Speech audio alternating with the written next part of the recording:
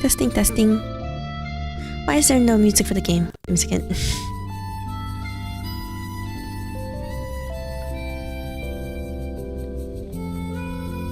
Okay, this seems normal. Okay. Audio is being weird there. Okay, so hello everyone. It's been a while. So welcome back, or welcome if you're new. I'm Belle Eden, and today we're gonna play the 2.7 event. I didn't really have any character I could fit the home screen for this event. I wanted to get name day. I did put 10 summons into him, and I was like, man, I got desert flannel, but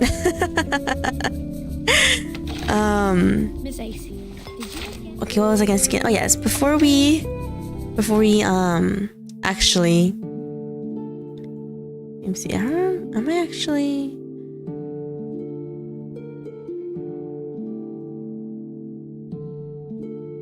Come on, YouTube, don't be slow on me. Okay.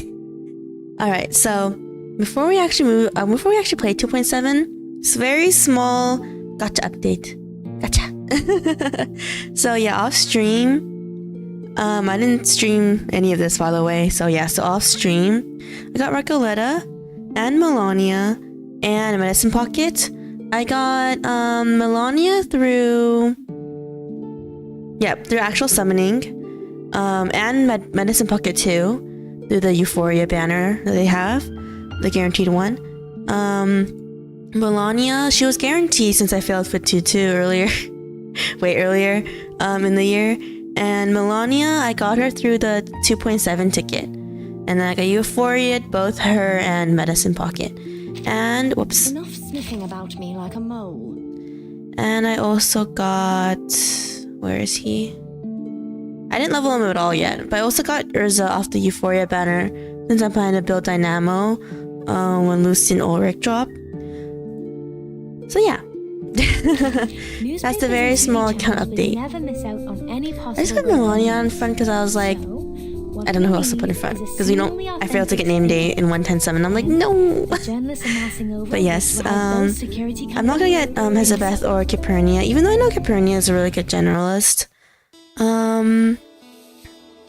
Yeah, mostly because I'm just like, okay, filters. We don't have a river bond. Good. So yeah, so I haven't been playing. I don't have Voyager either. Yes, because I don't have impromptu team, and as much as I do like Hezabeth's design, I just had to go for Urza instead on the Euphoria banner.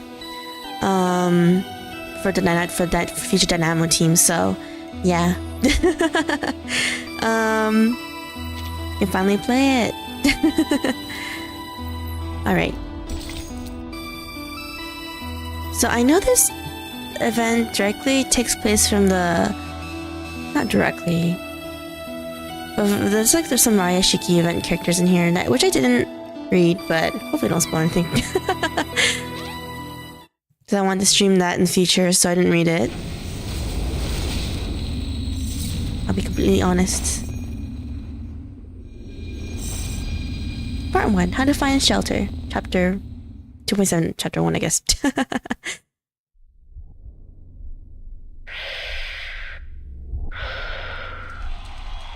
Take a deep breath and relax. This is my debut. I can't fail. Not now. I have to do this for Mr. and Mrs. Kozlov and everyone in the circus. I must make them proud. Did not know she was from the Kozlov circus. told me that I I'll be must honest. guide the air through my body until it finds its balance. Left, right, good. Now, wave to the audience and say hello. Looks so scary. Oh no. I can do this. I'm almost there.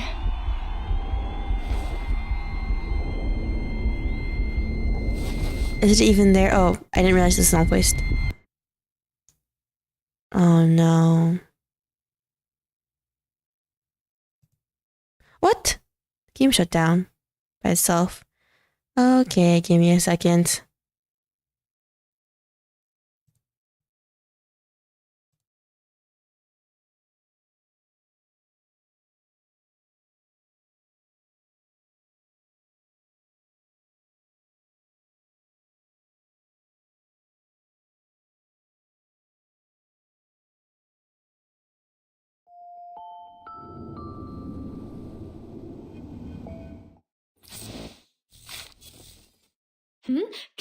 Can I help you?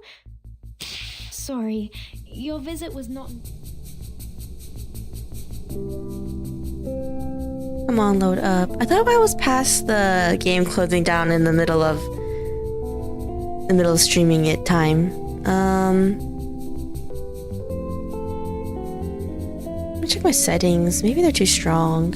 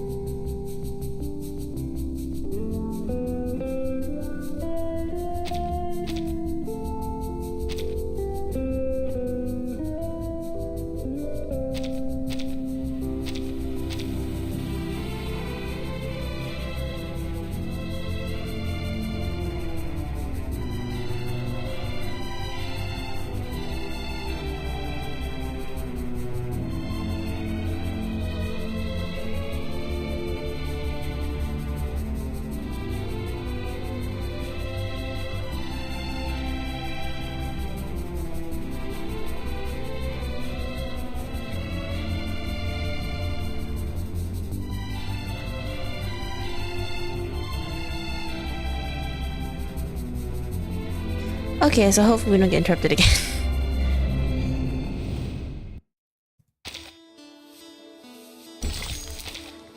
Okay, sorry about that. Technical difficulties.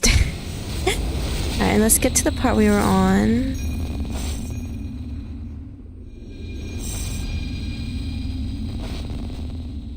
Okay, come on. Hi. Hello. Okay, let's get to the part we were on before the game decided to close down on itself. Take a deep breath and relax. Maybe it won't be easy. This is my debut. I can't fail. Not now. I have to do this for Mr. and Mrs. Kozlov. Yeah, it's not because I think it's like a cutscene-ish. I must make them proud. Mrs. Kozlov told me that I must guide the air through my body. Okay, well, we'll watch it again. Its balance. Left. It went to a cutscene. Right? Good. Now, wave to the audience and say hello. Oh no. I can do this. I'm almost there. Yeah, but I didn't know Capernaum was part of a circus, though, honestly.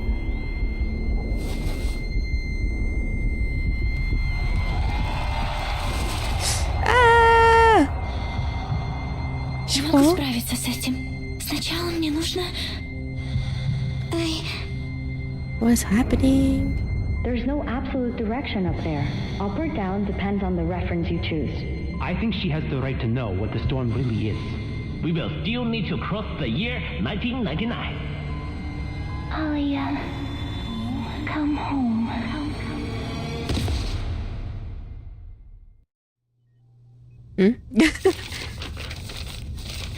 But yes, if no one knows... Caperina.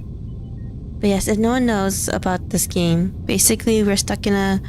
not in a loop, but we're stuck with a storm that basically reverses time. So the world has never gone past 1999, the year 1999. Vitals are stable. Biometrics returning to normal. Hello, hello, Pens.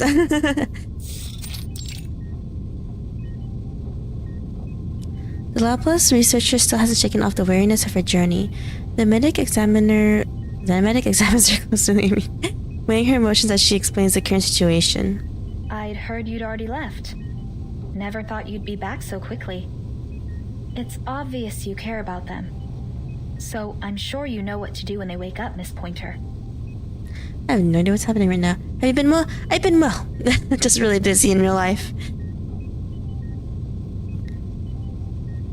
But yeah, my stream 2 times next week. But I only put 1 stream up for now because I don't know what second day I'm free, but no, I missed you. I missed you guys too.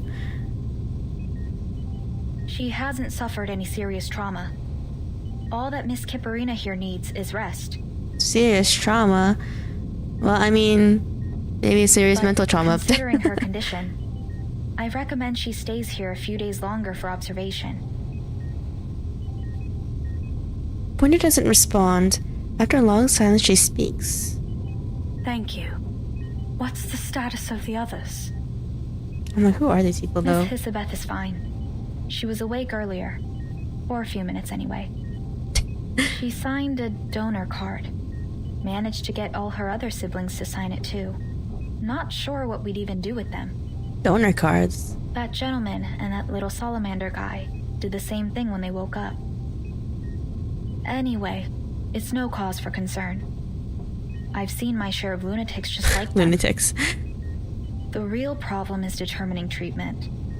There are so many details to pay attention to when dealing with these special patients.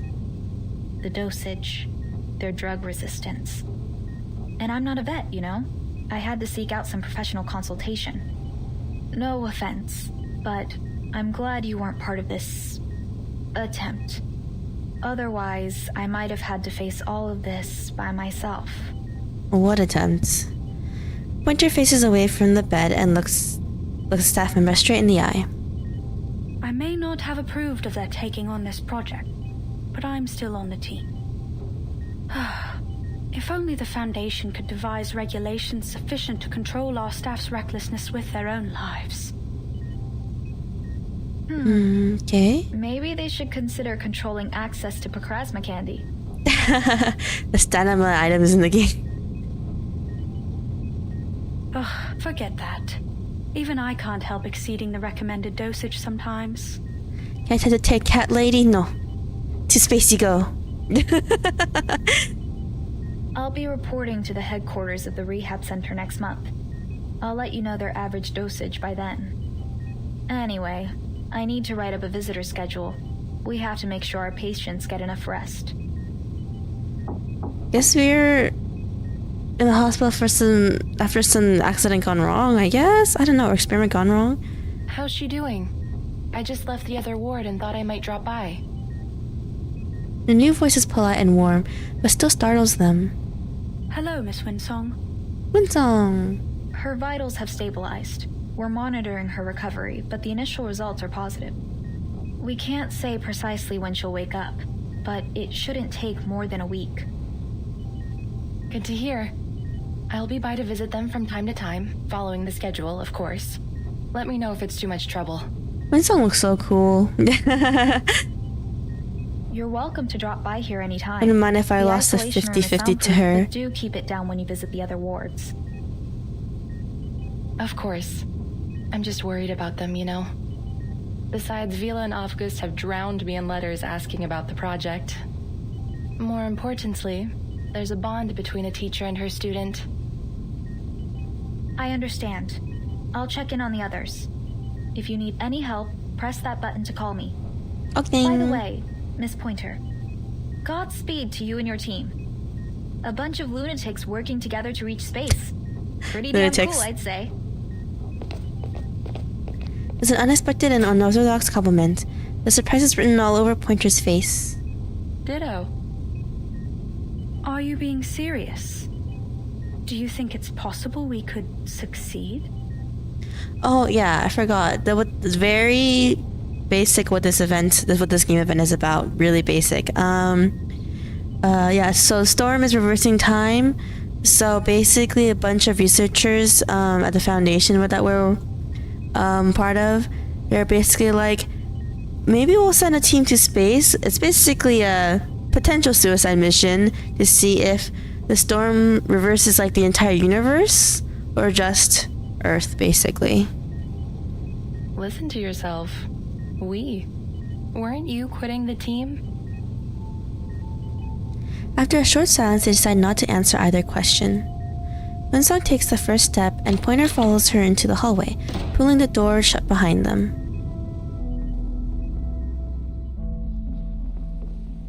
Your comment on Hisabeth's project. You said it was unrealistic. I don't think you really meant that. But even if you do, why not stay and give them a hand? Their latest ideas for the teleportation disc sound solid to me. This one failure shouldn't be enough to walk away. You've worked with Hisabeth long enough. I'm sure you'd already know if she's pursuing a fool's errand. There's no way for me to attain the love and affection from my beloved cat lady. There's none. What did she say silence again? But this time Winsong presses her concern. So, what do you really think? My thoughts are unimportant. All attempts to talk them out of it have failed. And what's worse, the more forcefully I attempt to dissuade them, the more determined they become.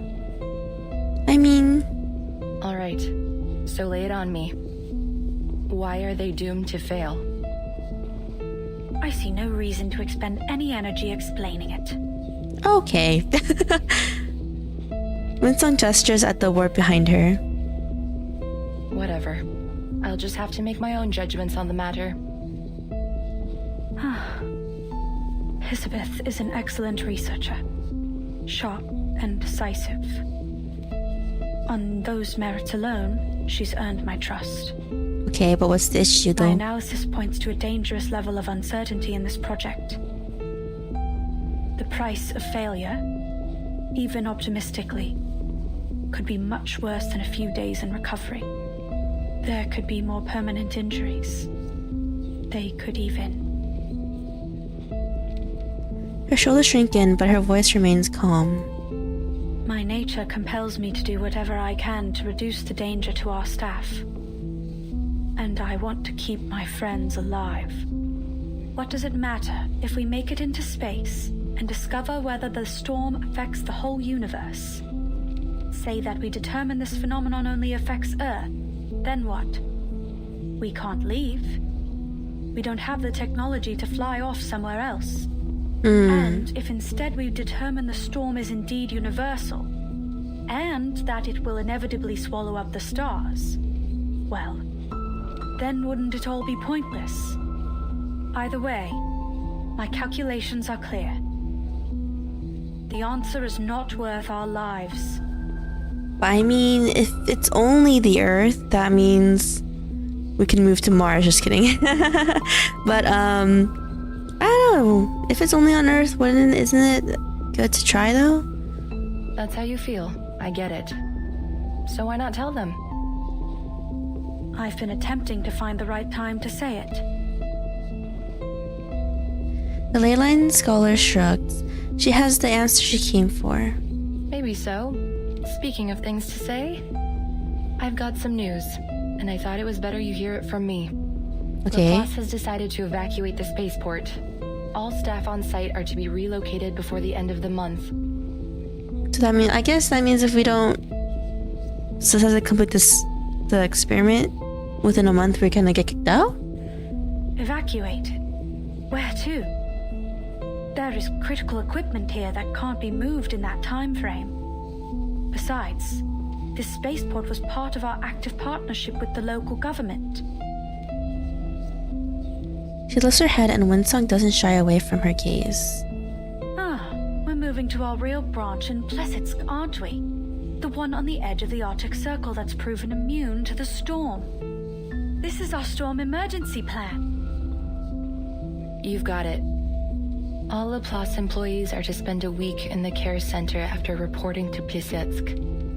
The local staff will be put on paid vacation, as is usual. Both know exactly when this paid vacation will come to an end. Elizabeth was also waiting for the right time. And I guess this is it. Sign this for her, will you? Don't worry, it's not a donor card. Was this petition? A sheet of paper is held out to her. Sign this so that my teammates can stay here and die in the storm. Oh, well, that's not great. I'm not asking. I'm only delivering it to you. But they know what they're doing here. That's why I want to help. I need some time. My analysis won't be objective right now. Sure. Just don't keep your teammates waiting. Our time is short. So people have already signed petition to stay. Okay. She places the paper neatly into her pocket and returns to the glass to watch over the sleeping girl in the hospital bed. A few months ago, none of them could have imagined it would come to this. Guy. be continued. Okay, next part. Oh, thanks for subscribing, Spectre. Scared me. 3 Fallen Stars. Part 2. The Voyagers.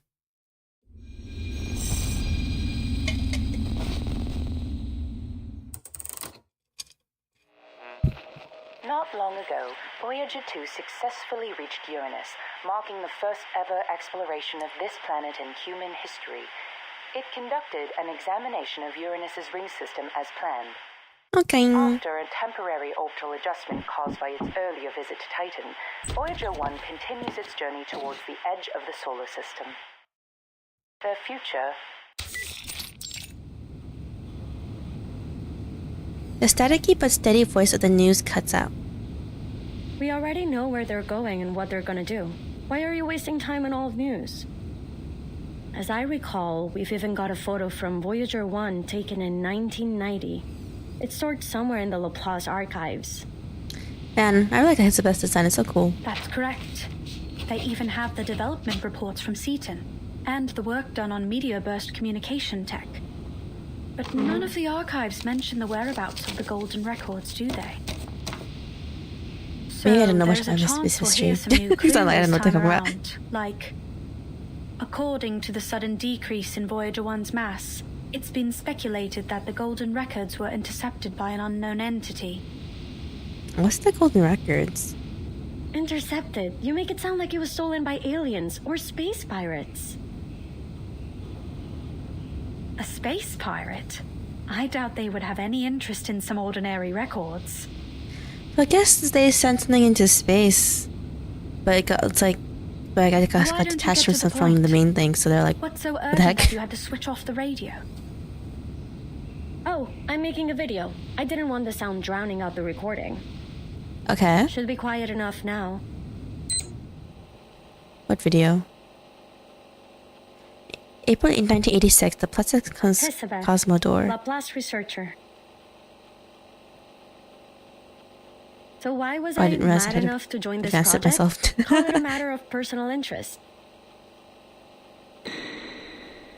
Really? Let me introduce myself in a little more detail, in case you're shocked when you get your first look at me.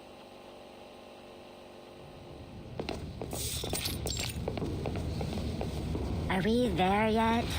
Rats. This is no way to travel. Let me just slither, please. I had no idea the snakes could talk. I'm very surprised. We don't have a choice. We're stuck with this most unfortunate mode of transportation. What? Introducing 2 of the 9 siblings of the Dubois family, always loudly at odds and proud of it. Thanks to the cold weather, the others still brumating, so they haven't yet tested my patience. Footsteps grow nearer, prompting them to look around for their source.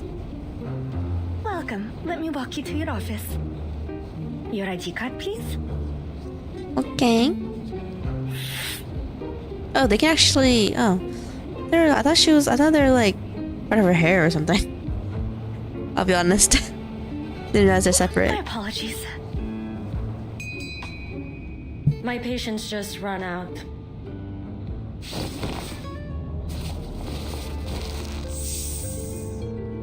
The snake twists its body away with agility, but not fast enough. It is forced to clamp its mouth Thank you shut. for showing me the way. Why don't we speed up a bit? This place feels as cold as a goddamn morgue. I can barely talk without shivering. When we get to the office, I'll warn them not to scare our colleagues for the 4th time. The 4th time. Of course. We'll ensure the heat is kept on 24/7 inside your office. Laplace never neglects the little details. Not the rest of the place. In truth, as a reptile enthusiast, she's just trying to hide the rudeness of her surprise at seeing the cute snakes. Here we are. Go ahead and knock on the door. Miss Pointer should be expecting you. By the way, since you mentioned the cold weather, do you need a thermostat for your lovely pets? We try our best to meet all of our researchers' needs. Oh, we're all good. My coat works as a kind of thermoregulated insulator. It should be fine. But the rest of them are sleepy, aren't they? Understood. And please note that the spaceboat here is just a part of our local research collaboration. Laplace's official branch in Plissets is actually further north, right on the edge of the Arctic Circle. Interesting. It has a strict security policy, so you'll need to file an application before visiting. There's no guarantee it will be approved either. Oh, okay. Welcome to the Plissets Cosmodrome. Just a few steps out, the receptionist turns back, drawn by a faint sound, I mean. The little golden-scaled snake flicks its tongue at her. And was that a wink? Goodbye, little Hissy. The researcher disappears down the hall, and cheerful voices ring out again. You know what, too? I think the staff here are more accommodating than most types we meet. Or are you just being more of a jerk than usual? Now stay out of trouble and don't call me by my number again. Wait, what? He's part of these 9 siblings? Okay. Just so you know, I'm perfectly willing to tie you up by the tails if I start hearing about any missing lab rats. Nom nom nom nom. Just kidding, just kidding. The door swings open, preventing the escalation of their family feud. Huh? I knew I heard someone talking behind the door. Glad my ears don't need tuning. Please, come in. Are you the new researcher on this project? You've got it. So, I take it you're one of my new colleagues? Oh, what was that? The new colleague's attitude seems cold to the touch. But once she steps inside and takes in the whole setup, she realizes that details like that won't matter too much. 2 devices, 2 chairs, and 2 standard issue desks. Is it just the 2 of us? I expected you to be more rigorous as a fellow Laplace researcher. According to official records, we have a 3rd researcher on the team, an attaché from the local government. In theory, anyway. No one has ever seen or heard of them. It's just a name on the notice board. Okay. However, if you insist on ignoring our esteemed co-worker, who I mention out of deep respect for our local partners, then correct, it's just the 2 of us. So, what do you think of our setup? It's not so bad. At least we're in full control of our budget. Okay. Although I recommend setting those budget expectations low. Okay, not a lot of money. Cool. Everything's more or less as I expected. An undervalued project in extraordinary times. Aw. What kind of bizarre mind hatched up the idea of teleporting supplies directly into space? Do you believe our goals are unrealistic? No? Not at all. Only eclectic, let's say. And I've always been a fan of eclectic theories. They're often a stepping stone to true discovery. I'm certain that the combination of arcanum and science will one day make up the core of our civilization. We're not there yet, but... It's only a matter of time. Perhaps this project will be the next leap forward. So far, the teleport disk we've developed is functional but unstable. It's a one-way ticket capable of travel only within a short distance. But if we can improve its range and stability, I calculate its value to society to be potentially earth-shaking. Oh, so the golden records you must be talking about must be a teleportation disk that they're using to send stuff into space. I guess that's how we're gonna get into space. To be honest, I was thinking about like a rocket, but I guess no rocket. We just get teleported into space. Looks like we'll make for quite a team. She picks up the stack of files from the desk, giving a small spot to lean against. But before that, we'll have to make sure our project isn't shut down before it can begin. Which means we need to cook up something worthwhile to put in our report. Okay. To that end, I know you're an expert in aerospace materials. Are there any specific specimens you need? I'll do what I can to source them for you. You can just get materials like that. Oh, but be quick. Our resource applications must be submitted today. The evaluation process and all other little details mean it will take some time to arrive. Okay. Let me see. No, I don't have any particular needs for now. How do you feel about fish? To eat? Ian Pointer's keen and analytical mind struggles to keep up with the rapid topic change. She pauses a full 3 seconds before answering. They're fine. As are those pets you've got dangling in your hair. Cool. Looks like I've come to exactly the right place. No nosy layabouts around to moan about my hobbies. Speaking of those pets, they're not really pets. I remember mentioning them in my profile. You didn't read it, Whatever, so long as they can hold their own. Then you threw the file into the trash. Am I right? It Calling her out like so this. Dramatic, but yes. I briefly scanned it for your field of expertise and experience. Nothing else mattered to me. Still, you should get to know your new colleagues. I'm a Melusine. We have snakes for hair. So they're not pets. They're my siblings. Oh, okay. I was like wondering why why she was considered a sibling. I was like, what? Technically, you've got yourself a grand total of 9 new co-workers. Surprise! Surprise! That is certainly new information. It's unfortunate that Laplace doesn't pay out their sharpodontes by head. Oh man, 9 people working on one thing. Maybe I can convince them to go in for every 2 heads. I wouldn't predict your chances to be high, but a larger food allowance seems appropriate, given your additional mouths to feed. Mind requesting me a corner office? I need a lot of space for my fish tank. Pets and plants help me cool off. Okay, I was about to say, I thought we were gonna eat the fish, but I guess not. Whatever you want. Let's just finish the report as soon as possible. Then, we can apply for additional office space. 1 room for each of us. Deal? Deal. Deal. Agreement reached. Pointer lifts her right hand, I mean. A snake stretches forward to gently tap her palm with its head. Nice working with you. Why did they make the snake so creepy?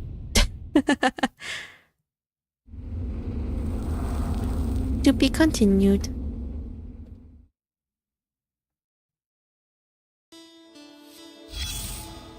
What's this?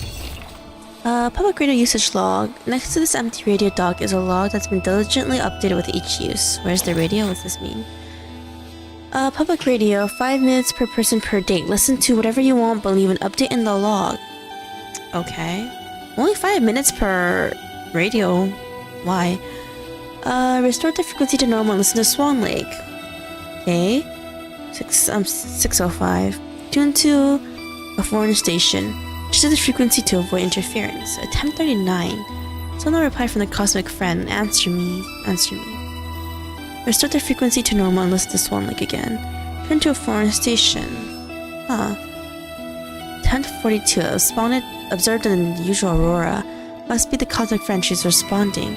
12:05. Restore the frequency to normal and listen to Swan Lake. Okay, this person really likes Swan Lake. P305, attention number 73. The turn's migration route is different from last year. Is she affecting the magnetic field? Lusik is not going to buy a second radio. Break it again, we'll bury you in the snow. Tune into a foreign station. Okay. So using the radio, I think they're using it to track the stuff that's happening in space in a weird way. And they think that something is out there. Okay, so part 3. The meaning of meaning. It carries the weight of each individual. It raises the towering walls of every endeavor. Okay.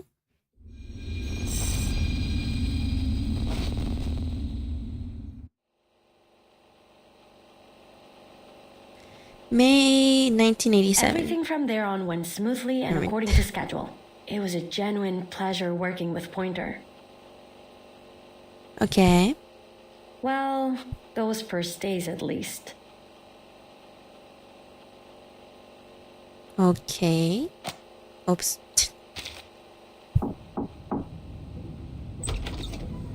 Elizabeth, did you go to that ley lines lecture yesterday? No. I couldn't make it. I've been reviewing this data for the last 10 hours. Morning, but how's the gotcha been treating you? In reverse, pretty okay. Most only because I had guaranteed. Anyway.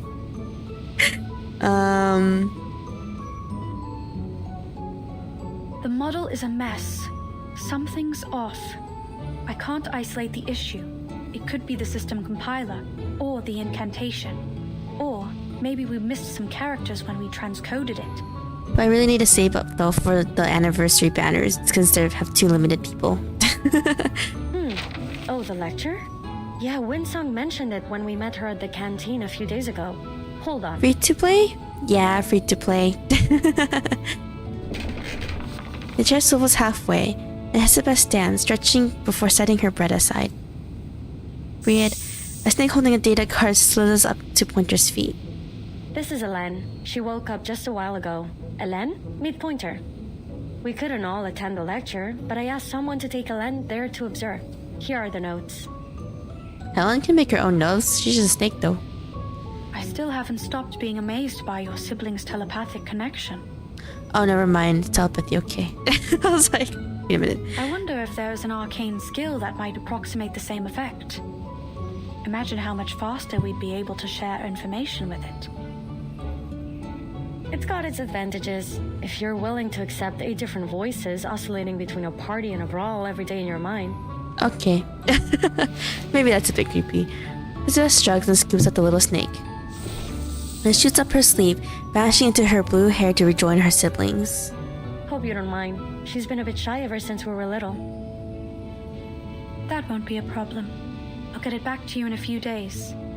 I just want to check if the study of ley lines can help with our aeroshell's force analysis. Is that all? You could have left a message. No need to go out of your way. But she wants to be friendly. Well, and I needed someone to unload a bit on. It's been months since I submitted our resupply application, and there doesn't appear to be any progress. This slow starvation for all of us is a waste of effort. They should just cut the cord and scrap all these projects they feel show no value in the short term. Look at the silver lining. We're sure to get our new offices. Only the offices, huh? The one thing we have in abundance here. You don't gotta say like that. Some people got wiped from the store. She waves her arms in irritation before slipping back into her usual tone. Anyway, how are things on your side? I'm free for the moment. I'm progressing just fine. Take a look. Okay. Oh, so we are making a rocket. I thought we were just doing some teleportation Excellent. stuff. Feel free to let me know if you require any help. You know, for all the time we've worked together, there are still many questions left unanswered between us. I'm curious. Why did you choose this project? I thought, like, we've only known each other for like a few days. The tenor of their conversation has changed since their first meeting. This isn't a test, it's genuine concern. There hasn't built enough trust between them to ask. There are many other teams pursuing the combination of arcanum and science. I think one of them is presently working on cleaning incantations and plant-related rituals. Okay. Why choose Plesetsk? Is it that you feel your expertise in material science will be of most benefit here? Or do you have a particular interest in the aerospace industry? I want to go into Don't space. mistake my intentions. I'm happy you chose to join our little team. You've performed exceptionally well so far. If I had to put a finger on it, I'd say it was curiosity. I really want to know where those golden records will end up. She holds out the blueprint before setting it into a relaxed Remember what I posture. told you about my parents? They were studying information technology at Laplace before the first storm struck. Oh. Isabessa's mind has always been jumped around. No Pointer can keep up. She knows to wait for the point to come back around. I can't wrap my head around that stuff. My whole life has been a constant stream of information. You wouldn't believe how distracting it is to have 8 voices in your brain, bothering you night and day. How do you sleep? Still, all 9 of us enjoyed reading. Whenever we found a particularly compelling article, we'd divide it up and each focus on a different part. We'd always have a huge brainstorm after we finished. It was a lot of fun, actually. I miss those times. I still remember the day that meteor fell to Earth. What meteor? No Nos derniers rapports indiquent que Voyager 1 a officiellement parcouru la plus grande distance dans notre système solaire, plus que toute autre sonde. At reported that Voyager 1 has officially traveled the furthest through our solar system of any man-made spacecraft, surpassing Pioneer 10 by a distance of approximately 69.419 astronomical units. I don't remember where I was or what I was doing, but I remember the broadcast was talking about Voyager 1. Is this actual human history? I don't know. I don't really know my space history. And that all 9 of us were staring at the twinkling dot on the screen. Si la Lune se trouve à près de 400 000 km de nous, The moon is about 400,000 kilometers away from us. How much further away was this little rock from Earth when it started on its journey? Unbelievable. Unbelievable. It's one of her snake siblings. Now that I realize. I knew the stars above our heads could actually fall into our world. What was happening up there? For all our brainstorms, we never reached a solid conclusion. Medusa, she's a Melusine, which is close enough. Who, if anyone, will find its golden records? When will the stars stop shining? Are there researchers out there just like us, living on another planet, looking for the same answers? Her eyes are so pretty. I don't know. I just noticed how cool they look. One little meteor brought us so many questions, and we could never leave a stone unturned. I see. That's why you joined this project, despite its lack of immediate contributions to society. Nonsense. Our work is critical to the future of aerospace engineering. We've got plenty of contributions to offer. Joke, we really can't look into her at her eyes. If you look into them, maybe you'll just freeze. Maybe you'll just be frozen in time for 0.00001 to the millionth second. You don't notice. Was that an attempt to cheer me up? There's no need. I'm not easily discouraged. Palm to palm, their hands meet for just a moment. You've warmed up a bit. Yeah, thanks to the 24/7 heating, and because I keep all of us well fed. Man, she has to eat for 8 people, well, snakes. To find a restaurant. Care to join me? There's some decent food in Plassets now, thanks to the new policies. Do you want anything in particular? Your call.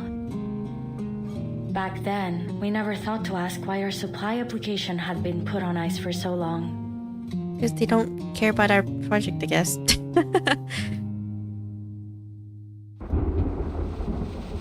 What's this? So we're in May still. They're terminating the project? Well, yeah, I guess so. The noise startles the snakes. One by one, they poke their heads out to join the shock. Too bad the moment's already passed. Wonder doesn't even have the time to snap a picture. I understand, ma'am, but you should know that our top priority after each storm is to restore the Foundation and the LSCC to full function as soon as possible. With our current shortages of resources and manpower, that means cutting all non-essential projects. Okay. Non-essential? Then what is it that counts as essential? Who decided on our priority? Before the snakes can hiss again in protest, Winter reaches out and grabs Hisabeth. Calm down, Hisabeth. I understand that Mr. Ludwig did his best to keep as many projects running in Plassets as he could. We couldn't have stayed here this long if it weren't for him. But he's only a branch leader. He doesn't get to make the top-level decisions. They act as if all of their essential and valuable consumer technology just popped up out of nowhere. To think that aerospace engineering has less to contribute than their other projects? Mad! They wouldn't even have vegetable packets in their instant noodles without us. Getting away with swears in the game and putting it in a different language. I'm sorry, but our decision is final. Okay, so I guess we kept the experiment running by saying that we're gonna make a rocket to see if the storm affects the Earth or not. It's the only way I guess we kept our project running. It's dangerous though. Please allow me to finish. As you can imagine, I have several other meetings lined up after this. Sure. Please continue. Madame Lucy has expressed that she is not in favor of this decision. To that end, she asked me to deliver a lifeline for your work here. Okay. As you know, our knowledge about the storm remains extremely limited. Madam Lucy believes we could better manage our circumstances if we could observe it in greater detail, particularly its extent. She's seeking volunteers from Plesetsk for a project, one that aims to send a monitor into space in order to collect data as the storm arrives. Oh, this must be one of the projects that she was heading toward the ending of chapter 6, where they're going to, like, was it? It's been a while since we played chapter 6, but weren't we gonna get data during the actual storm that's coming in chapter 7? Two completely different reactions. No, don't. I can tell the game's gonna shut down. Okay.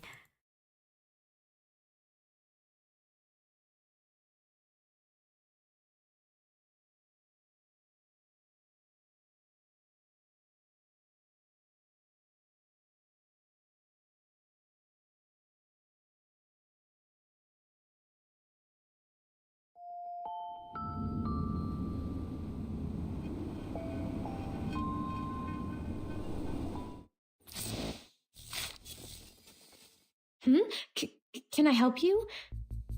Sorry, your visit was not in my plan, so I'm feeling a bit... Okay. It was going so well too. Okay, I'll temporarily mute. And I'm gonna try and skip really fast to the part we were on.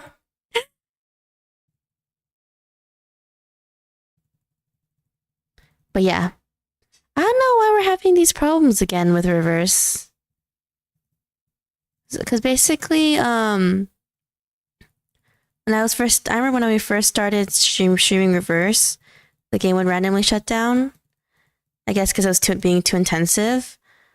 But like now it's doing it again, even though we went like several streams like completely fine. Don't know what's really causing it, but we'll see. Okay, come on.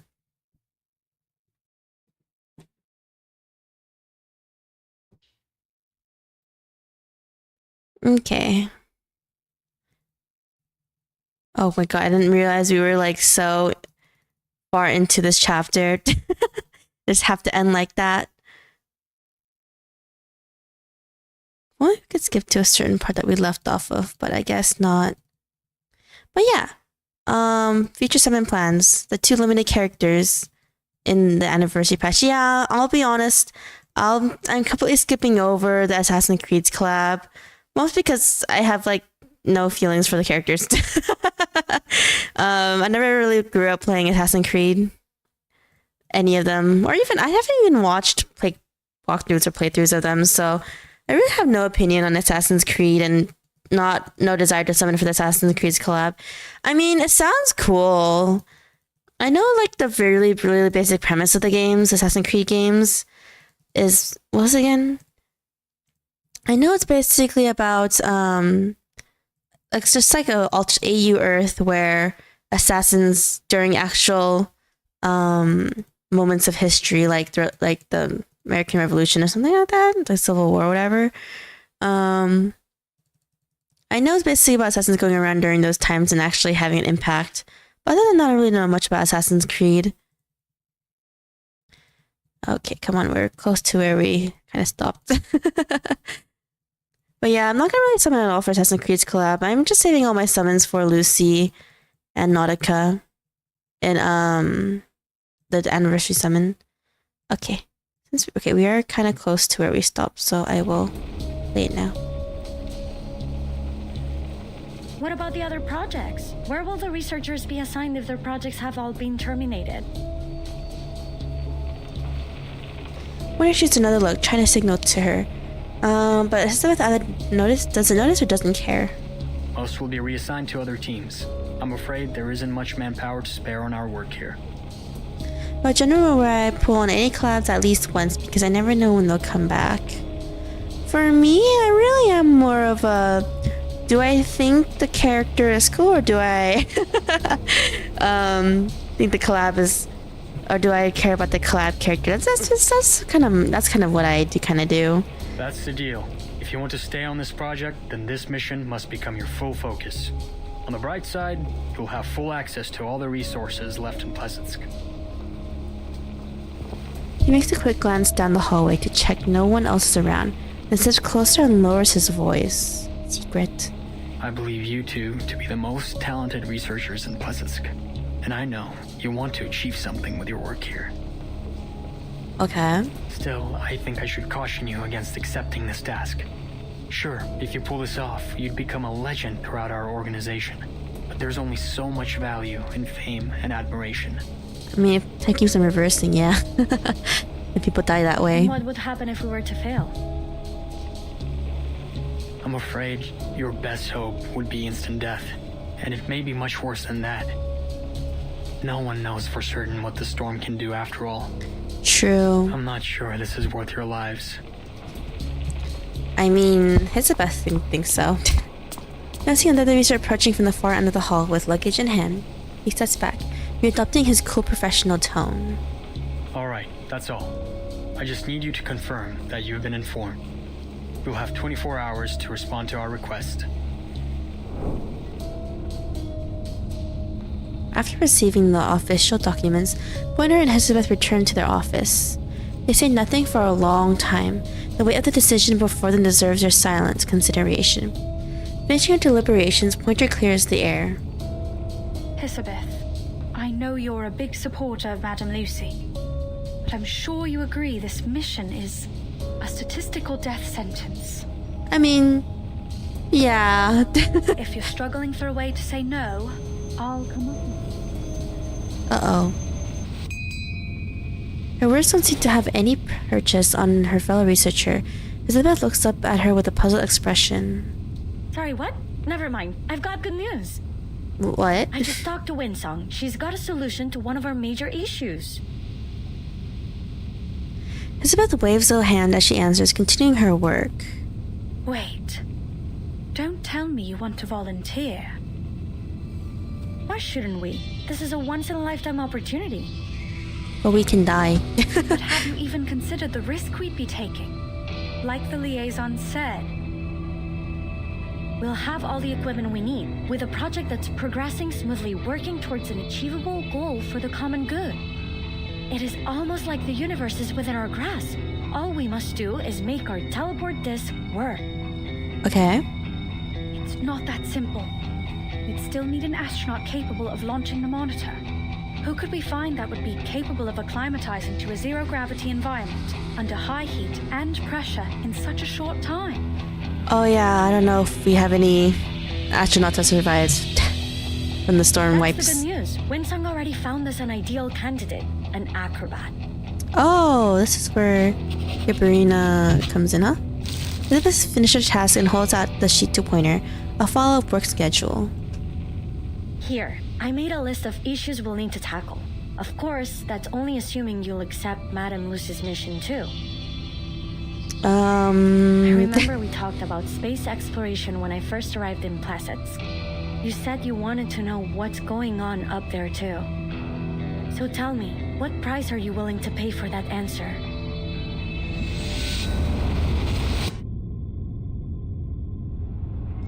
Well... Breathe. Let the air find its balance within. Remember what Mr. Kozlov said. You must never be afraid of falling. I just have to imagine myself floating in space. That's right. I will not fall from the fire again. The circus barker's introduction booms over the blinding lights, followed by a wave of cheers and applause. Ladies and gentlemen, introducing our fabulous wild dancer, the youngest acrobat of the Utriniya circus. Sure. Yay!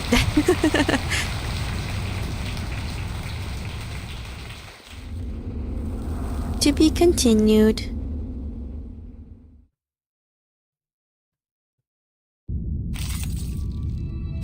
Oh, didn't realize you actually had an actual fight to do.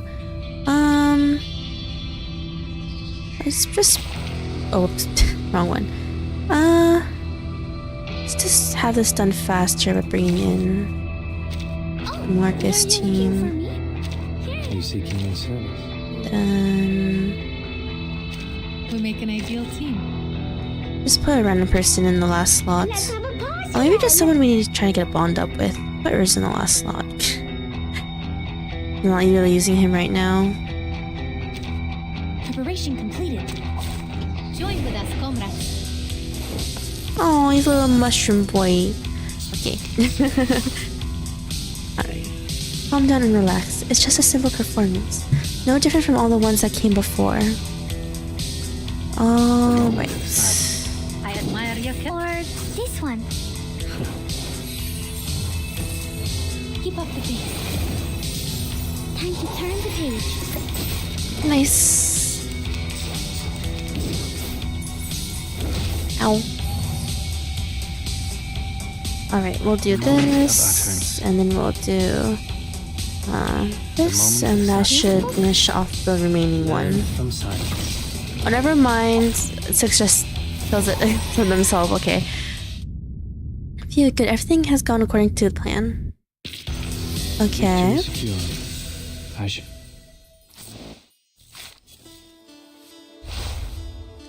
Beautiful new things. Part 4.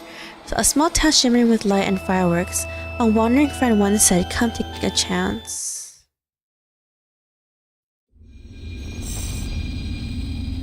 Okay.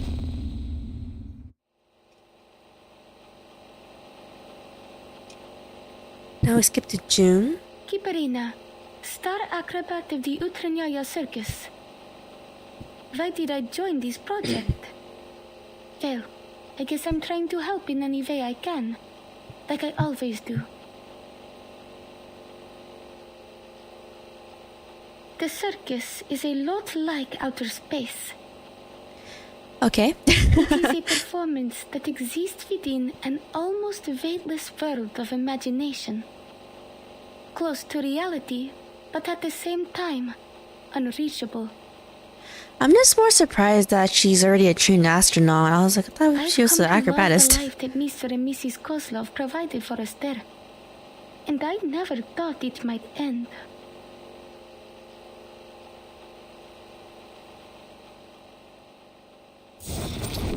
Circus stage.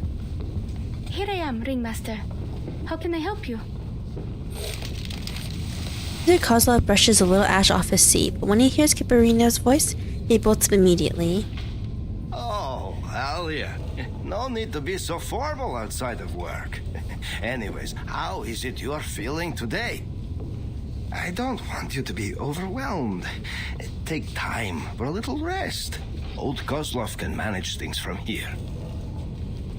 Please, it was just a thoughtless accident, and I won't let it happen again, I promise. I fully recovered. I know you're worried about me, but just ask anyone and you'll know I'm not lying. Even Mrs. Kozlov agreed. Okay. See, I can even put on my fireworks show again. Light bursts from her outstretched fingertip, briefly illuminating the space like it's midday. Like a plant drawing in sunlight, absorbing it, storing it, and then releasing it again. A beautiful, if useless, arcane skill. Useless, that's sad. More beautiful than ever. It seems you've mastered the techniques that Miss Winsong taught you. Oh, so you're taught my Winsong. There's no doubt our Alia has a budding talent for these ley line things. Please don't start that again. I already told Miss Winsong that I had no plans to leave the circus. I know. Such a loyal star you are. Oh, but there's something I should tell you. Okay.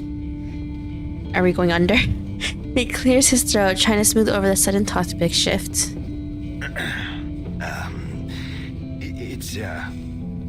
We're going to hold a show up near Mirny. They say the night sky is beautiful that far north.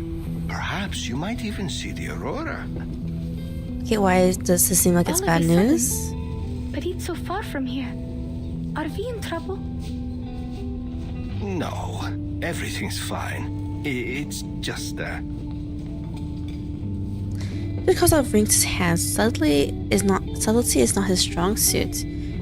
Don't you wish you could have a beard like that, Belle? Actually, Alia, Miss Winsong called me. A friend of hers would like to meet you in Mirny. Maybe, I don't know. They work for Not a fan of mustaches and beards. Plus, I made inquiries at the arcane market. They have a good reputation. Is he gonna sell us to Laplace or something? Someone even told me that they were related to the St. Pavlov Foundation, that big organization that recruits all kinds of arcanists. We are old, Alia, but your life has just begun. If you were to join Laplace or the Foundation, you'd live a much better life than any you could have in our little circus. Oh, they want her to have. You want me to leave? Oh, they want her to leave to have a better life. No, Alia. We just want to let you have another try. There may be some training involved, but we will not force you to stay. You can quit anytime you like. Natalia and I, we hope you will have a safe and happy life. After that last time when you fell from the wire, we just can't bear to. Then I'll go, Mr. Kozlov, if that's what you want for me. Sensing the compromise in the girl's words, the man sighs and pats her head with a broad, fatherly hand. We don't want you to leave, Alia, but this is an opportunity for you to live in comfort and safety. Oh, we're actually not at 15, huh? You're just 15. We don't want you to have to learn what it feels like to scrounge for food in the freezing wild. He leaves it there. Some memories aren't worth retelling, not to a child. Let's just give it a try. What do you say? You will always be welcome to come back to the Utranyaya when you want. We will never turn you away from your home. I've always known that. She smiles, but it's not enough to hide the quiet weight of her insecurity. Oh, whoops, let me do that. Miss Winsong gave you her card, remember? I forgot where I put it. I figured they wouldn't ever find the need for a living light bulb. Alia. So, then have you already planned a route, Mr. Kozlov? Are we traveling overland? When do we set off? And what are we taking with us? What's the weather like in Mirny? Should I pack some warmer clothes? Oh, it's been a while since the last time we restocked the medical kit. I'll check it later. We need to prepare for the animals' transportation. Of course. It's all in hand already. Our Alia, always such a self-starter. Why does it feel so ominous? Wondering Mr. Kozlov turns away. It sounds more like pride than complaint. Laplace sets a very high standard for its staff. Our Alia could only have been chosen if she were very special. Just see how she pays attention to each little detail. The clever girl waits until Mr. Kozlov has disappeared. She rarely lies, so on the rare occasion she needs to, no one ever suspects. The card's still with her, tucked in the inside pocket of her coat. Oh. She isn't sure yet whether she really wants to chase after a faraway, wider world. Winsong, ley line scholar. I still don't get it. What even is the study of ley lines? Is it like arcanist engineering? Or math? I've never seen or heard of anything like it. If I start to study these ley lines, does that mean I'll have to leave Utranyaya forever? That I won't be with Mr. and Mrs. Kozlov in the circus anymore? Oh no, don't be sad. She's still waiting on an answer from her mind.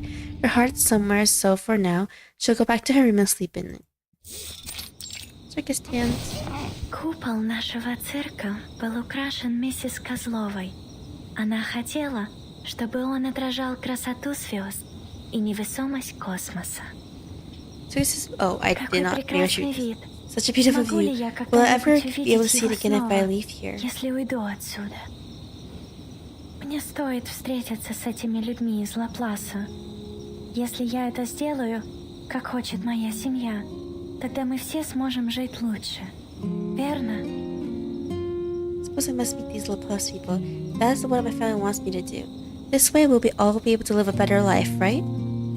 She lets her eyes close, picturing tiny specks of light emerging from the velvet darkness behind her lids. One star, two stars, Ursa Major, Great Bear, and the Little Bear. Это большая медведица и малая. Oh, okay, I thought it was just Я gonna by думаю, itself. что мы когда-либо были там раньше. Кажется, что я уже знаю, как выглядят звезды оттуда. Как странно. Marina, I don't think we've ever been there before, but I feel like I already know what the stars look like from there. How strange. Интересно, если звезды когда-нибудь исчезнут с неба, исчезнут ли они все в один день? I wonder if the stars ever wander away from the sky. Will they all disappear one day? А на что похожи их мечты? What are their dreams like? She drifts off to sleep. Soon she finds herself walking through Murney, holding a sparkling star in her hands. Murney is a place in the far north where you can see the aurora. She hopes it is as beautiful as it is in her dream.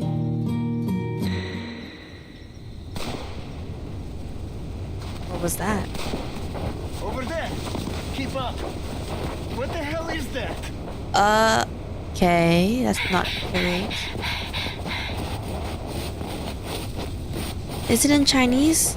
Do you understand Chinese? Prefer Chinese? Most people I know who plays that plays in either English or Japanese. This game is that was Russian. A lot of characters in these games have different ethnicities. They actually do have the voice actors actually speak in that person's ethnic language, whatever it is. Most people do English, mostly because, yeah, it's easier to understand. I don't know how much languages they have. I think they only have, no, I think this game only has English voice acting. I don't think this game has CN voice acting. I think that's it. Damn, is that a bear? I don't know. I don't think it has JP voice acting at all. How did it get in here? I've never heard of any kind of critter around here that can pass through walls like that. Oh, that's not creepy. I got it! Over here! Help! Quickly!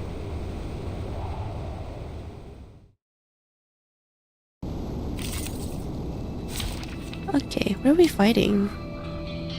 Random soldiers? Okay. My duty lies with you. Sorry, my bad, wrong game. It's okay. This is made by Chinese developers, though. Oh, whoops, I skipped dialogue. Hello, damn it, our comms are shot. We can't reach anyone. Keep it tight, boys. Stay sharp. Is this someone with a debuff? The moment of utterance. I will remember this book. Until the torch is lit. Keep up the pace. I can't read it. Okay, nice. We got the double crit there. Let's do one more of this, and then this should finish him off. Until the torch is lit. To read. Oh, never mind. Just one shot. Keep going. For our dream, comrade. The sound of her pursuers fades into the distance. She must escape the darkness around her and move toward the light. Where there is light, there is life, and other voices.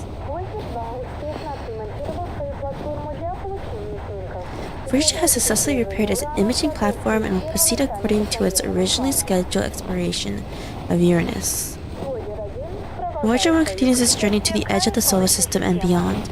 According to our projections, it is expected to pass by Proxima Centauri in about 70,000 years. 70,000? hand slips out from under the blanket, fumbling around until it finally finds the radio switch. The same strange dream Oh, it was her again. dream. I was like, the heck's It's happening? getting more and more detailed since we arrived in Mirny. I need something to distract myself. Miss Vinsong and Mr. Kozlov made an appointment to meet next week. Until then, I should continue to prepare for our show. Utranyaya is making its debut in Mirny tonight. It's a new beginning. Yay! She peeks her head out just a little, peering past the tent flap. Across from their circus tent stands a small restaurant, and the distant sounds of conversation put her at ease. The streets of Mirny echo with the steady rhythm of patrolling boots. She hasn't seen the aurora yet, but even so, the novelty of it all makes her heart race. I just need to cheer up and do my best. Yeah. I guess it's also my debut in Mirny, and first impressions are everything. Maybe Mr. and Mrs. Kozlov will change their minds if I can win over the audience. Okay. She steps out of the tent, ready for her first performance of Mirny.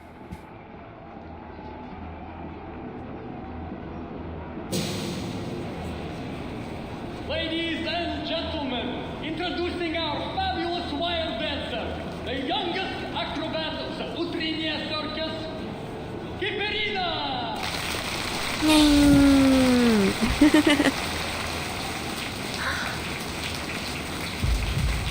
Right here, heading toward the light, she sees many creatures making noise. The sounds seem to rise above her head. To see more clearly, she pushes through the crowd and looks up. Cheers and shouts and applause and heartbeats encircle the figure above like planetary rings. Points of light burst around the figure's silhouette. A few of them feel familiar. These particles are born from the nebula of her home. What? She looks around, smiling in the middle of the noise. Earth is such a lively and beautiful place. Oh! I didn't realize Voyager was already, down here, actually. Yes, it's beautiful.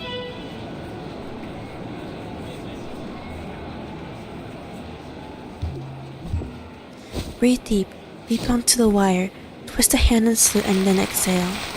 The audience erupts into applause, a perfect score of her routine. Will they let me stay if I keep giving perfect performances like this? The doubts buried in her chest begin to stir. Uh-oh. Doesn't sound good. On the wire, keeper looks back, only to realize there's no one ahead of her nor behind. Should I move forward or back? Instinctively, she clenches her fist and follows the cheers with her eyes. Whoa, what the heck? It's visual. From these heights, it's hard to recognize anyone. There are no friendly faces, no family. She's alone on the wire. And that's how it's supposed to be. Yeah, that looks creepy, I'm not gonna lie. It's like a dream. A flickering star points the way forward. Don't stand still too long. They all want you to move on. They all want to see how far you'll go. She steadies herself to take another step. Move forward. Nothing's bad's gonna happen, right? The show's over, the audience gone. Mr. Kozlov packs away the stage props, his voice booming with pride. Natalia and I were a little worried for you back there, but it seems our worrying was for nothing. The show was even better than we hoped. Yay! You did such a good job, Alia. The audience was thrilled. I knew we came to the right place. I'll ask Natalia to prepare us a proper banquet tonight. Something to reward our darling Alia and celebrate your new job at Laplace. We still don't know about that yet, but I'll try my best. I know you can do anything once you make up your mind to do it. And now, I must go discuss tonight's food with Natalia. Yay, food! He walks off, still rambling. With the props in hand, Gabarino looks around. The massive tent now holds just two small figures. One is her and the other is the girl from before. The girl seems lost in the performance. She stares up at the stage, her eyes just as bright as the star that guided her to the other side of the rope.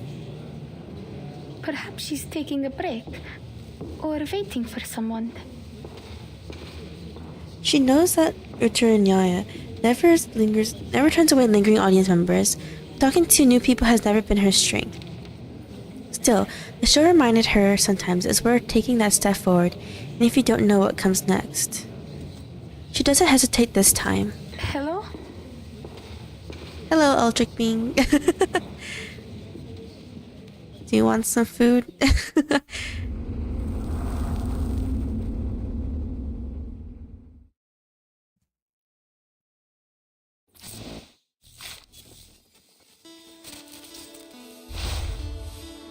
Alright.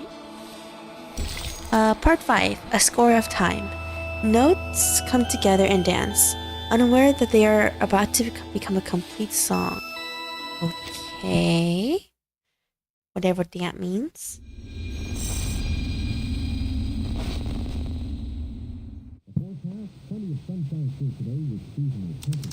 Мы верим, что Voyager 1 будет продолжать исследовать галактику дальше и дальше.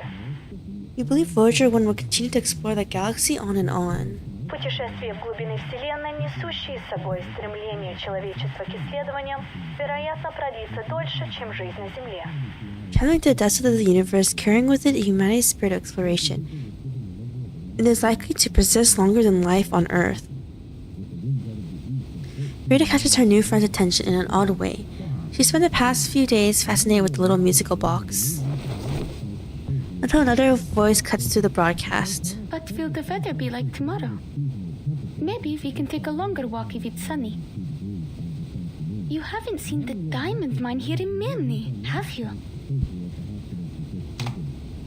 The girl shakes her head, sets the radio aside, and waits for Kipperina to speak. Kipperina kneels down. Now they're eye to eye.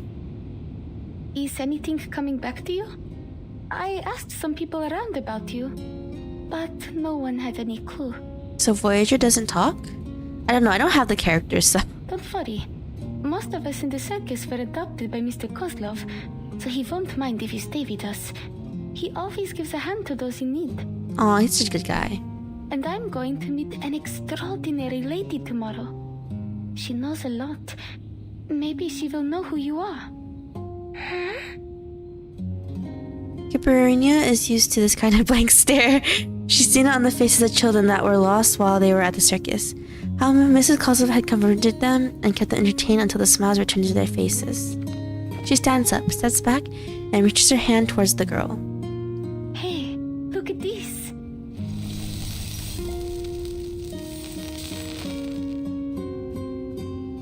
A soft glow blooms on her fingertips, warming the tent with its light. It's my arcane skill. It's not very useful, I know, but don't you think it's pretty? People say it looks like the stars.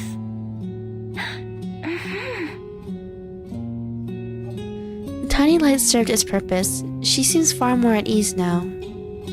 I could do it again if you like. Let's try something. Can you spell your name? The girl eyes the colorful, crooked row of blocks placed in front of her. She doesn't know anything about the writing of this planet. There's no way to share her name or where she's from. But this creature wants a name to communicate with her. She understands that much. The blocks form a messy, colorful path. A logic forms in her mind. Kipperina searches for something familiar among the colors. Long journey. Traveler? Sounds like you just picked these words up from the radio. Did you go on a long journey to reach Mirny? How was it that Mr. Kozlov decided on our stage names? Give me a second. Long journey. We could call that a voyage. That would make you, who traveled a long journey, a Voyager. Cabarina stretches out her hand and traces the imagined path of the Voyager probe. The girl watches for a moment, then imitates the gesture. Cabarina. Yeah, it is a Voyager. I didn't know she was on Earth already. I thought we would meet her in space. I'm gonna lie. She twists her finger and points to herself. Voyager.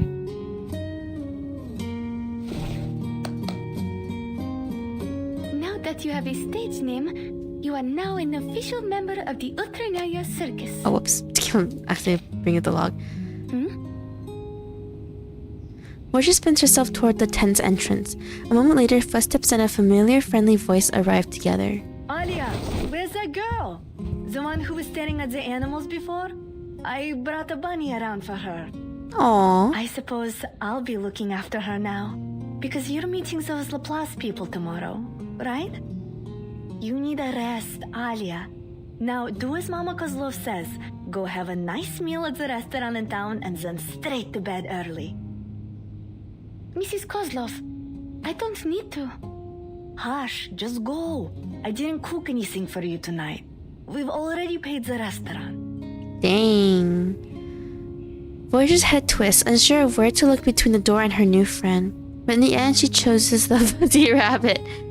The tent falls quiet again, leaving Cabarina alone, looking helpless.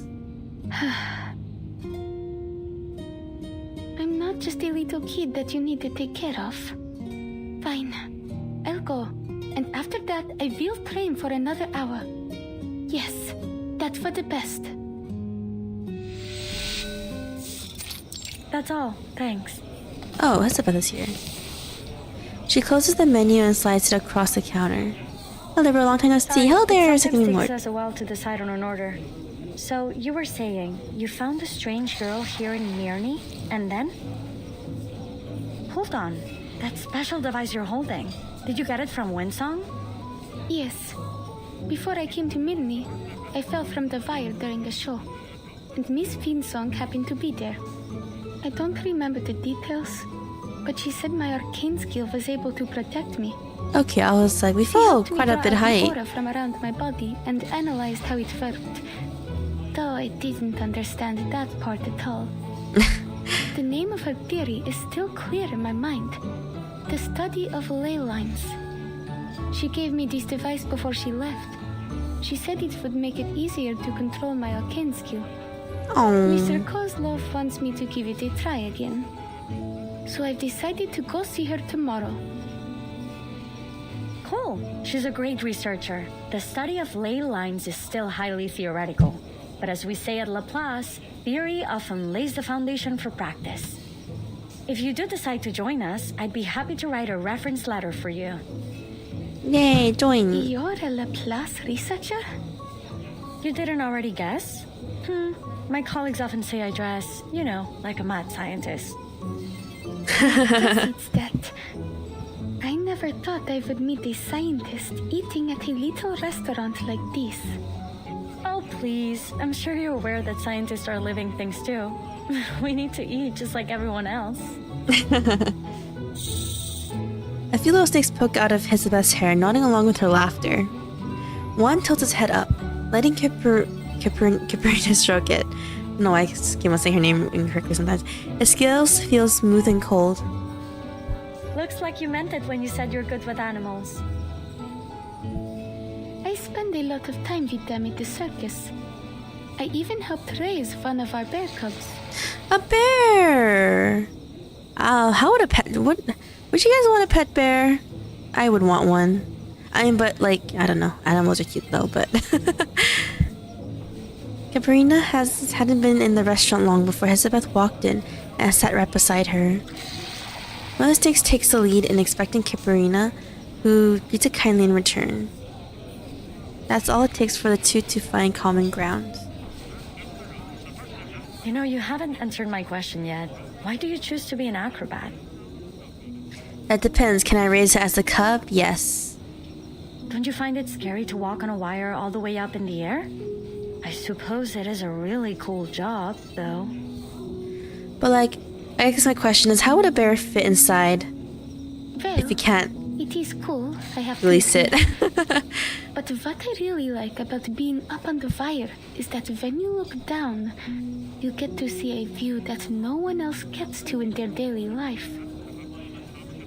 When I stand on the fire, the audience below look just like stars, and it feels like I'm floating in space with them. Isn't that great? In that moment, I stop worrying about my performance and forget all expectations. I can just be in the moment, shining like a star. Okay, so if I more about the bear question, you can raise as a cub. I'm like, I don't know what species of bear is good. There aren't some like hostile towards humans. No, Galileo at the job. I see lots of clips and videos of bigger animals being tamed because they were raised at a young age. Man, if you could like, if you could have like a zoo, animals that only listen to, that'd be amazing. You know, in a way I came all the way out here because I had the same thought. I want to work with the smartest minds in the world, whether humans or arcanists. They're also like the stars in a lot of ways, each one bound to go down in history. And I'm trying to find out what really exists beyond the limits of the sky. Do all your siblings share the same feeling? They're such neat little snakes. Oh, it looks like they have fallen asleep. It's too cold. We've always been on the same page when it comes to these things. Indeed, black bears would be a safe bet because they're the smallest, though.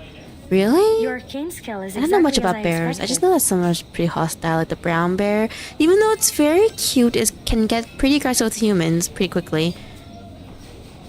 It captures photons from the aurora and stores them as latent energy. Then when it's deployed, it appears to form a kind of prismatic plasma barrier. Oh, how did you know that? What? I'll explain next time.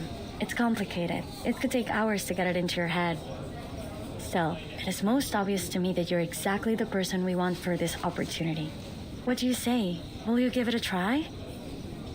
Yeah. Huh? And polar bears are supposedly the most aggressive. Polar bears? But they're so cute. An opportunity to reach the stars. You mean you're the colleague Miss Vinsong mentioned? The one who invited me to Minnie? I should have known. Was this a test? I thought you were a friend I could talk to. Oh no, she's sad. A friend? Superb. That's the best compliment I've received in months. Relax, this wasn't a test at all. We just happened to share the same taste in food. But I do hope you'll consider our offer seriously, in the spirit of the good time we had together. Are you serious though? You really mean you want me to become an astronaut? Yeah. The invitation seemed too far-fetched. Even in her wildest dreams, she could never have imagined it. Exactly. But Hesabeth's response carries a rare weight, different from her usual casual tone. Don't rush to a decision. We can wait till tomorrow. That's a bit rushy. In fact, the materials I've been expecting should arrive tomorrow as well. Maybe the delivery guy will bring you a small gift along the way.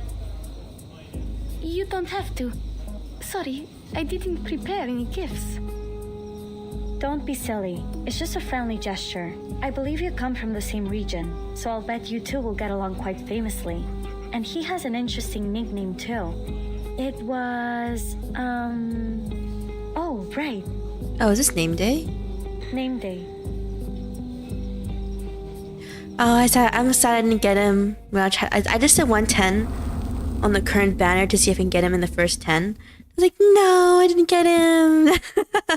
I'm saving. What's this one? The Great Uchinaya Circus. Darkness all around. What an unforgettable experience. Take it off your face. What? We had the best stage on earth. Each show as unique as a flake of snow. We bring the most spirited performances in the world. Elijah can turn any animal into the finest steed alive. Fracio's performances will make you laugh until you cry. and Kiparina, our tiny and adorable aerialist, walks on a wire so thin no one can even see it. Master Kozlov has folded his entire life's reputation into this little tent. From now on until next month, this new world welcomes you. Yeah, that's what I've heard anyway, but I do know that blackbirds are quite small though. Still big, but still. If you're saying they're big, that means they're basically a giant to me. Okay, and I started a counter. An accident occurred here once, but fortunately no one was hurt. I'm surrounded by light, but feeling no pain. The screams and footsteps around her are crystal clear. The first footsteps she hears are Kozlov and Natalia's. Their voices are more familiar than her own heartbeat. Oh, this is supposed to be when Kiparina had her accident. The clatter of goat hooves belonged to Elijah, was still midway through his writing performance. Particularly like quick footsteps or fractals, a habit left from his juggling practice. Everyone stay calm. The Arcanum had protected her very well. A strange voice. Might be an audience member stepping onto the stage. Relax, girl. Try not to think too much. Just tell me what you see right now. This is unbelievable. I see a star. A shooting star is flying right toward me. The stranger crouches behind her. The lights dim just a little. I'm going to use ley lines to solve your Arcanum. Stay relaxed. Talk to me about anything. What hobbies do you have? Maybe they're not really hobbies, but I like to listen to the radio and weather reports. I also like exploring strange places. To keep from getting lost, I memorize all the unusual looking trees and rocks along the way. That star is still twinkling. That's not normal, right? Don't worry. Maybe everything today happened just so you can meet that star. Let's keep talking. Would you like to study ley lines with me? You have a real talent, I'm sure of it. Okay. What's worse than a journey? The second reason behind this urgent need to improve transport security.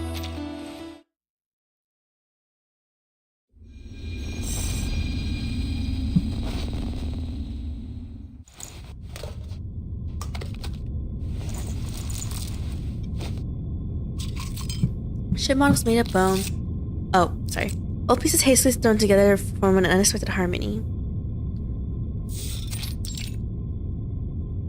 Number 136 from near the Colima Mountains.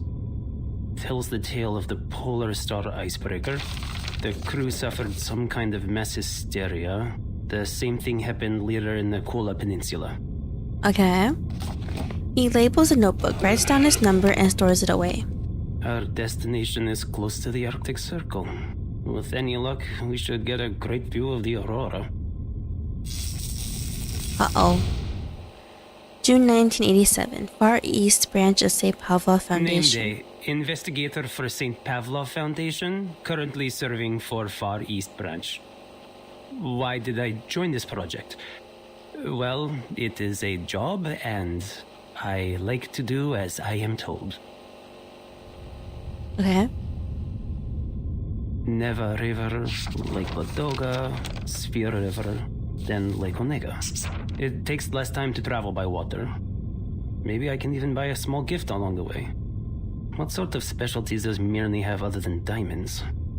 Oh, maybe I can stop by Petrozabodsk on my way back. He examines the map, plotting out a workable route. Looks like I'll have to walk the rest of the way after landing. Oh, Plesesk, a place of boundless snow and not much else. Fortunately, endless white fields of snow are something with which he has a wealth of experience.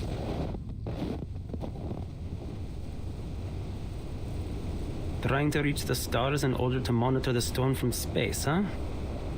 Sounds like a good gig, even if it does mean being stationed at the northernmost frozen tip of the world.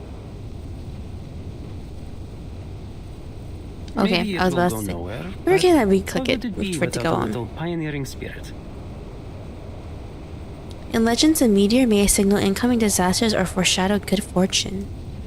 Like the eternal soul, it all depends on what the viewer chooses to believe. Eternal.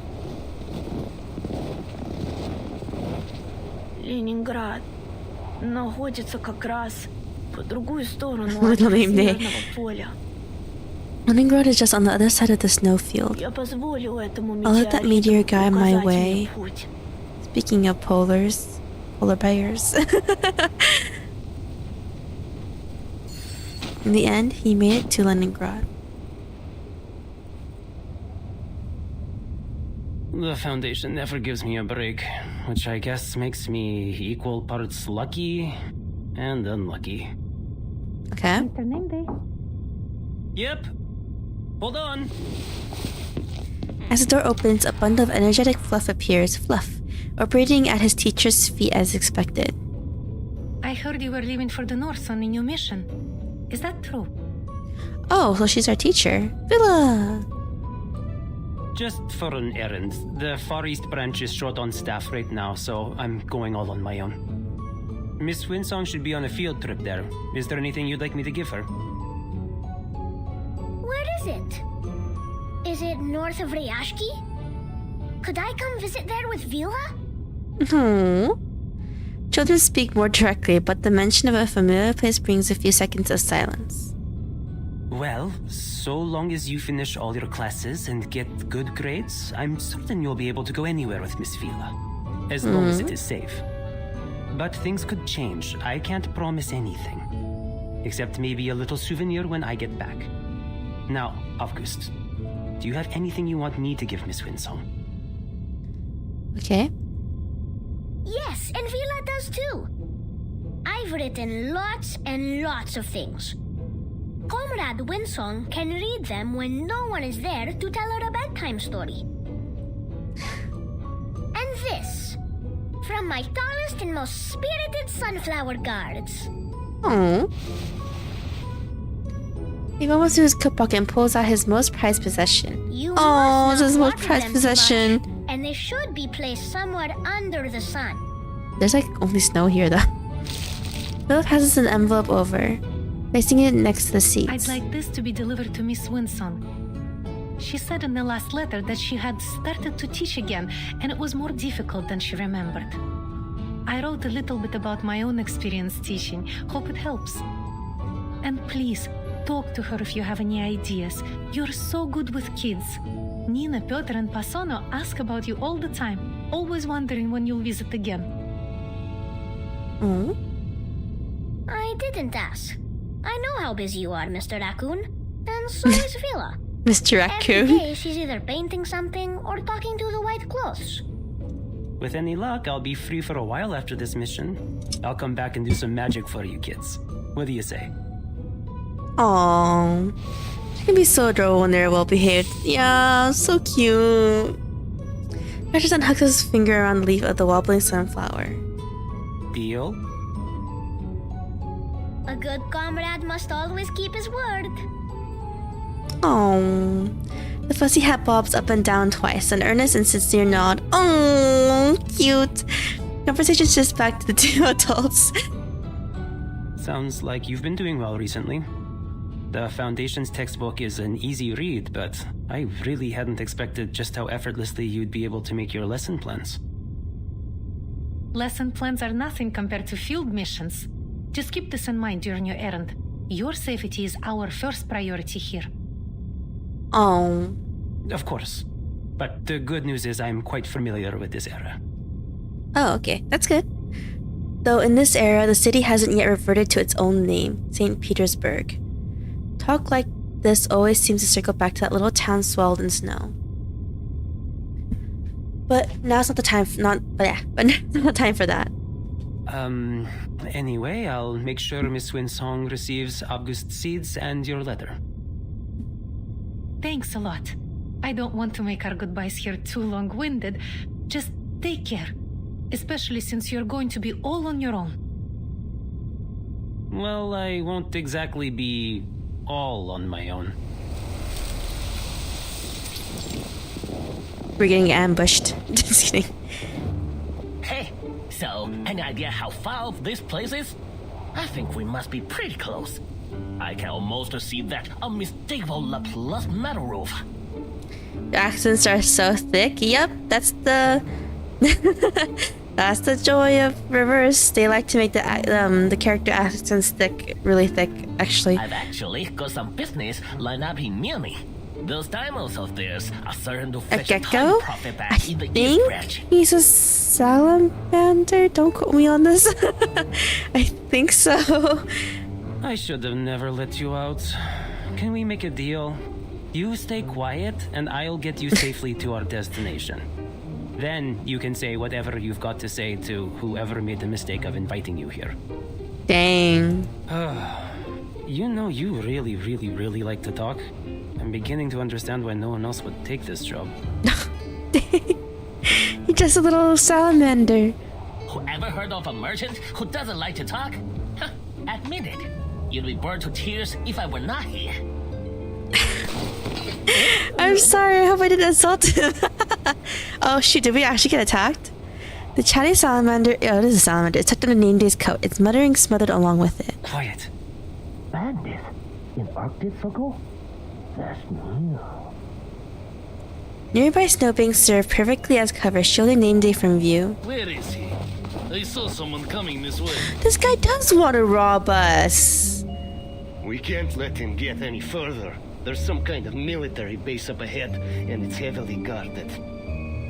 Think how far we've gone. We can't go home empty-handed. That arcane item they've got is probably worth a few sharpadontes, don't you think? I mean...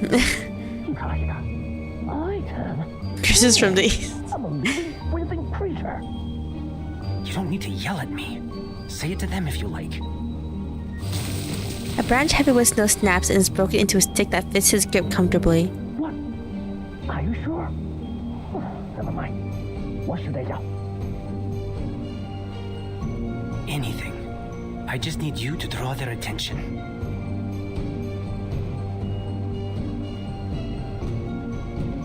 I am not letting them anywhere near Plesetsk.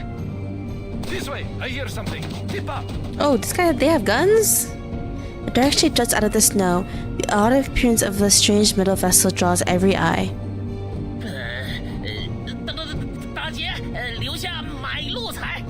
Robber, hands up and give me all your cash. So, then they were robbing the robbers. Name Day's blade lands right in time, stopping the hand reaching for the vessel. Sabia. That's cool.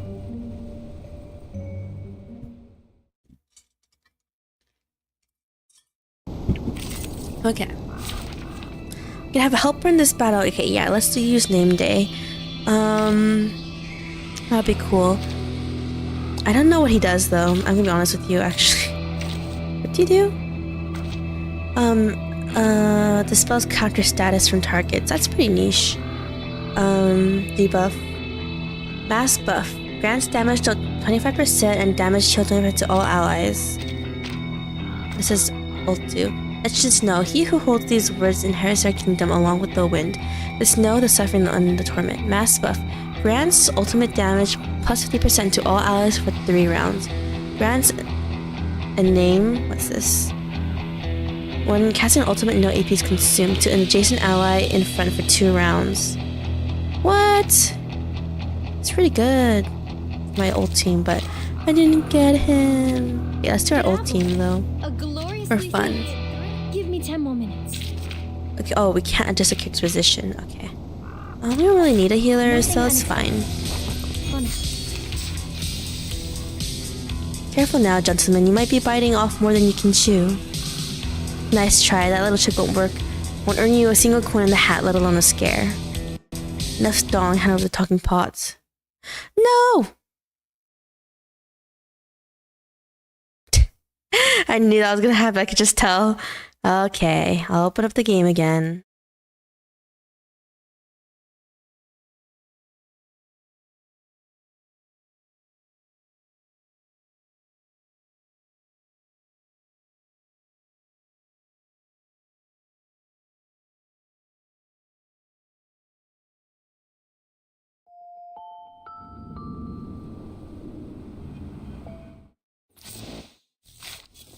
But yeah, I don't know how to make the game like not do that. Reconnect, yes.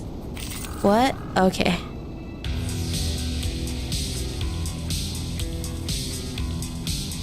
Okay, no stalling. Head over to the talking pot. What? Are you blind? You're out of your depth here, gentlemen. Don't say I didn't warn you. Sucks that we can't see. It sucks that we're gonna complete this fight so fast that we won't be able to see Name Day's ult, but that's fine, I guess. Whatever we'll buff him. You do. Mass attack. Let's use animations before we It's not going to do this, so and then we'll do whatever you say. Don't oh, worry. I meant It's to. not I was going gonna ult. Never mind. I wasted an ult, but It'll come back. looks so cool. The animations. Wait, don't interrupt me. I wish we had enough time to look at it to see his ult, but guess not. Más allá del concepto mundano del tiempo. All right. The flying squirrel is so cute. Have you guys ever wanted a pet flying squirrel?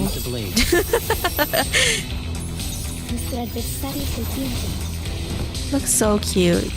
I haven't had a eureka moment like this in a while. The poem I just wrote is amazing. Oh, Recoletta. Okay, let's see. Nene tosses aside his stick and scoops up a handful of snow. The robbers' footprints trail away into the distance. If they had one redeeming trait, it was knowing when to cut their losses. What are we waiting for with that knife? To shank them. Just kidding. Well, it's more of a collectible than a weapon. Okay, never mind. But It's useless I guess you knife. understand now why they sent me to escort you instead of hiding you in the back of some truck, huh? I didn't see a single truck heading for places called our origin here. By the way, was the knife thingy part of our kin skill? Why don't you just make a gun instead? Times have changed, friend. Blades are out of date. You should give yourself an upgrade and start blasting. I didn't really expect the sound to start, like, advocating for gun violence. Nah, I'd probably be serving with Xeno if I was any good with guns. Have you ever heard of that legendary pilot from Xeno, the Baron Switch? Oh, will ya? If you were really important, then you would get a guard like that. All that being a noisy little salamander gets you is a guy that can turn trash into knives. That's nearly the most useless arcane skill I've ever heard of. Wow, what a jerk. I say nearly, because it's still better than mine. So, I'm not in a position to criticize. What does your arcane skill do? Give me free stuff. The salamander's silhouette flickers, crumbling into a puff of ash, and in the blink of an eye reforms itself. That's it. He just only turned himself to smoke, that's it? Wow. It's certainly something.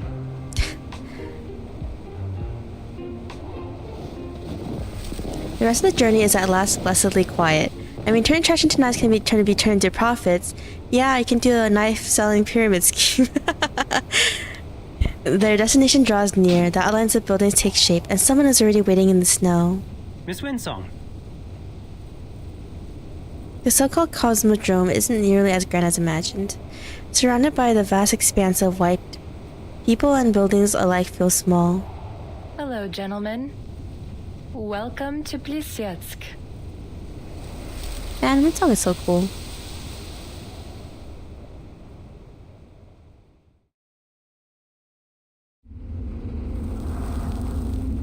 To be continued.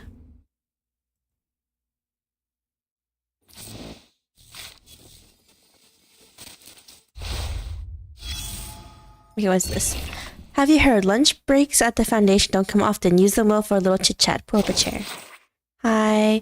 That kid seems to have disappeared. You know where he went? Who? The talkative one, obsessed with Roman myths. Are you describing yourself? Name day. I'm talking about name day. You're closer to him than I was. Why ask me? The only thing I ever talked with him about was those myths. Our conversations were usually limited to German folklore. He always seemed to keep people at a distance. Nonsense. He hated German mythology. Stop projecting. As far as we talked, it seemed that he loved German culture. We talked about it all the time. Okay. The two statisticians on the staff glare at each other in the cafeteria, on the verge of fighting over a man they thought they knew, until their presence is between them. Talking about name day, he took 2 months off. I think he's on a vacation. What vacation? I thought we were delivering something. My laptop a bit. Maybe hopefully this makes it cool down a bit. No idea. We only worked together on one mission, but he was a decent guy. Did he ever chat about you with anything else? We talked about folk legends. Roman, German, Gothic. Why can't a man be obsessed with more than one nationalities in this Such a weird conversation. Okay, part 7. The wilds in the garden. Don't feel guilty. Every flower once struggled just as you do now. Just only story. The wilds and the garden. You arrived earlier than expected. Pointer and Hisbeth will be happy to know you got here safely. Good. FYI, Pointer was the researcher who introduced me to Laplace. You might have met her before, in Rayashki. She's occupied with a few important visitors right now. We'll talk to her later. Okay. As for Hisbeth, you can meet her in person and save me the trouble of an introduction. Okay. She pushes open the door. Oops, I did this again. On the other side of the building, Pointer enters through another door. Our appointment was set for an hour from now. You're a bit early, sir. Why is that a bad thing? Pointer steps aside, then motioning for the people hurrying behind her to go in first. She studies a quiet girl, not finding anything particularly unusual. There wasn't much work to do today. And Alia always has everything prepared ahead of anything important. It's nothing to worry about. Please take a seat. Windsong and Hisbeth will join us later. I don't know. Hopefully the circus... I don't know why the circus people want Kiparina to leave. I mean, I know it's because they probably want her to live a better life than in the circus, but... If you have any questions, feel free to ask me. Thank you, ma'am. Please call me Kiparina. I have something to ask you.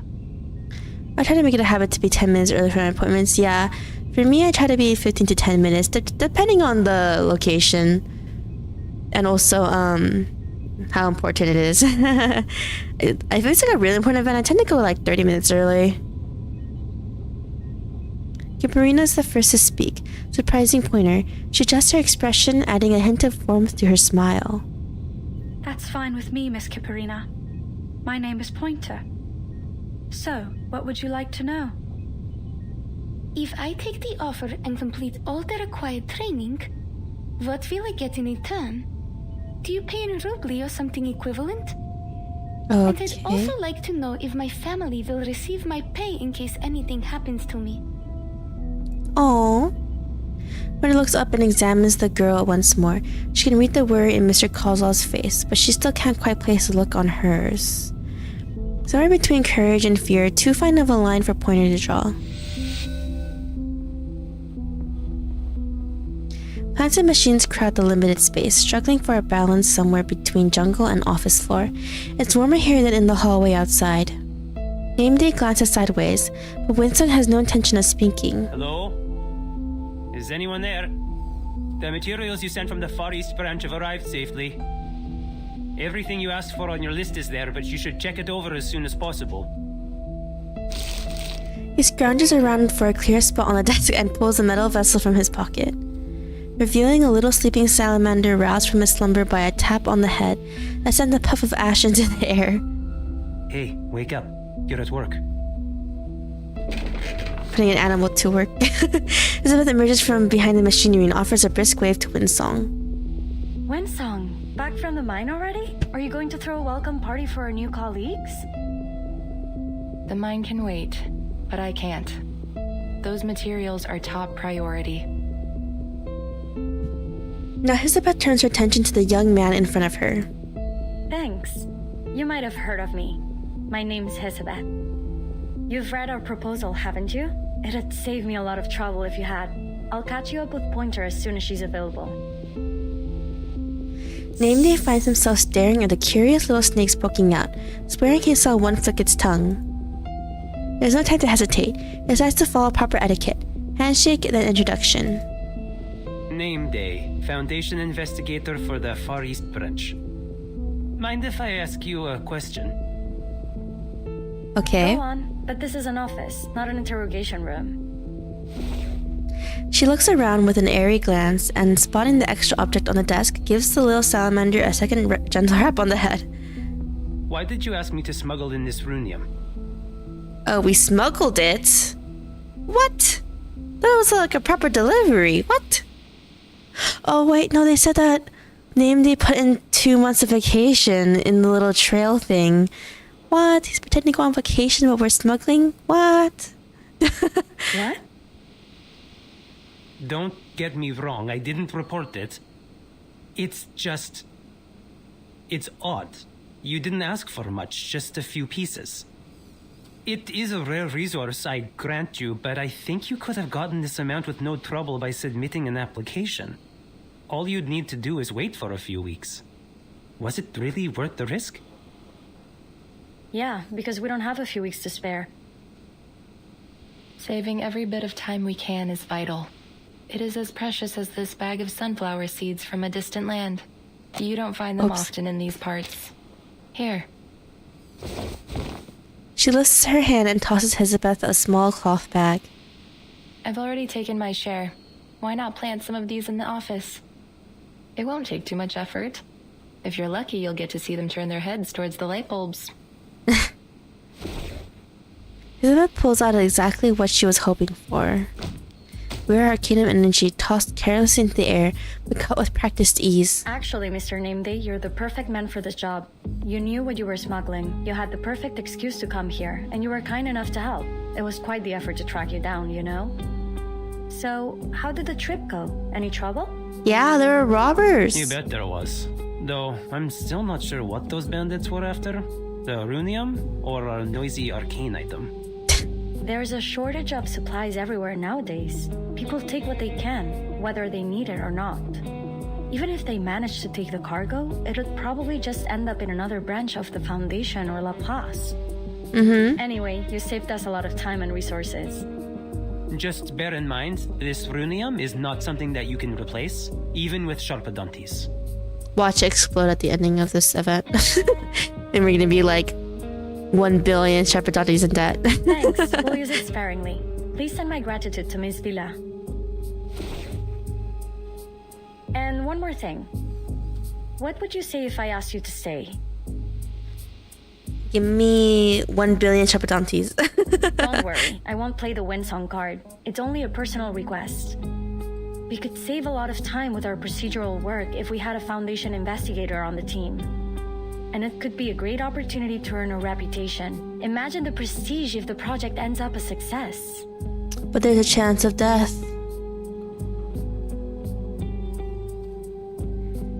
He swallows his words, not intending to explain his reason for being here. Elizabeth's version works fine. Just fine, easy to understand, not too personal. Are you making any progress? As much as we can, but we don't have a single Sharpadonte to our name, and this runium is the sum total of all the supplies we've received recently. So we're getting no supplies, even though we're gonna do this mission? They told us we could use all the resources left in Placids, but that amounts to jack all. Thankfully, we still have half a rocket, fuel, and a launch button. Still, to make up for the supply shortage, we need additional manpower. Okay. Oh, but there's some good news. We don't have to worry about finding our astronaut. We already have a perfect candidate. We are in dire need of an astronaut. There isn't enough time for anyone to finish the full training course. No one would be able to acclimate to a zero-gravity environment in such a short time, not to mention the high pressure and heat. Oh, and Kiparina's an arcanist, so it works out, huh? You may be the exception, Miss Kiparina. Your arcane skill may allow us to work a miracle. So, if you take the offer, we'll provide you with a salary and try to get you a permanent position here at Laplace. Elizabeth is already working on it. She has a contact in the Foundation who can help with the procedures. All right then. I have no more questions. Okay. Pointer notes that, despite their thorough explanation, the girl seems no less worried. But, just to be clear, I don't think my arcane skill is as useful as you believe. It only makes a little fireworks show. I mean, you attracted an Eldritch girl, so I think it does its job. She's being modest. You know how children are when they receive a compliment, but I tell you, she is more than willing to take your offer. Please give her an opportunity. You'll see how reliable she is. By the way, another little arcanist girl joined our circus recently. Do you think she could stay with you too? That's not really how this works. Not everyone's arcane skill works in the same manner. Okay. But she would keep Alia company. Please, madam. Alia is still just a child who plays with dolls. Mr. Kozlov, stop! I haven't played with dolls in ages. I'm already grown up. Pointer's like, what are you guys doing in front of me? The emotion break through the girl's steady silence at last. Pointer feels she's reached the root of the issue. We'll take a look at what she can do. Would you be able to bring her here now? Of course. I'll be right back. Are they bringing Voyager over? He bolts up and out of the office. In his wake, Katerina hesitates, shifting in her seat until at last sitting up straighter. Pointer's smile fades. There's no need for social niceties in what comes next. All right. We're finally alone. Now how about you tell me what you are actually thinking? Our biggest issue remains unsolved, but I'm most certain we can resolve it. What, the supplies? The entire project is a mixed bag right now, but I'd say more good than bad. If our little sleepyhead in that pod there can provide what we need, our situation should improve dramatically. What's sleepyhead? She tips the little vessel, giving the salamander a brief experience of zero gravity. Oh no! I was dreaming of cutting a tree on the moon. You'd better have a good reason to wake me up. I'm not your lackey. We made the deal, that's all. And I'm freaking tired after that trip. Yeah, the little and guy. About that deal, I need something from you, now. Snakes can eat salamanders. This little pot of yours, it's electrically insulated, heat-resistant, and highly durable against arcane energy. In short, the perfect aerospace material. How's it? But it's only enough for a little pot. All I need is to send off a bit of material from it. Don't worry, just think of it as dental work. Oh, okay. That's not good for him. Wait, you haven't paid for that yet. A deal is a deal. She needs a moment to think, but eventually lands on a solution. She hooks a tiny badge the size of a fingernail onto the salamander's tail. Here's your ID card. Just to be clear, this is only for an internship. You'll need to actually work to earn yourself a permanent one. And don't do anything stupid. I vouched for you, and now both our necks are on the line. Okay. Ooh, it does look good on me. I knew I belong with the best. The engineers at the Foundation's East Branch are way too competitive for my liking. So, what else you need? I brought some records about gunpowder-fueled flight and a few books on Eastern alchemy. You can fit that all in your pod? I'm sure you'll be able to read any of them. Why? Because they're in your language? As the little salamander chatters on, she flips over its vessel and inspects it thoroughly before pointing to the square markings on the vessel's base. I can't read Chinese. Yeah, gather close, unable to resist her curiosity. What does this mean? Oh, that? You know, It's I got this upside part down. from the Panjayuan antique market. It's not a genuine antique, but the craftsmanship is quite excellent. These characters here mean microwave safe. Funny enough, microwave ovens were not that popular when I got it. Speaking of Panjayuan, you can't find a flea market as big or as fun anywhere else. If you're ever looking for antiques and collectibles, it should be your first stop. Okay. If you want to go take a look, I might just be nice for once and take you. Whoever notices their eager eyes. At last, a chance to show off his salesman charm. A moment it's determined to seize. No thanks. Just making sure it doesn't mean danger explosive. I already learned that lesson from another escapade with an arcane invention. She returns the dagger she borrowed, who knows when, and slips the vial of metal powder into her desk drawer. I've collected enough. You were so busy talking you didn't feel a thing, did you? Now back to our visitor in the checkered pattern uniform. Have you made a decision? After a brief pause, the question name day asked switches the conversation to an entirely different track. What are you going to do with the little astronaut when the project's over? Oh, Kiparina? I'll submit her application to Laplace once she agrees to join us. It'd be great if you could help with her employment procedures. I mean, when are you going to tell her the real consequences of the storm? You're not telling her that she could potentially die doing it? That's kind of effed up. Same as always, as soon as she gets a permanent position with Laplace. Yingde glances at Windsong, thinking she might chime in, offer an explanation at least, but she only nods. That's just how it is. That little astronaut whom they never even met will have to learn it too. That pale dome width and those coastal buildings can't protect everyone. Soon the rain will wash away all that's familiar to them, again and again. All right. Then I'll stay. I want to protect her from the truth of the story. You mean you really want to stay with the circus? Kiparina doesn't have a straight answer. I meant that I'm willing to do whatever you need, but I don't think I want to do this permanently. Since you say that you need my arcane skill for this project, I'm happy to help. Though I don't really know if I can. I think you know why Mr. Kozlov brought you all this way. When was the last time you had a proper meal? Well, we usually have stews. And sometimes Mr. Kozlov will find us some canned food if we're lucky. Oh, the circus isn't actually doing well. I kind of thought it was, honestly. Your rebuttal is soft and utterly unconvincing. And you still want to spend the rest of your life in that circus?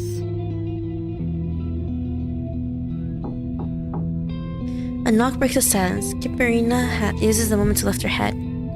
By the time she sits back down again, the light that had flickered in her eyes is gone. This is her, the girl I talked about. She doesn't speak much, but I feel she has a good character. I just me casually bringing my little Eldritch little being to join the Foundation. Voyager is really pretty though. The girl casts a sleeping look across the room, pausing briefly on Pointer. Don't be shy. You can sit next to Alia. What were you talking about? I hope our Alia didn't cause any trouble, madam. He steps into the room, noticing immediately that Kiparina is fixated on the parcel in his hands. It's filled with things he and Nata packed, things they thought the girls might need. Oh, they're such good people. Will I ever have the chance to return to Utranyaya?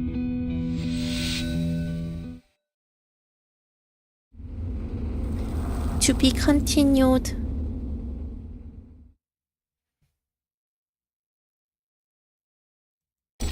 Okay, I'll be right back. I'm gonna go get some more water. Right back. I'll be right back.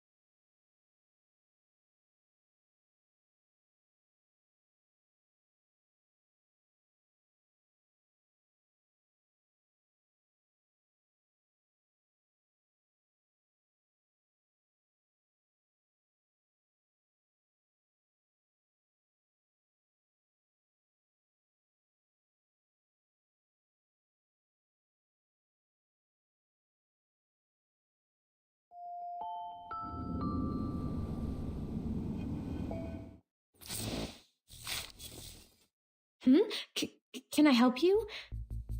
Sorry, your visit was not in my plan, so I'm feeling a bit nervous. Doing that for a second. Okay, let's go back to the event. This homepage is really cool for it, in my opinion. Anyway, part 8.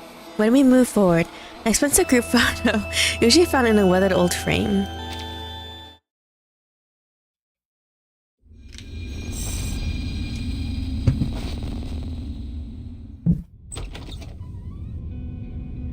Will I ever have the chance to return to Utranyaya?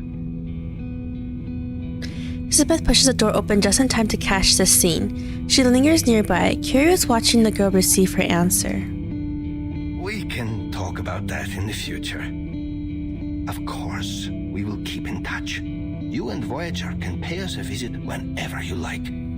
Aww. The girl's called Voyager, madam. She's clever, quiet, doesn't eat much. You will take her in too, won't you?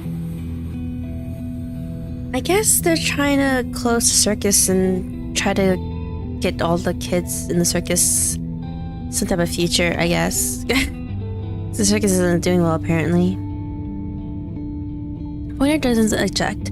She runs a brief analysis and concludes that the company of a peer couldn't help ease the pressures of Kiparina's training. After listening carefully, Mr. Kozlov pats Kiparina's shoulder. I always hoped you would settle down and live a comfortable life. Promise me you'll do your best, Alia. Yes, Mr. Kozlov. Oh, you finally reached an agreement. Cool. Looks like I won't have to do any more explaining. If you're saying goodbye soon, maybe you ought to consider bringing her a party gift. She looks like she could use one. Yeah, something to remind her of home. Nene picks up the thread without missing a beat.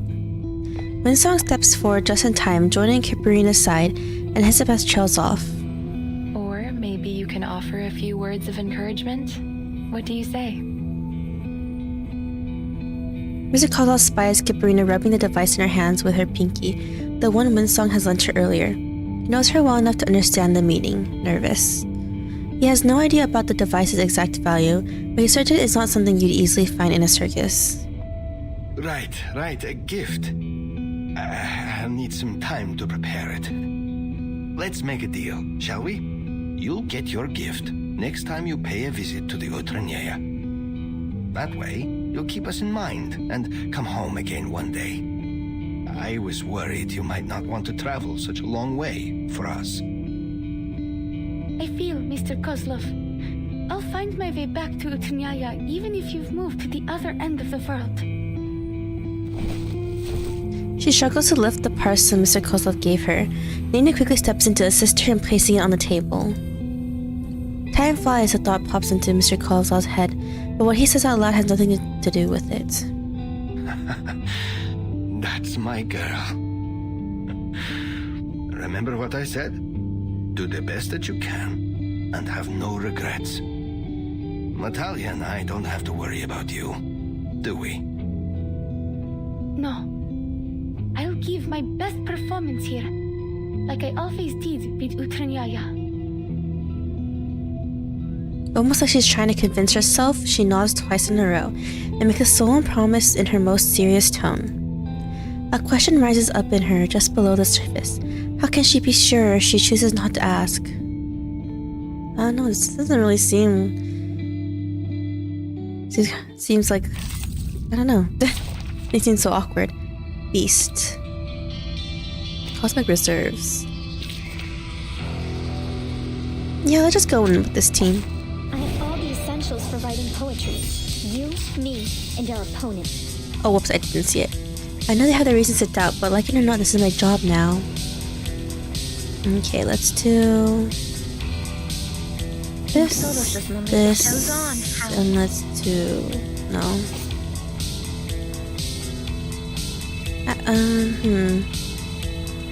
Ready? Aim? This... I've got some trouble brewing. We'll do... this, and we'll do that. Show's on, hounds. Fresh from the crucible. Melania, pop her ult twice. Never be Most of the time, anyway. Wait for Oh, never mind. It's her ult. That's fine. Time waits for no one, even for a great king.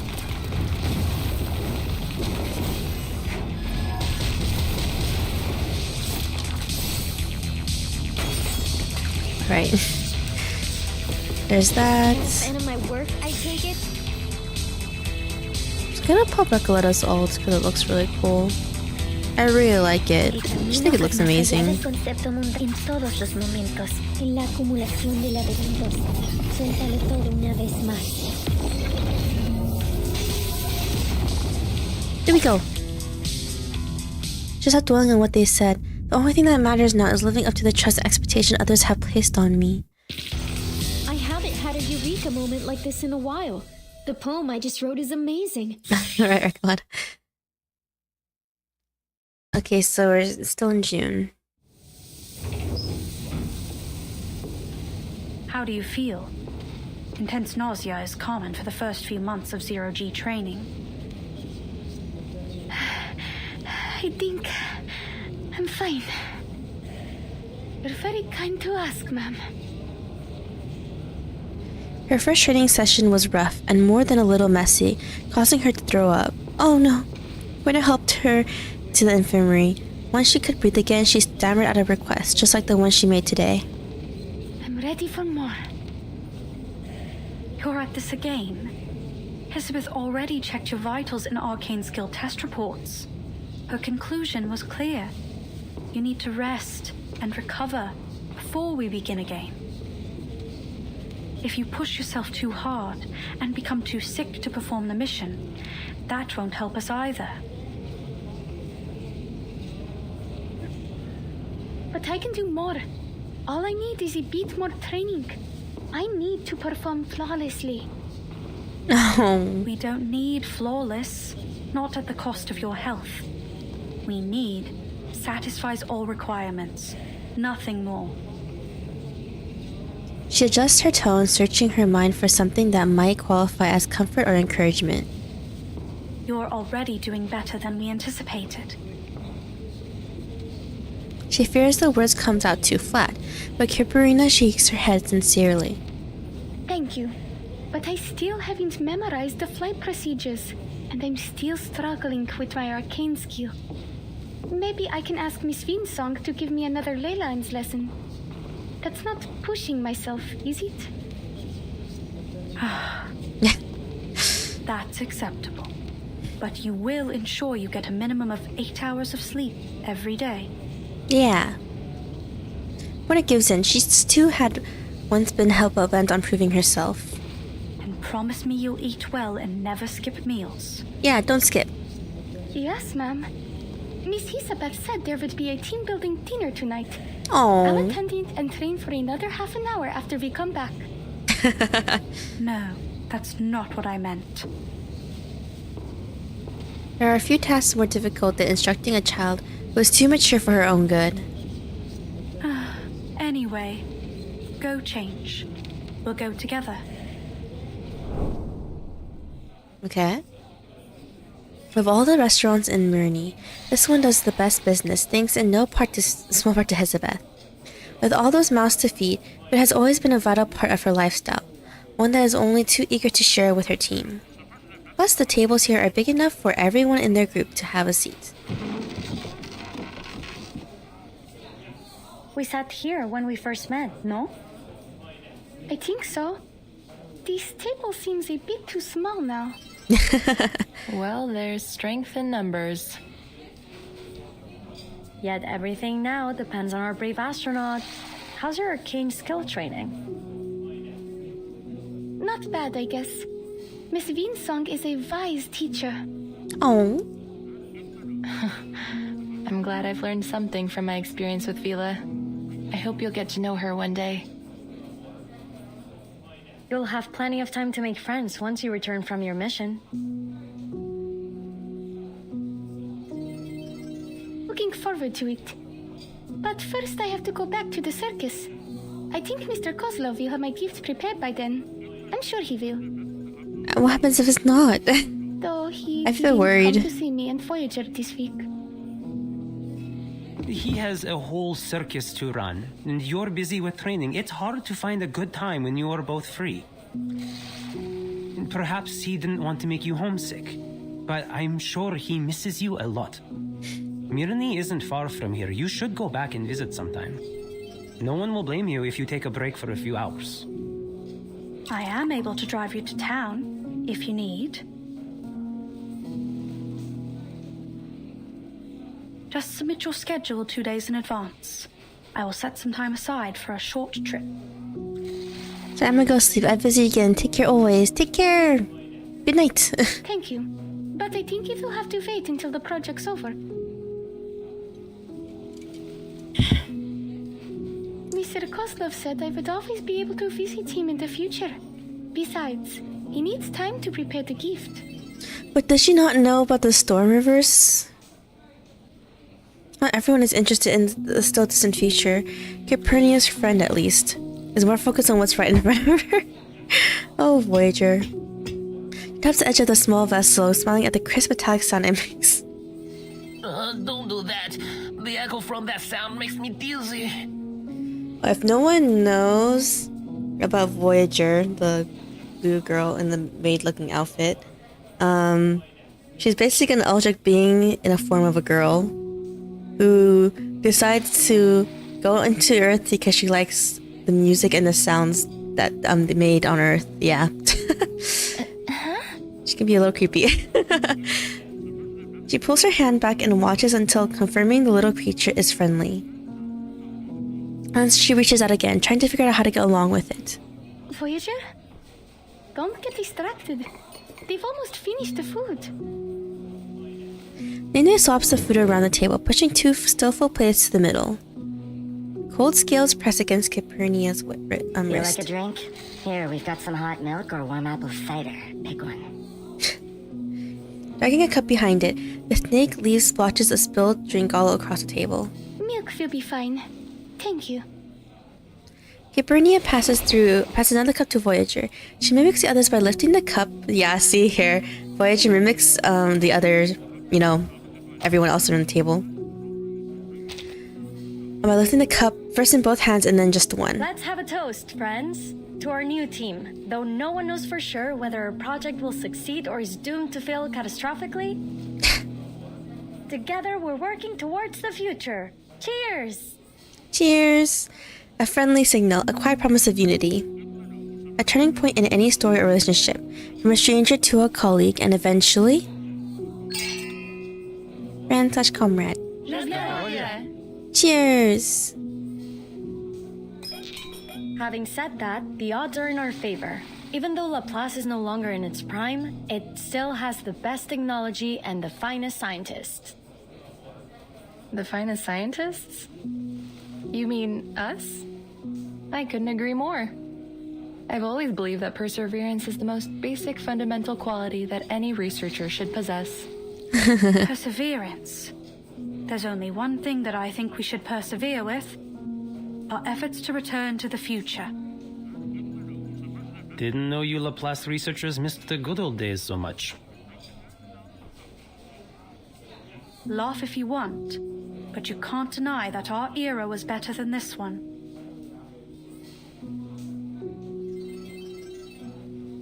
Capernia keens her ears in, trying to catch each word. The room is warm and the conversation at the table is easily and relaxed. The question she's been keeping down finally bubbles out of her mouth. What was the future like? I've read through the manual for temporary employees. The data we're going to collect may help people get back the things that they lost, right? From the futures that you've been to. Wait, so she knows about the storm, then does she not know that... What's Leningrad like in 1999? Were there any circus shows in your era? I mean... Does that mean everything was better than it is now? I have trouble imagining it. Were there sweets for everyone and stores that never ran out of food? Oh. Things were much better then. Well, except for the study of ley lines. It was still struggling as a scientific pursuit, especially when it came to attracting new students. Though even now, its only student seems to lack much interest in it. That's not true. Sorry.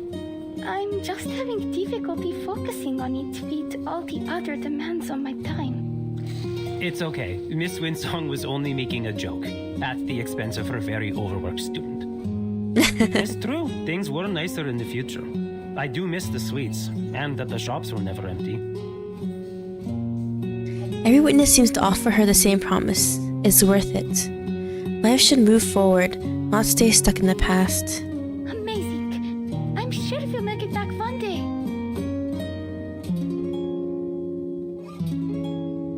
This time, she raises her cup first to the brightest future. Oh man, I feel like things are gonna start crashing hard now. It's too happy. It's too happy.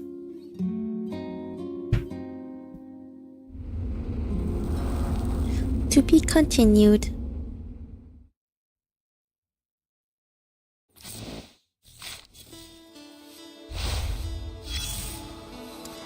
Okay.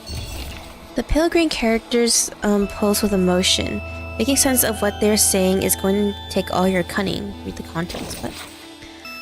the spread of enigmification. Anonymous. Number 1. This had a 2-year project cancelled. Soon, I too will be able to hide out in my room all day playing Sudoku. Not sad about this at all. Researcher number 2. I wouldn't start celebrating just yet. It looks like you're about to lose your vacation time since we're so short since there's shortage of stuff everywhere. Researcher number 3. What are they gonna do? It's not like a simple number theory a major like me can contribute to rebuilding in the wake of the storm. Nothing's gonna stop me from vacation. Nothing. So it looks like a chat board. Would you look at that? The identification is spreading nicely. Good. At this rate, I'll have the entire Laplace break room to myself. As more people start slacking off, supplies will be cut too. You might get to hog all the daily meals from all the plus, but that's probably the best you'll do. You know, it'd be hilarious if a bunch of random numbers and formulas turned out to be the key to stopping the storm, and you got roped into non-stop 24/7 work trying to track it. The Madam Lucy's interrogating you 3 times a day about your progress. That sounds absolutely disgusting. I stab at the thought. Oh, and as part of the inhumanitarian gesture, I'll make your voice get as add to the machine too. Well, isn't that something?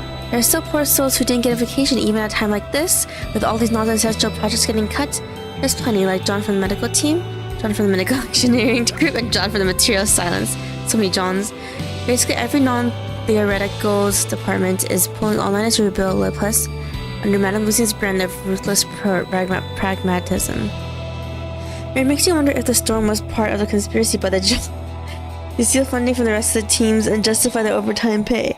Coincidence? I think not. Alright. Part 9. To former strangers. About the perfect moment to speak in defense of me. Okay, I have no idea what that means.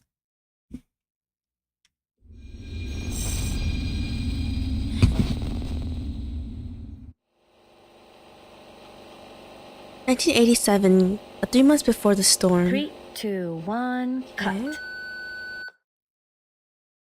And just so we're clear, everything went well as usual.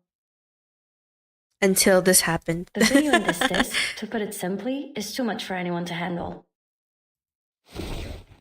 Guess what it's used for? Go on, give me the most ridiculous answer you can think of. Use it to detect the tornadoes. Just kidding. Just kidding. A little tip. Think like a modern person. The development of technology allows us to save a lot of things as digital data nowadays. Yes, it's a last record. A video is much more convenient than sitting down with a pen. Okay. She places the data card on the table and immediately draws in all eyes. Data secured. Pointer, do you want me to add your part to the video now? Or maybe later? Preferably never. This whole lost record thing is your passion. Besides, I know nothing about material sciences. I guess. Oh, so the recording this entire time was like a goodbye in case I die note. But you spent so much time transcoding the incantation. You simply must show up in my video. Please, I insist. We're a team. We shouldn't miss anyone's perspective, no? Yes. Even for her, long hours can wear things down. There's trace of fatigue in her otherwise calm reply, a lag in her response. Super. Then let's take a look at our work so far and learn from our mistakes. Well, my mistakes. Okay. Pointer and I had been working on the teleport disk at the Placid's Cosmodrome. More specifically, our interim mission was to determine how to transport supplies to space stations and spacecraft using teleport incantations. The ultimate goal being to achieve stable, safe, and long-distance teleportation to outer space viable for living organisms. Okay. The project had been going smoothly until we received some bad news. Due to a policy change at Laplace, most projects in Placids were being suspended. Okay. Fortunately, the bad news was followed by a small amount of good. Madame Lucy said if we could send a monitor to space to collect data when the storm arrived, we'd be allowed to continue with our project. It was a vital opportunity to make our contribution to deciphering the storm. There were only 3 major issues to solve: manpower, energy supply, and determination. As you can see, the first 2 issues have been solved by our new members. Thank you all for your help. Especially our brave little astronaut. Okay. The plan is now simple. She'll fly into space, reach the required altitude, launch the monitor, and zero in on the correct coordinates. And then she'll contact ground control to come home. Okay. Her arcane skill will protect her from any possible danger caused by pressure or heat in the vacuum of space.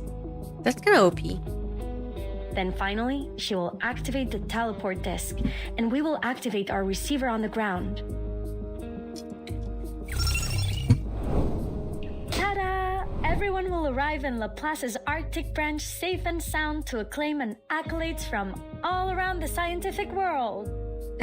Well, that's a simple framework of the plan, but we still have tons of minor problems to tackle first. Our top priority is improving the long-distance positioning accuracy of the teleport disk. We've already begun testing our latest prototypes, though the last test didn't end well. We're still searching for the cause of that particular catastrophic error, but we won't let it stop us. This was no more than an inevitable roadblock, a small accident on the way to technological progress.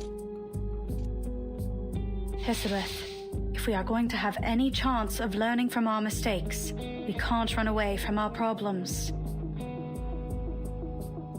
All right. That last test was a week ago.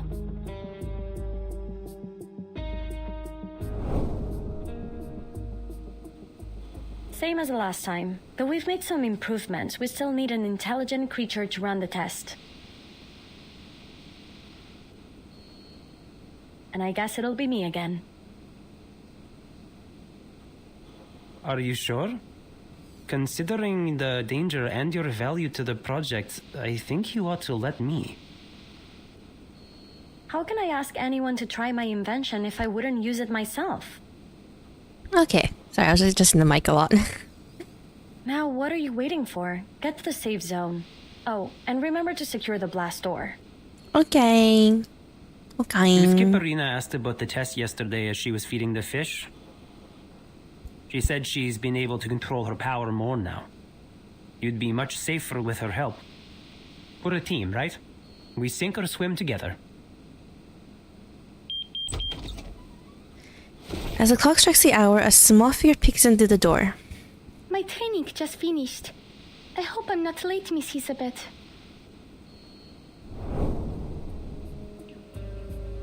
Well, we did have a pretty bad accident, but thanks to Kiparina's arcane skill, no one was too badly hurt. Winsong is one cool teacher, and that girl's a phenomenal student. That's good. The margin of error remained high, a significant problem for sure. But we'd learned our lesson after spending all that time recovering in the ward. That is, that we should prepare for the worst, so that those who survive will know what to do with, our legacy. Our last record matters, my friend.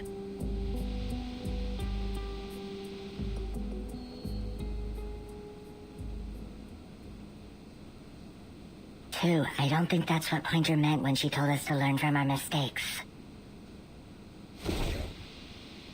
Elizabeth can pinch his mouth. The little snake ducks back into her hair. Again, I emphasize that safety must come first in the lab.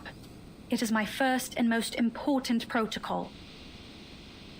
Windsong and I left for all of 10 minutes, and by the time we got back, each and every one of you ended up on death's door. And now I find out you've even petitioned for a postponed evacuation. This is getting ridiculous. Oh, I guess we're back in the present time. You know how tight the schedule is now that the storm emergency plan has been activated, don't you? The silver lining is that now we know that we have exactly 3 months. We can still optimize the procedure and improve the disk and... Enough, Sylvie!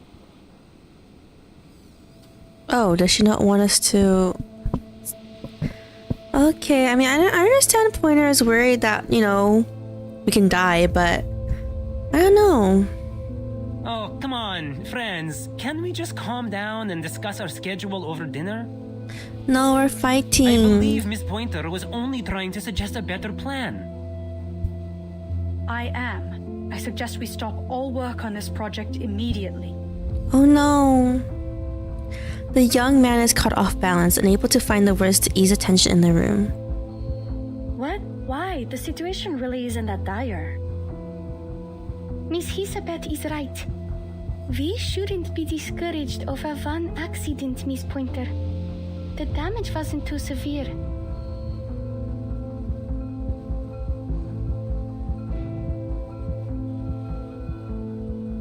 Only 3 months left, yet our latest achievement was a total catastrophe. I know what you're all thinking, that the odds are still good, and it's more or less safe to continue. But all that is a weighted gamble. I mean, it should be a gamble we're willing to take, though, right? Thought we started this project knowing that, you know... I mean, Pointer's not wrong, though. She knows this all too well, that this is not her first time making bold gambles. Pointer, what do you think the odds are, really? Without diving into the calculations, it's around a 70% chance in theory. But my logic is screaming something else in my ear. What is it, something else? You don't have to take that risk, Pointer. I know what I'm doing. Nothing's guaranteed in the world of science.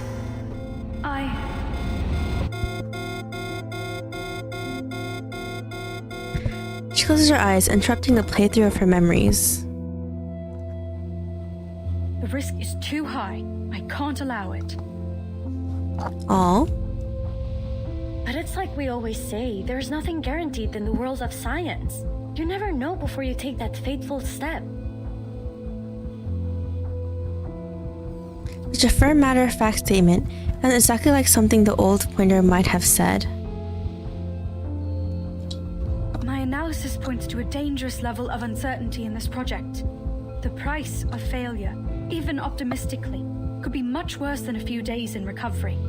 There could be more permanent injuries. You could even... die.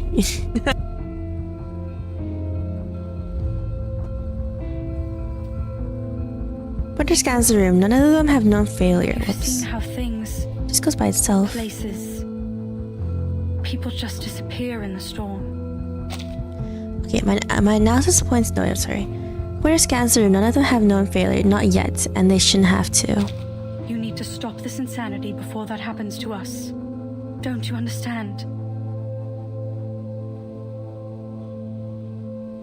I really don't. Why should we stop? Dang. She thinks for a moment, then a spark of inspiration flashes across her face.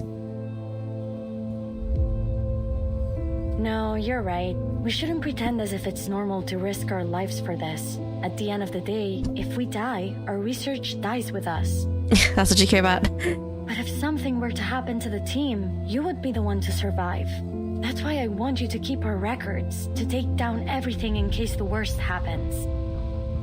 Dang. Here. Winter looks down at the data card. Machines are only capable of faithfully recording and replaying data. They can't interpret meaning. They certainly cannot understand the reckless choices of human beings. Those who come after might skim through the logs and learn how the team met, chose, collaborated, and parted ways. But what about everything outside the frame? The temperature of the lab, the taste of the restaurant's signature dish, the sensation she feels right now. No device can preserve those details, only memory can. Some need to move forward, others need to stay behind. She doesn't look up, and never reaches for the disc. She's made up her mind. I won't take it. And I won't submit this petition for you. I can't stand by and let you kill yourselves. Uh-oh. I'm done. I quit. No! That's not good.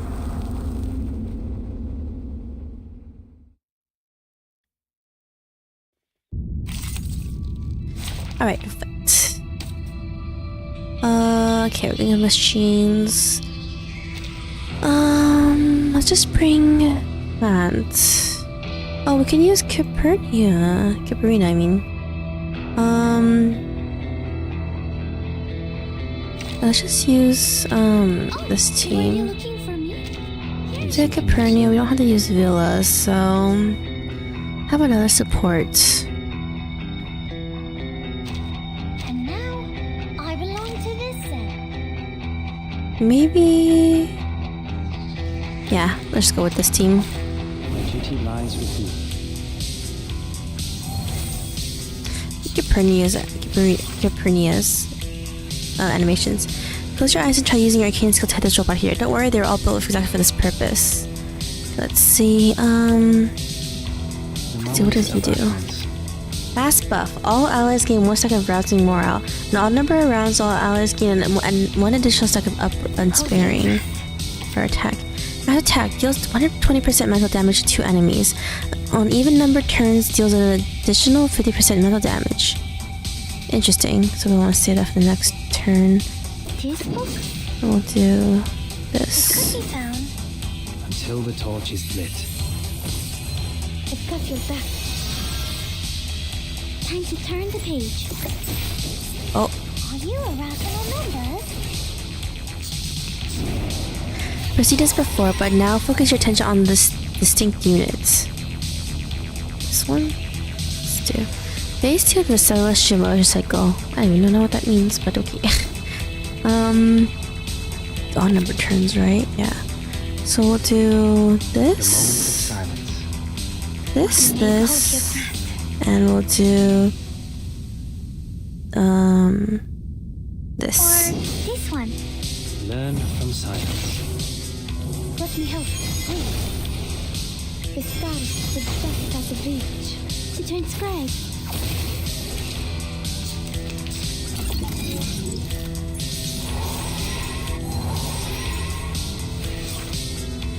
Alright, this should end the turn. Hold your teaspoon. Here we go. Like Yarka, it is Until the torch is lit. but only for an instant.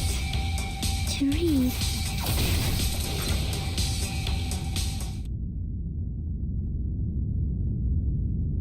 Next time I should be able to do a bit better.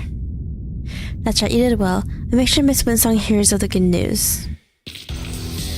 Okay. Was I helpful, timekeeper? Oh, Frank is so cute. Alright, part 10, freezing rain. How could you possibly expect warm rain to fall inside a greenhouse?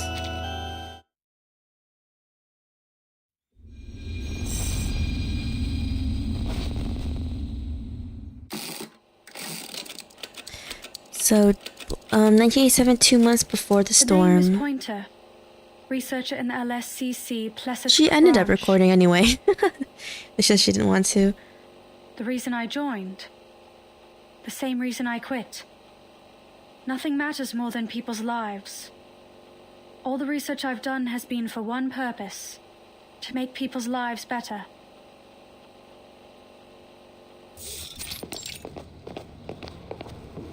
Pointer, there you are. How's everything going? She quit. Winslow doesn't mind her quitting. Whenever she runs into Pointer at the branch office, she always stops by for a few words, often with updates on the aerospace team. I heard you're busy with the evacuation. Seems many stores in Mirny have already closed up. Oh. As soon as I finish the handover here, I'm heading back into town to help with packing, coordinating, and explaining the situation to the locals. Same old, same old. Same old, same old. Same old, same old. You know, Hisabeth said that exact thing when I asked about the team's progress yesterday. They seem to be doing all right. Good. Winslow takes a small bag out from her coat, nudging the conversation in a lighted direction. Oh, by the way, I've got some seeds left. Do you want to take them off my hands? Do I look like a gardener to you? Well, it's just that I heard from a few people here in Mirny that a Laplace researcher was giving out sunflower seeds. And it wasn't me, so I've been wondering just who it could have been. Don't you want some? Seriously, everyone loves them. Okay. On the day Pointer left the classic cosmodrome, she handed out these seeds to everyone she passed. What was she thinking? Maybe she just wanted to break all ties to stop herself from turning back. She keeps his bag, saving it for the right moment. Thanks. So, who ended up signing the application? All of them. Hisabeth will, when she goes to collect the monitor and report our research to Ludwig. She says it's more likely to get approval that way. They don't know when to stop, do they? No. They don't know the meaning. Stop. If the fish get startled, then they won't eat anything. I see, Miss Elizabeth. She sprinkles the fish food carefully over the water's surface, hoping these fragile little creatures might cling to some instinct to survive. I finished the full inventory check. There's more runium left than we thought. Now, where should I put these useless old files? I was thinking we could use them for draft paper. Maybe you can turn them into a knife or something. A knife would be more useful at this point. You know, to cut fruit or whatever. Actually, that card there on the table would work better for that. Why's that? It's all about the material. Metal makes a better edge than paper. Never quite understood why you made them like that. Oh, I was testing out a new alloy. I used it to make windsongs and pointers cards. It gets harder and sharper when heated. Give it a rub with your hands and you can use it as a letter opener. Their words trail off. They've been trying not to bring up Pointer's departure to pretend like everything's still just as it was. The ritual still isn't stable enough. We need a specific location or area to set as a destination in advance. Okay. But first, we need a way to pinpoint a recognizable area. The formula should be... Miss Winsong sent me a message. She said, don't forget to collect the monitor. Monitor?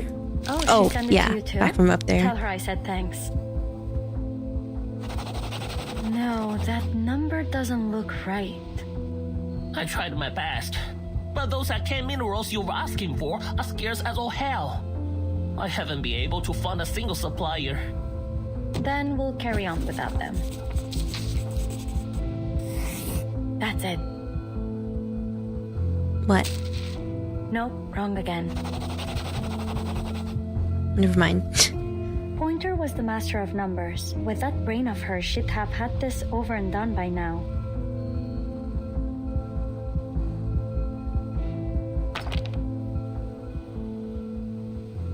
Sound in the corner of the room draws her attention. Voyager is stacking pieces of mineral shards into a wobbly tower. In the lamplight, the peak sparkles, strangely mesmerizing. Careful, don't hurt yourself. They're more powerful than they seem. Voyager nods with a vague but accepting gesture, and Elizabeth turns back, ready to refocus on the data. But the fragile silence is broken, and other words spill out. Miss Elizabeth. The little would-be astronaut walks over and stands beside Elizabeth. It's weird for her to approach so closely. I have a question for you. Sorry if it's not a good time, but it's important to me. And it's something I hope you'll answer honestly. Okay. This is with the circus being reversed by the storm. So about that coming topic, Name Day broke the fish tank accidentally. What? It's Name Day? The fish! He scrambles to scoop up the spilling fish from the floor. Sorry, ladies. Please ignore me. I'm not here, and I didn't hear a thing. Но если я заплачу, мисс Киперина. But if I pay, Miss Capernia is a smart young lady. It's hardly surprising that she'd be quick to figure things out, don't you agree?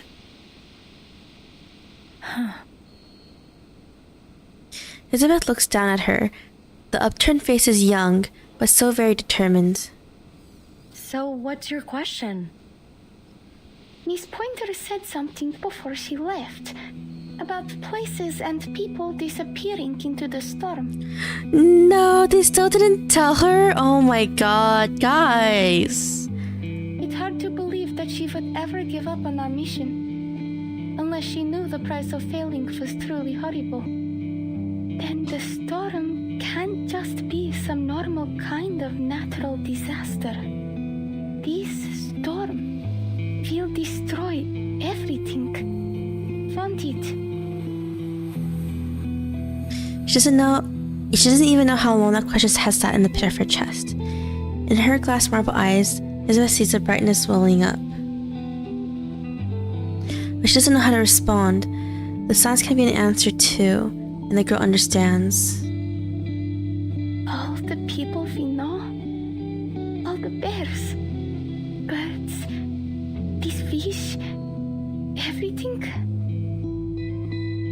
The lost future that you talk about. Was it the first to disappear? Or are there more that have been lost? Will the same thing happen to our time? Things are much worse than you let on. What else has changed in the future? Just that it disappeared. The light in her eyes never fades, not completely. Caprinia has long understood that tears won't change anything. Many things changed. Some things won't last nearly as long as people think they will. For you, the world might seem to have turned upside down, but life will go on. Winter is gone. Winsong has her own geological surveys. Now everyone that's left seems to be looking to Elizabeth for answers. She tries to choose her words deliberately, but she has hardly ever been comforted, but she doesn't know how to comfort others. So, now that you know what's at stake, are you ready to officially join Laplace? I'm afraid there is still a great deal I cannot tell you until then. Many of the answers you're seeking are classified, for employees only. Pardon me, Miss Elizabeth. But given the danger of the mission we are expecting Kiparina to perform, I think she has the right to know what the storm really is. Yeah, Name Day. You don't want to go against Laplace's rules. But I'll bet there aren't any rules against me figuring it out. And you simply nodding. Am I right? That's one way to go about it. Elizabeth nods, so Caprina goes on. I won't get to see Mr. Kozlov or get that gift in the future. Yeah. So, if I join Laplace, I won't see anyone from Utranyaya ever again. No. She had to say this, but at last nods again. The choice is yours. I won't force you to do anything. Remember the day we first met in the restaurant? I said I would write you a recommendation. I was serious. I still am. In fact, it's already done. Winsong has signed on to it too. And our Foundation friend behind you is prepared to offer another guarantee, just in case. Ooh. We will make a recommendation for your friend Voyager as well, but that's all we can do. I'm afraid we can't protect everyone. nor can we make this decision for you.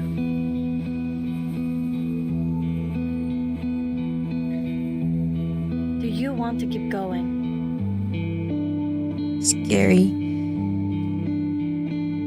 Mission isn't just for Kiparina. If they recover the data, if that data is any good, maybe someday no one will have to worry about the storm ever again.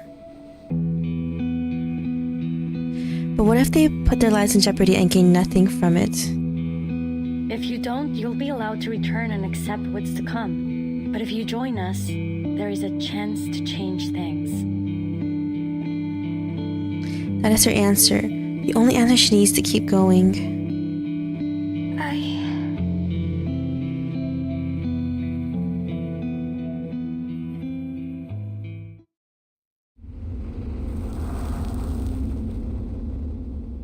To be continued. Alright. What's this? Oh. Okay, just... Alright. Part 11. Poems come by chance. I am glad... No, sorry. I read that completely wrong. I'm grateful for the times I felt exhausted and uninspired. Yet never put down my pen. Hopefully Pointer comes back. I don't know how we're gonna do this by ourselves, honestly.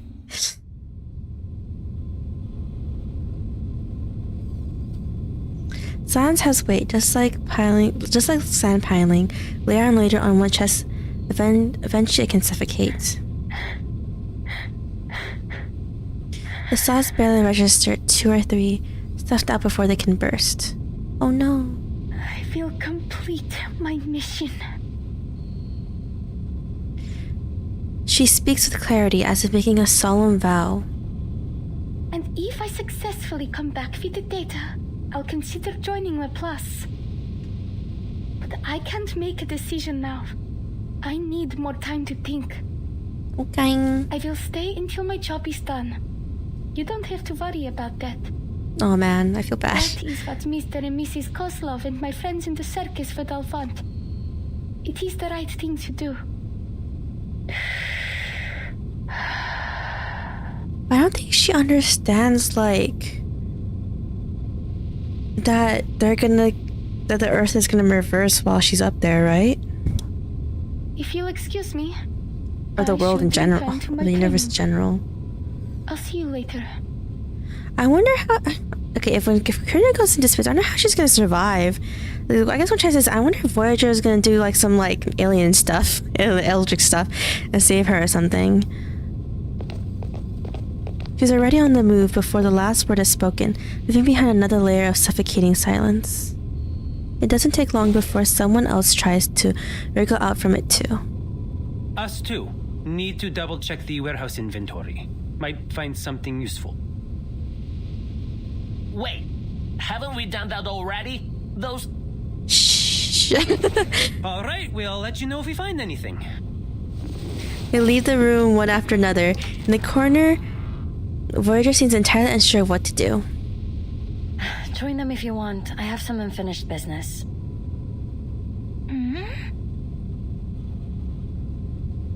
Moments later, the last light-footed silhouette exits the room.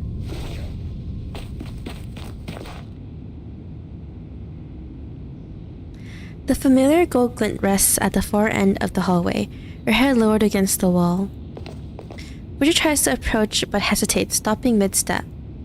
She looks around to make sure the hallway is empty, then lifts her violin onto her shoulder. Oh, she just has a violin like that? Alia.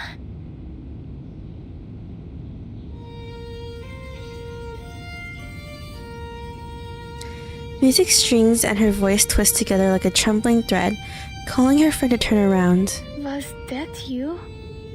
Did you just say my name? Aww. You weren't out to... As she sees those flickering sparks, her voice falters. Then, in a heartbeat, Voyager resumes her usual appearance. Stars. Good. Alia. Happy. Elizabeth has the office to herself for once, but the progress she had hoped would come to her is still elusive. After yet another failed calculation, She sets her pen down and considers her goals. These calculations need to be finished today. The teleport ritual requires the caster to recite the location. It could be understood as calibrating in a way. Let's continue with that thought.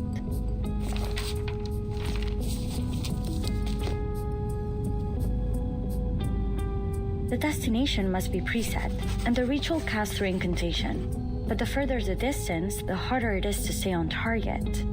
If only there were an arcane reaction strong enough and unique enough to calibrate to. It's only then that she notices the strangeness of the moment, which is abruptly broken by the arcane energy monitor as it lets out an ear-splitting alarm. What? The blinding light flashes across the entire screen, then cuts out.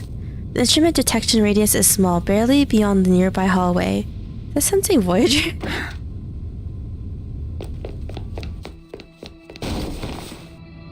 She narrowly avoids a full-on collision in the doorway. Luckily, she catches herself using the girl's shoulder. What happened? Are you alright, Miss Elizabeth? Was that you? Did you cast that arcane spell just now? No, those energy levels were too high for you, beyond most arcanists. Who was with you just now? Voyager. She was just trying to make me feel better. Did it interfere with your experiments? I apologize, Miss Elizabeth. I promise it won't happen again. So both Voyager and Caprina looks like they're gonna face together. She just left. If you want to find her, I'll go with you. Are you saying she was the one that cast that arcane spell? Yes. It was so pretty. It was like a neutron star. Obviously, the concept is beyond Caprina. She tells her head expectantly. It's a type of highly magnetized star that emits powerful beams that can be traced to show us its precise location. We call them the beacons of space. Okay. Such a strong arcane reaction would be so bright that it'd be trivial to locate even from an extreme distance. Okay, that's good.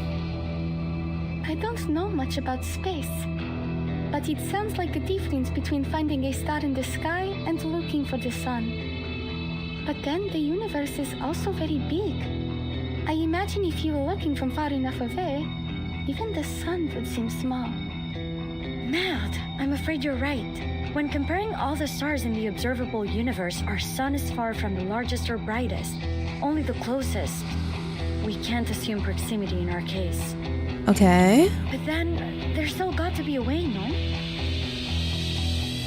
Capturing the fleeting aura, she propels a new train of thought forward. Before the storm arrives, the levels of arcane energy in all affected areas will be greatly amplified.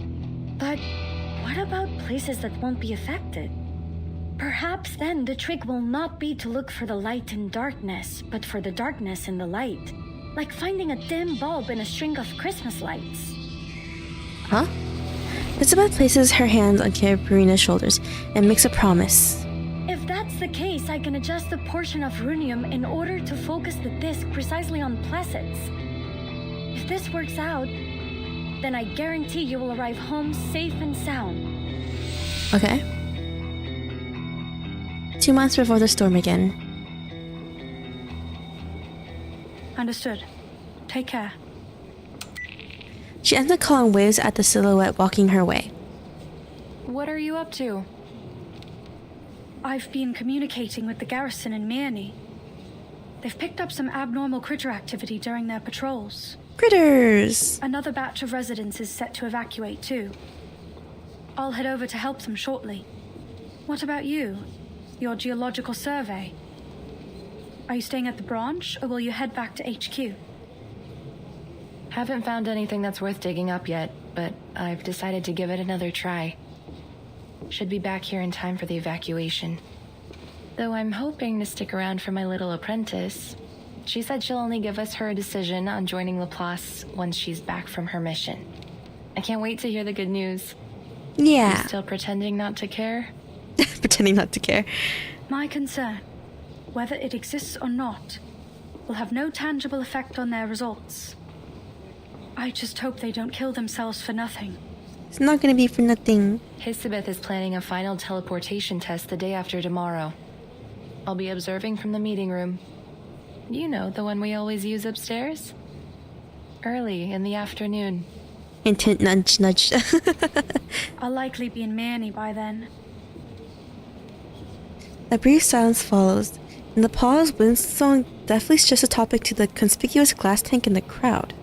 Glass tank. Hey, Ulrich. We meet again. Oh, Ulrich. You look even worse than when we last met.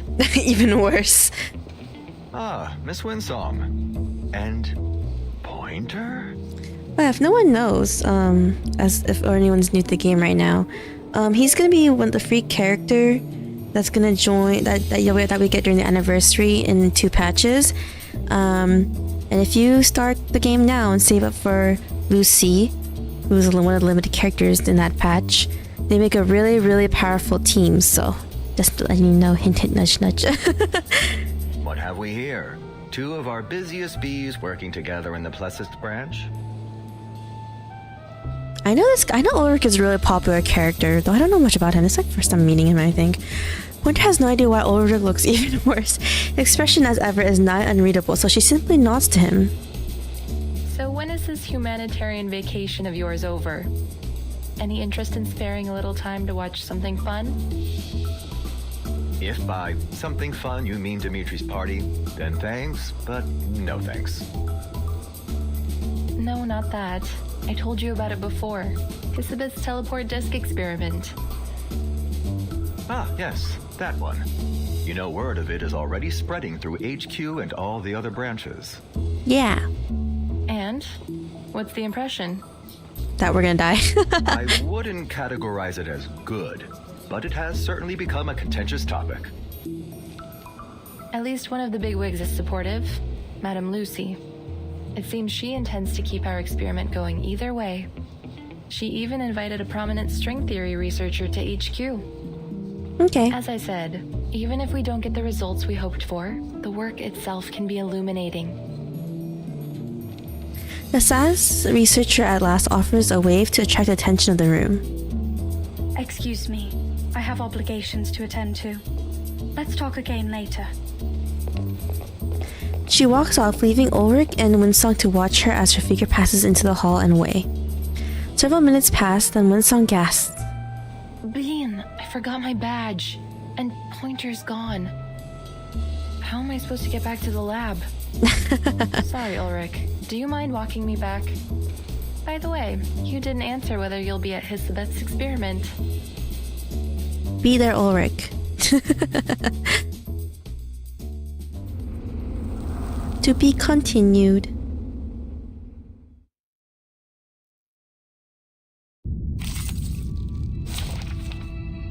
Okay, so we know plant team. Maybe we'll use our poison team this time, just so we have a little bit of variety for gameplay. Where's Tuesday?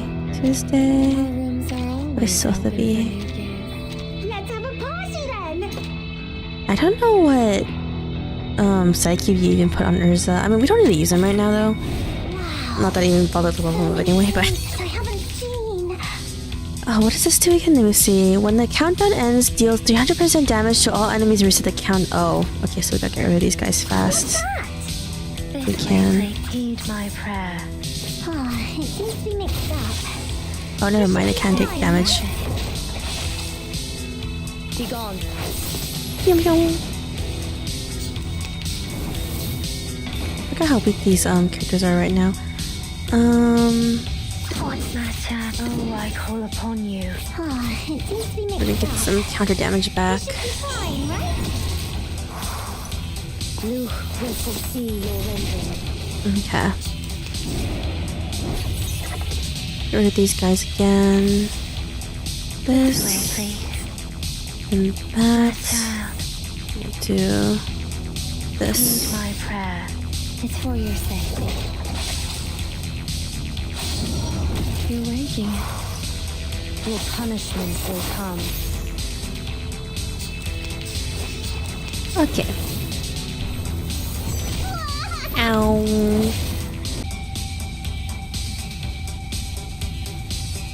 Okay. Sorry about that. My internet went down for literally 10 seconds, I guess. Alright. Yeah, wrong ult though. This should be fine, right? Meant to Tuesday's also not Willow's, but it's fine, I guess. At your service. Oh, I should refresh. Oh, I forgot to put chat on screen this entire time. Wait. I thought I was missing something. Oh, it's not this chat, huh? Give me a second. Okay, copy that. Properties. Okay. Put it up. No, let's put it here. Okay. Perhaps even the stars in the cosmos have songs to sing to. I didn't realize I forgot to put chat on screen. Doesn't need a bodyguard. I feel like I was missing something. Alright. To Camille, literature may be divided into countless intricate schools, yet what it ultimately conveys is remarkably simple. Open the letter. Dear Camille, how long has it been since we last spoke? The long tug of war with the cold drained all my energy. Only today did I manage to warm up enough to dip my tail in ink and write to you. Sylvia's doing well. Maxim and Alexandre always help her think in parallel, and Monique, as usual, keeps things under control at critical moments. Turpitness has been showing more and more signs of thought lately. I think it's only a matter of time before he speaks. Hélène is sleepier than ever, staying in heated rooms around the clock. As for Chantal and Pierre, they're the same as always, and me, I didn't just hibernate. The local literature has filled the gaps in my collection that Sylvie once ruthlessly discarded.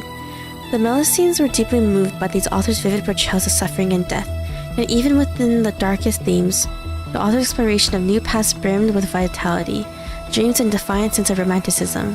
Whenever I read the literature to her, her memories become unusually vivid, and she recalls one line in particular with striking clarity from Pasternak's The February. Her truest verses arise by chance, tempered in the fire of pain. Of course, there's no way to verify this, and Sylvie would never admit it. Sylvie is Elizabeth, right? But I believe she's the most romantic in our family, or maybe the second most after me. I wish you see the part of the Dubois family too. That way, you'll truly understand what Sylvie's memories feel like when she sees a shooting star. I truly hope we can talk about all this someday. Maybe after Sylvie's little challenge is complete. I mean, you could visit Plesk. I promised Sylvie and I will warmly waiting to welcome you, dear friend Estelle. Who's Estelle and Camille though? Okay, no notes in reverse. Half of the name, not half. All the names of the reverse characters are code names in a way. Only a few of them are their real names, I think.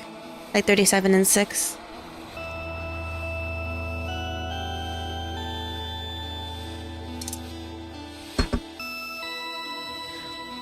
Part 12, Concerto. Hissing snakes, crackling sparks, and measuring tapes. A crow in a glass fish tank. A mess but full of life and sound.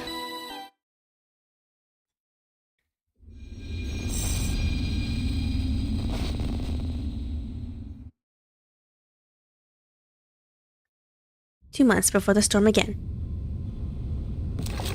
There's not much difference in the lab today, even though the others had tried to tidy up the clutter. The attempts at organization are doomed to fail here. Elizabeth pushes the last stack of files to the corner of the table, then sits back to survey her work. I'm ready. Remember to stay within the safe zone. The medical team is helping with the evacuation, so we need to be extra careful this time. Miss, are you sure I shouldn't be the one doing this? I've mastered my arcane skill. I'll be able to protect myself. No. Look at all the files here. They might give you a paper cut. It's an unacceptable risk for our astronaut. Even the slightest abrasion could explode under the pressure of liftoff. That's true. No need for concern. We've done the simulations and cross-checked the data thoroughly. To aid in the disk's mental preparation, I even read Madame Lucy's speech and some Laplace essays on the scientification of arcane skills. Okay. But... Kiparina. Isabel's tone is formal, far more serious than she's known for in any other situation. Kiparina's back straightens. Take the others behind the blast door.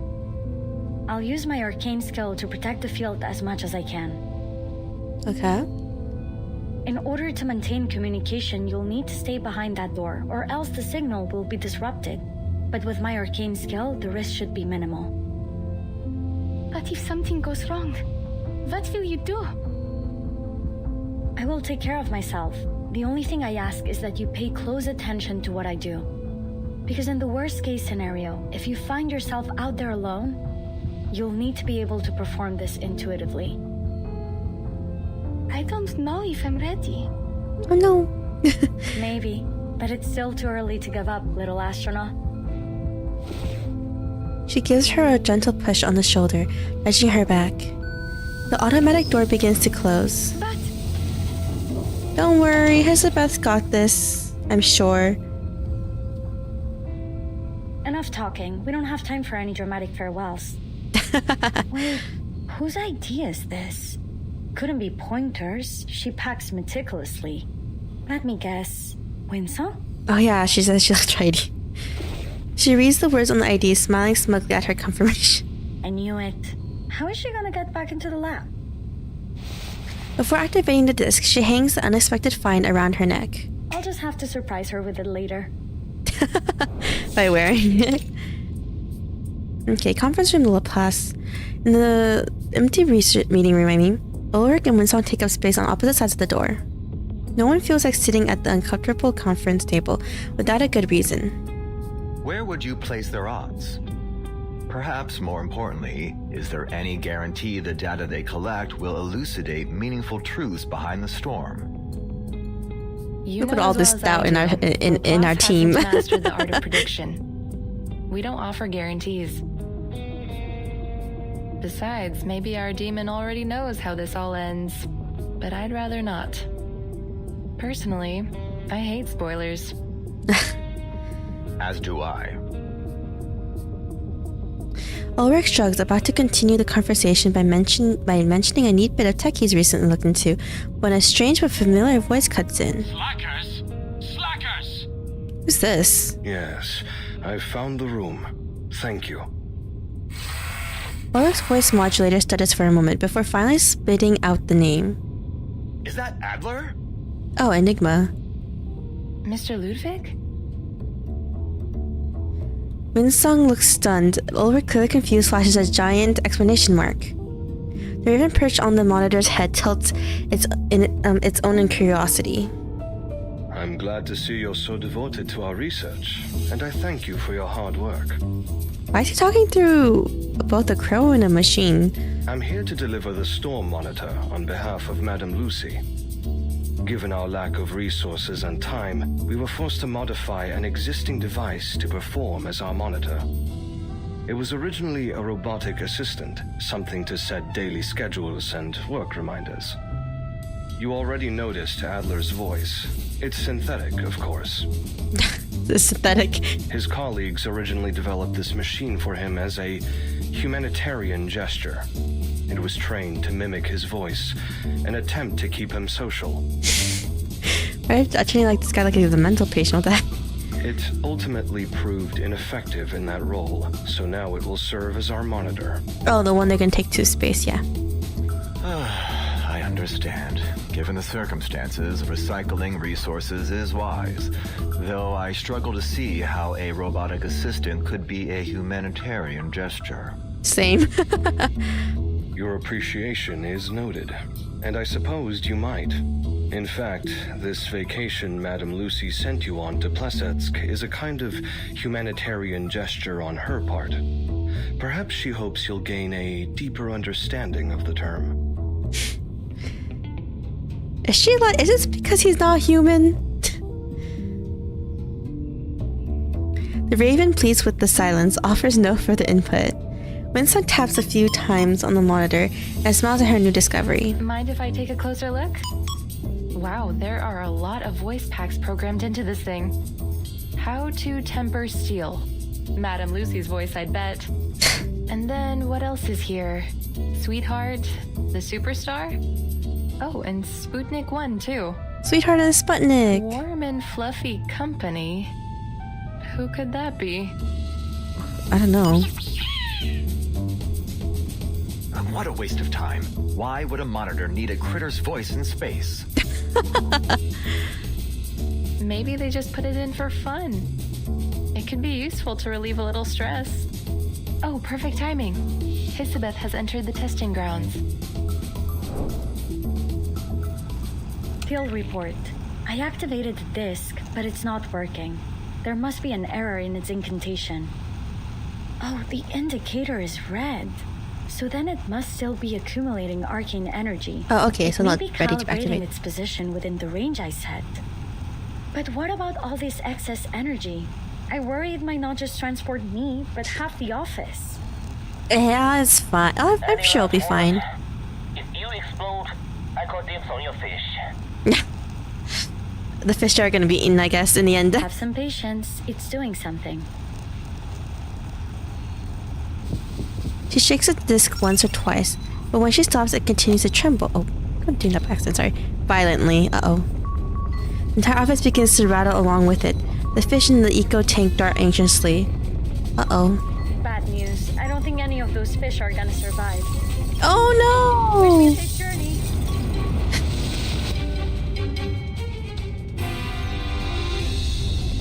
Before the floor starts to ripple, the monitor scoots itself out into the hallway for safety. Winsong slams her back against the wall to steady herself. Looking up, she sees Ulrich's glass tank vibrating, its contents scattering into tiny particles. Is he okay? Brainstorming, Ulrich. It's oddly literal. The sound of shattering glass immediately has Winsong turn to her colleague, confirming that Ulrich is still secure inside his case. Interesting how Ulrich is literally that ink blob thing, and everything else is literally just a body made for him. Interesting character design. The noise appears to have come instead from a fish tank falling and... Hey, watch out!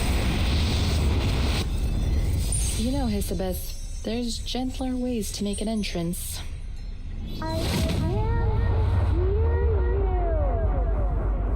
The fish! The voices around her, whether in her headset or her ears, are garbled, twisted by the movement of space. Midair, Hisabeth adjusts her posture and lands squarely on the meeting table. Aside from the poor fish that were flung from their stone tank, it isn't the worst entrance.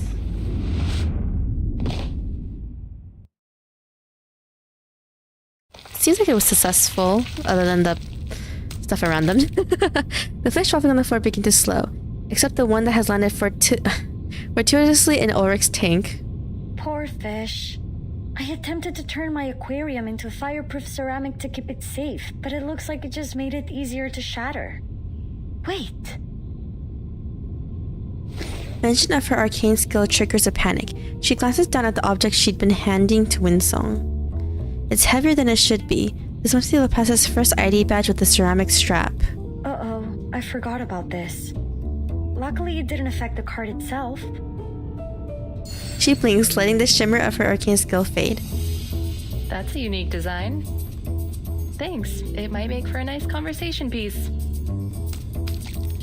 Ulrich is busy saving the poor fish swimming atop his head, dropping it back into the tank. The tank is okay, what? Hisabeth. Your results appear more than adequate. Indeed, you have exceeded my expectations. Is that Okay. stuffy office talk for good job? Merci all the same. Congrats. So does your success here mean my lovely apprentice has a chance to land back on Mother Earth safely? More than a chance now. Though I'm afraid the adjustments we've made to the process will be impossible to replicate at scale. Nonetheless, you've convinced me. This is good though. The raven rolls toward them on its mechanical perch. Your application for delayed evacuation is approved. The cheers in Hisabeth's headset reach her before she's finished processing the words. But I haven't even submitted it yet. Well, you may submit it now. Dun dun dun dun. So, that's why you're back here with that torn-up application form? I gotta tell you, The application forgot to turn up impressive you managed to piece it back together. with tape. All eyes fall onto the thin sheet of paper, held together with tape and barely legible. At least I learned something from it. Don't teleport paper products without a protective sheet. They seem so close to success. Yeah. I will keep training. I need to stay at my best for our lunch day. Voyager taps Kipperina on the shoulder, doing her best to express her opinion. I know. I won't push myself too hard. Thanks, Voyager. We don't have much time left. Remember to rest too while you still can. You should take a day off. Consider it a celebration of our successful experiment. Oh. Actually, I believe Miss Isabeth already has plans for me. We still have a lot of work to do. Okay. Irina holds her stare on the pondering researcher, expectantly seeking her input.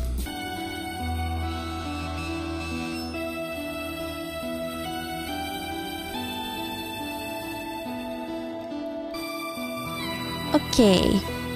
It was not that the game wasn't a crash, it's that my internet's bad. God dang. Alright, okay, good. Apparently that was the end of the story. Of that story part, I mean. So part 13, wherever spring stays. I have seen many kinds of flowers in small towns and laboratories. On hurried journeys, they bloom so well and so fragrantly. Okay. Oh. Mike.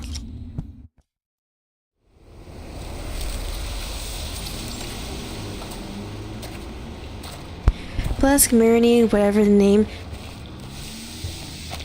the towns surrounding the Cosmodrome look more or less the same. They are built to support the nearby research facilities and fall sight along with them. A single snowflake goes unnoticed in the vast white, melting into hot breath. It's always hard to predict when the text advances by itself or not. Allow me. These should be the lost boxes. Leave them, miss. Just tell us which ones should be moved and we'll take care of them. We all got our own jobs to do. Okay. The young soldier bends down ahead of Pointer, loading the boxes onto the trunk one by one with practiced speed. Pointer checks the list in her hands and gives a nod. Correct quantity, the second to last batch of supplies is now loaded. Will you leave with the others tomorrow? Or are you staying on until the final evacuation? Our orders are to evacuate to Xeno's nearest base tomorrow. Okay. How about you? We were responsible for escorting the last staff members from the Placid's Cosmodrome. That place should be empty now, shouldn't it? Oh no. The Hetsabeth team is still there though. An evacuation like this has to be for something big. I'm sure you know better than I do. If you can, miss, find somewhere safe. ASAP. I'm leaving Mirny tonight, just as soon as I help finish with the evacuation. There are fewer troops around now. Have there been any further orders? Some were sent to clear the roads. There's been more critters blocking the way lately. Why are there so much critters? I guess the others were assigned to an urgent support mission. So it's just the rookies like me left. Okay. Evacuations can be dangerous. A job like this shouldn't be left to new recruits. I mean, I guess they got no choice though. You think so? Honestly, I was hoping for a little challenge. But we're soldiers. We follow orders. Just saying it so casually. The engine roars to life, setting up a small flurry of snow from its undercarriage. Do you need a lift? Thanks, but I'm going back to check on the evacuation. Be safe. Okay. The truck disappears down the slush-covered road carved through the snow.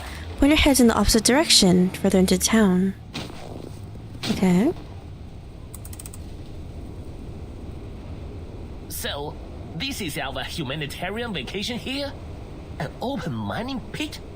Good evening, Ether. You've got it. Wait, so is this where we're doing the experiment? What? It's nearby and easy to reach. I can't see a reason why we shouldn't come check it out. The only problem is I got the timing a little off. But just you wait. It won't be long now before the Aurora shows up. Oh, never mind. We're actually gonna go watch it. Tosses a pebble towards the pit. It vanishes into the dark. We've recruited a great team from Laplace and the Foundation and worked out the kinks of our teleport disk. If we can just manage to collect some useful data, our future could be brighter than any Aurora. I hate to Surprised be the snakes are negative at a fine time like this, in the middle of the this snow. is still a big gamble. but we want big today. Didn't you join us to bring about a better future? Just think. Our achievements on this project could pave the way to a promotion. Promotion, or at least a transfer. Want to pull Assassin's Creed banner? Unfortunately, I'm not going to. I decided I was gonna pull for Lucy and Nautica. Yeah. Gonna save up for both of them, since I have no gotcha currency right now, because I summoned for Recoleta, I summoned for Medicine Pocket, and I summoned for Urza. And I also got Melania from the 2.7 tickets, so I am very low on summon stuff. So I summoned for the other three. That's not Melania. So yeah. I got nothing to my name. Anyway, it's bad luck to talk like that right before a mission. Worse than bad luck, it's cliche. Is Elizabeth better, Recoleta better? Honestly, the only reason why I chose Recoleta to summon for over Hesabeth, even though they're both old characters, is because I really needed a mineral team, because I didn't even have a mineral DPS that wasn't Pickle. But Pickle's not really a DPS, he's more of a sub DPS. I didn't really have a mineral DPS at all, or a strong mineral team. I don't really have a good mineral hero that's not Balloon Party or Necrologist either. Do need to work on the mineral team a little bit more in terms of sustain wise, but yeah, it's kind of the reason why I chose Recoleta over Hesabeth. Even though Hesabeth is, I played her in the survey and she's actually not bad. I don't think she's actually that bad. I think she's pretty strong too. But just that I already had a markets team, and I already had a poison team, so that's the only reason why I didn't choose to summon for Hesabeth. Even though I did want Hesabeth too in a way. She's cute and pretty. Strangers coming together to do great deeds, risking mortal peril for the good of humanity. Now, just before the climax, we'll start talking about their motivations and backstories. All to give the story a twist. When someone bites it in the last act, and then the whole gang is haunted by their last moments of peace together. Why are you suddenly saying something so dark? Oh, there's a theory about that. What is it called again? Right. Quantum entanglement. Man, why are these awakened animals so much smarter than me? Where I'm from, there's a book called I Jing that has a similar idea. That the things we do are mirrored in faraway places. What collection do you want with Reverse 99? Oh, you mean if Reverse 99 got another collaboration feature that's not Assassin's Creed? That's a bit difficult, but maybe something...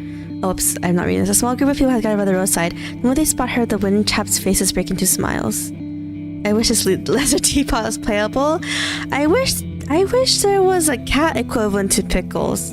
That'd be so cute. I mean, I'm being completely biased towards animal choice here, but yes.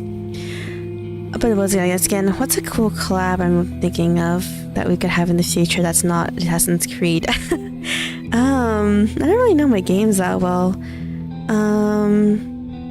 Oh, an Arknights one would be kind of cool. Arknights collab.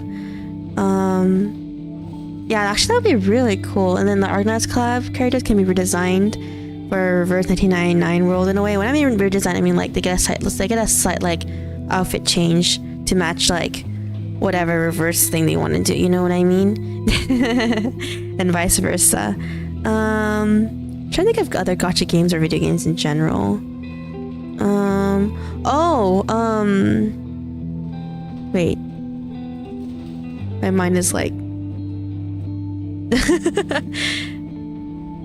what's that game series called again?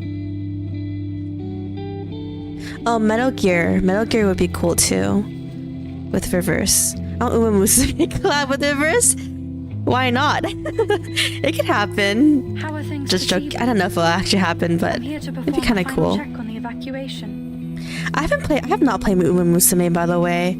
I've seen it. I've seen so much people play it recently. It's just these flowers. We thought about planting them somewhere just so we don't need to carry them. But with the soil frozen over. Flowers? Yes, from the seeds you gave us. My daughter planted them just for fun, but they really thrived. Yeah. A little girl bundled up in thick winter clothes hoists up her box of treasures to Pointer. Several tall potted sunflowers. Mommy said it's really really, really difficult. Oh, I'm surprised this child actually has a portrait. It's a miracle. Without the eyes being shaded over, I mean. I did it together. Yes, I suppose it indeed appears miraculous. But how are you going to take them with you? I think it will be a bit too heavy to carry on the road. We've given away the rest to some of our neighbors. But these are the ones that bloomed the best. It hurts to think we'd just leave them here to die. I mean... It's so cold now, and it's getting hard to find food. We know we have to evacuate soon, but no one has told us where we're going or what's next. Despite all the hardship, these seeds you gave us somehow managed to bloom under my daughter's care. Look, they're absolutely radiant. If even these little flowers are ready to fight to survive, how can we give up? The townspeople around her chime in, and the girl beams even brighter, holding the box tight in her arms. That's true. She wants to tell them to save their space and energy for more important supplies. The seeds were a gift from Windsong, likely altered through arcane skill, perhaps already adapted to grow in permafrost. At this moment, it doesn't seem right to judge these flowers that hold meaning for others. Thank you. I'm not aware of the local species of flowers here, but I'm certain all the same that these are the most beautiful flowers in Murney. I hope you can find a way to take them with you. Aww. Watching the golden hue of the sunflowers fade into the distance, Pointer steps back onto the street.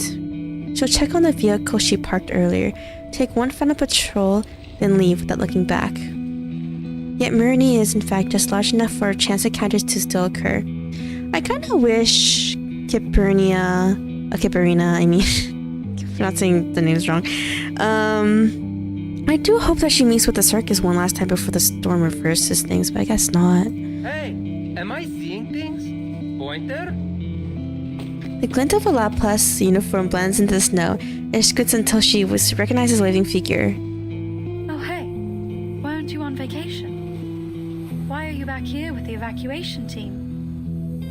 Well, I have Probably the goggles on this guy. Anyway, and we need all the help we can get. Did you hear? There's still a team at Pleasance. Ludwig even approved a delayed evacuation for them. I guess they're planning to stay to the very last moment. Can you believe that? Ludwig actually approved it.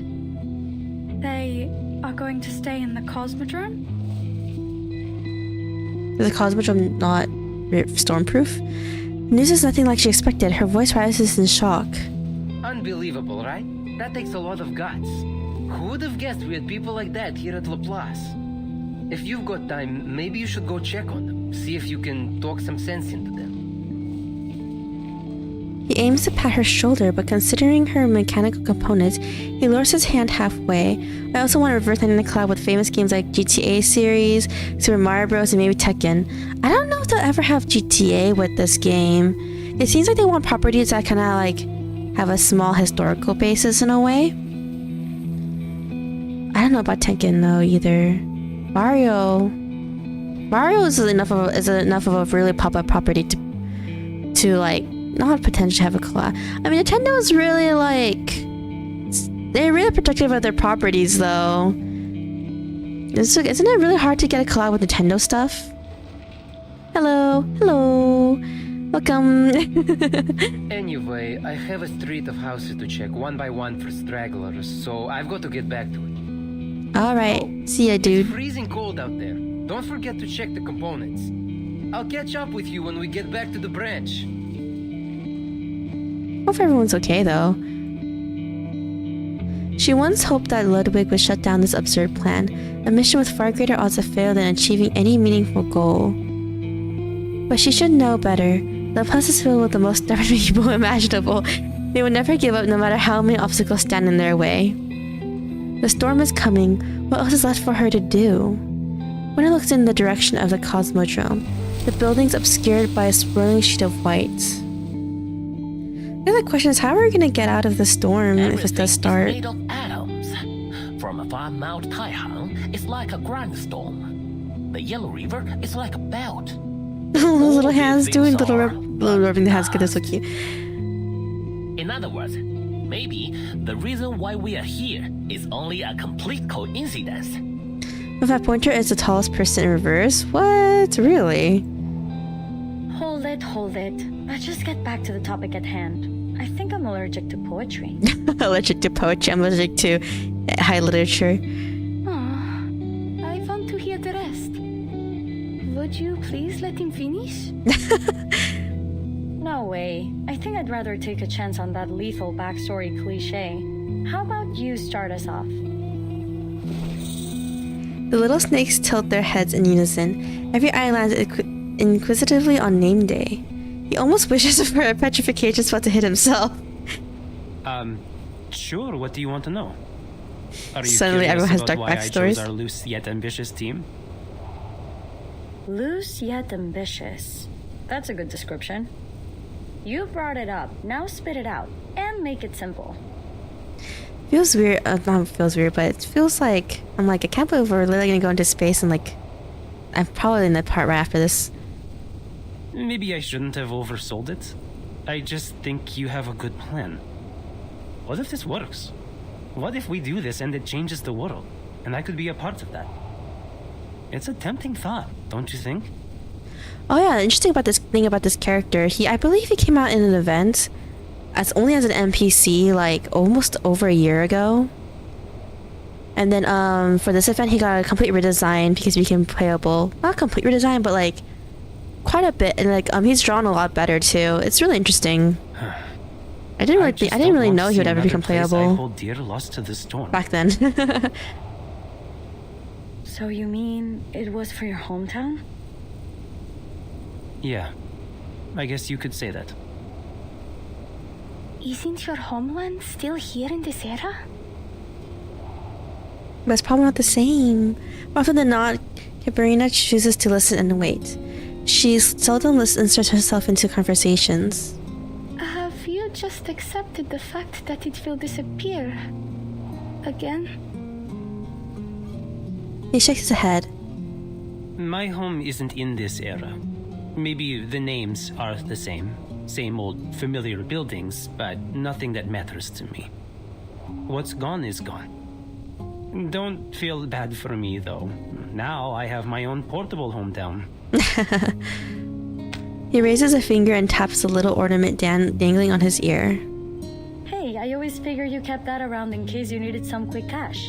You know, like those pirates that had coin earrings. Oh, no. My brother said he would kill me if I gave this away.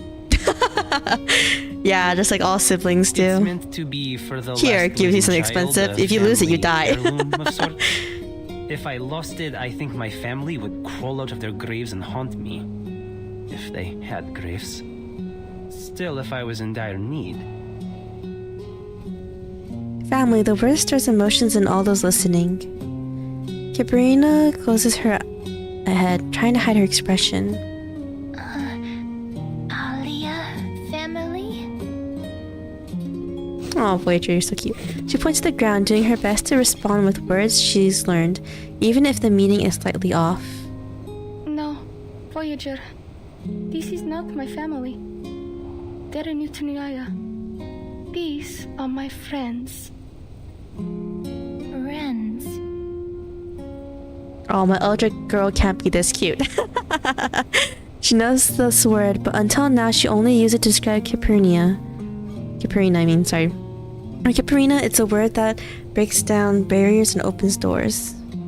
You told me that as long as there are living people to remember what has been, that what we're doing will be worthwhile. I've tried to accept that, but I still can't. What has been? It's not just an old building or some candy in a store. It's the place I grew up and the people I love that will be taken away. Oh no. It's everything in my life.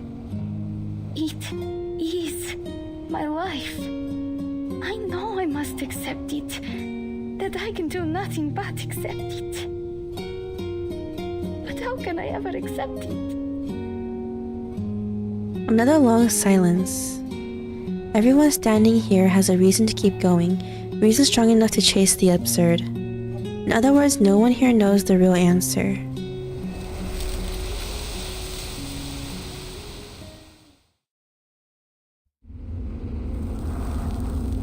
To be continued. Oh, that ended so... Not dark, but... Oh, there was a fight I didn't even notice. We can see these little frozen guys. Okay. Bring star members.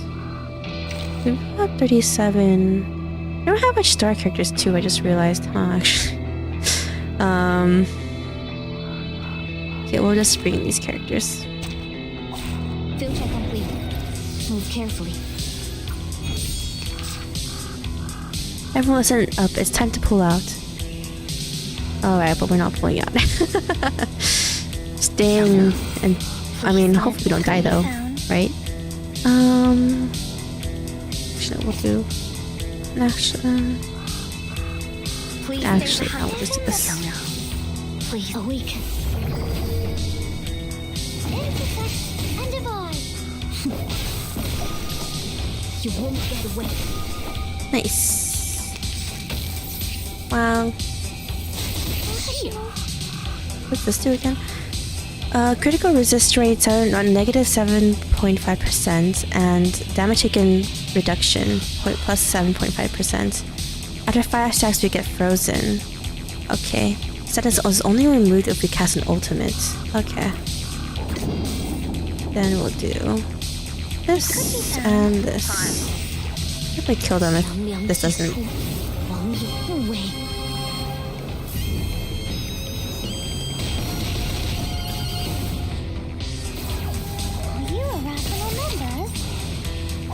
There we go. Not much waves though. Nou, mega begint al.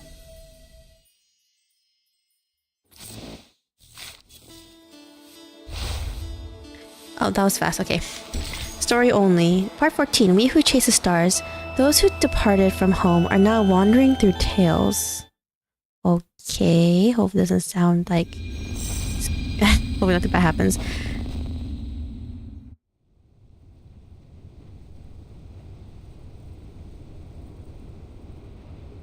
The hardest person to convince is often yourself. Sensing Kiparina's disappointment, Nameday finally speaks up. About that? I don't know. The blunt reply causes him to bite his tongue and listen. When I heard about my parents' death, I was just stepping onto the bus to Laplace. I felt like I had no time to even think about it. I guess I mistook that for acceptance. After all, there's nothing I could do to change it. Then about 3 months later, I broke my pen while writing a research log. I cried for 40 hours. 40 hours? And I'm not exaggerating. I did not die of dehydration. I'm grateful my roommate didn't have me committed. I'm grateful my roommate didn't have me committed. Oh, God. Oh, God. Was it your parents' pen? The very idea of Elizabeth crying seems almost impossible to imagine. She cuts off the thought before it turns impolite. Nah, just an ordinary Laplace office pen. They give them out by the box load. But back home, when I broke something, my parents would tease me for being careless. And then we would find a new one together. You can't really accept a thing like this. The only thing you can do is put your pain aside and find something to do with yourself. Even if it's just making a ball of tape. Just wrap a ball round and round over and over until you've forgotten what it even looked like inside. Maybe that is something I can try. The little astronaut nods solemnly. Cool, you should. I'm speaking from experience. You know, when you're young, everything bad seems like the end of the world. Forgetting your homework might as well be the apocalypse. She's right. He swallows the words he had meant to use, not in the mood. He's heard enough of them before. He's even asked himself the same.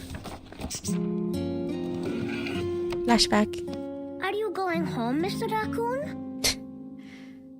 No. I'm heading out for a mission. Vila said it's a time that you're familiar with. But that you didn't ever plan on going back. I know Vila had another home before she moved to Rayashki. You must have one too. What was it like? Does it snow there? Yes, it snowed there. So much that it made the trees sag and covered up your footprints as soon as you've walked past. When the Folkov froze over, My sister and I would go and fish from holes we cut in the ice. Comrade Pasuno once fell in the ice doing that. We Fell in didn't the see him ice. at school for weeks. Playing on the ice can be dangerous, little August.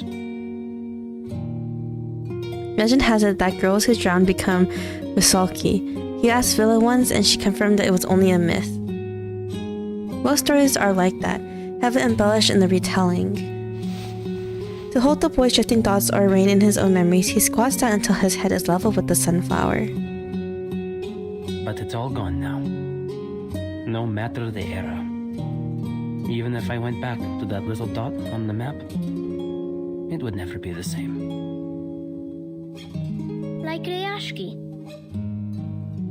Just like Ryashki.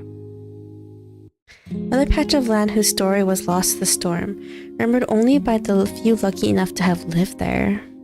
He tries to pull the topic back before it veers somewhere neither of them can handle. Поэтому мы должны выжить. That's the И потом why we must всё stay встанет alive, на круги свои. and things will work out someday. Леня, держись.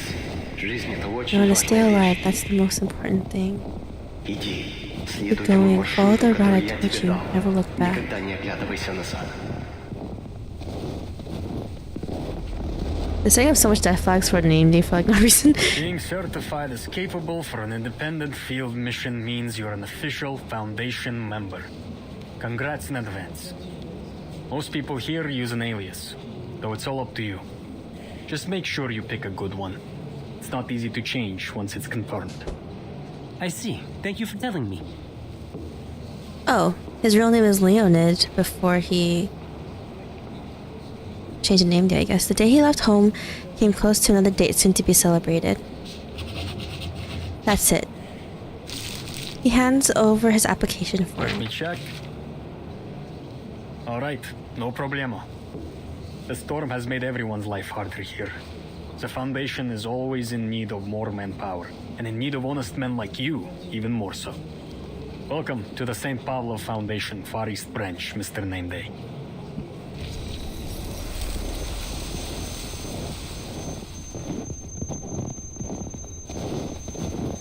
A name means existence. What is hard to accept, knowing that your city can't be found on any map, but that city still shares its name, but it has changed entirely. He's tried before, but his arcane skill doesn't work on living beings. That fleeting glow he remembers is probably just an illusion.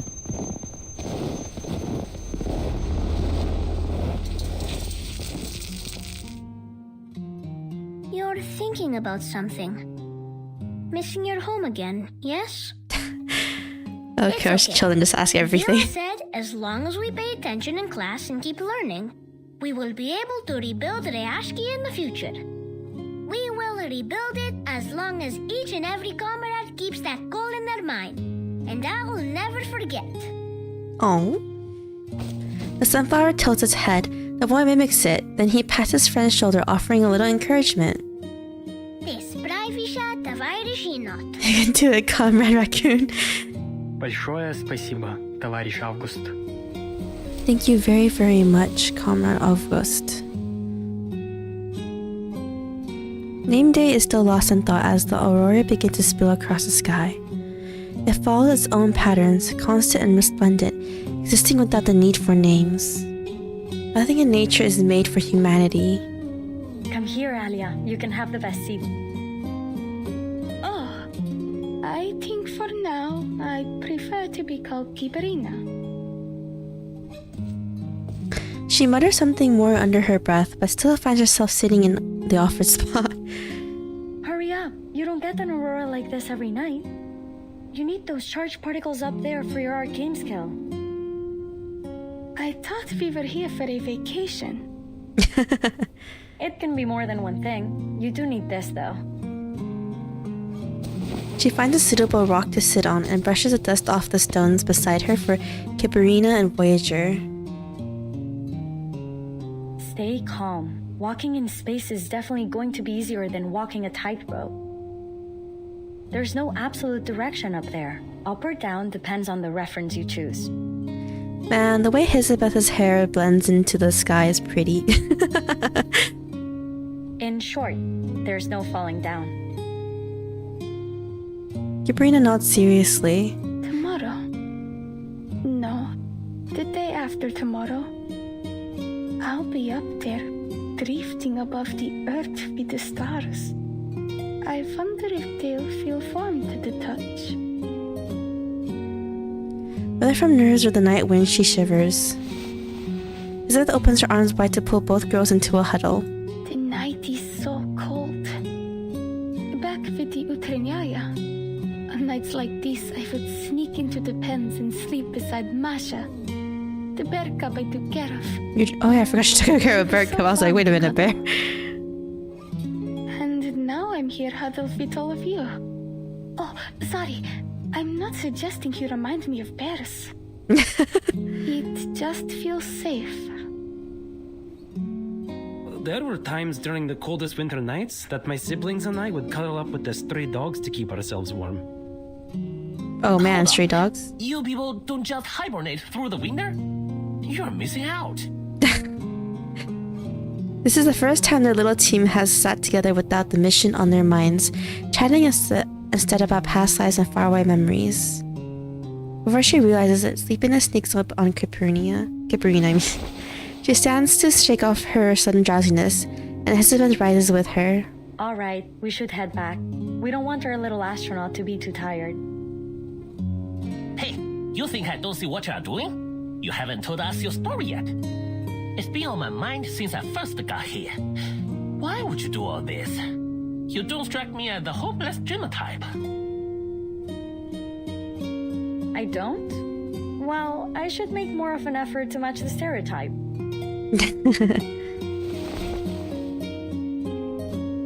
She tilts her head just enough to catch a dozing little snake and nudge it back onto her shoulder. It's not so dreamy, though.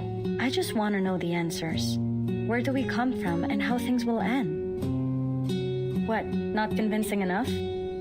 Apparently not. Perhaps you want something more in It's a depth? little salamander. Way back when, before all this, Pointer and I were being driven mad by work. We would walk out here and there was something she would say to me. Okay.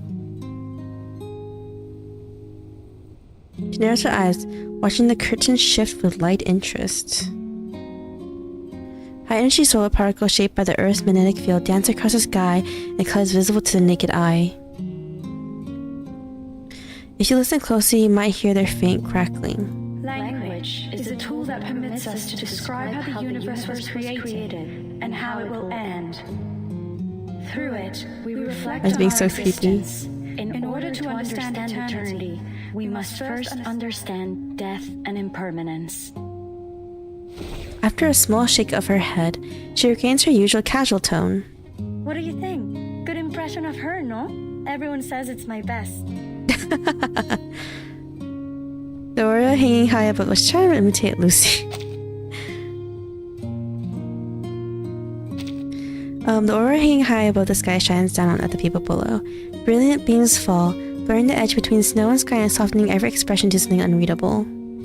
Isabel's voice feels like it's coming from far away. Tomorrow might be our last free day before the storm. I guess it's fitting then to ask the age-old question. If tomorrow was the last day of your life, what would you do? Aurora Borealis is always a beautiful sight. It really is. I mean, I see it through videos, but don't live that far up north, but... Orange looks so cool. Okay, let's just see. Cabinet of Wishes. New Year's wishes made when the Kremlin's bells ring are kept here and ready to be laughed at next year.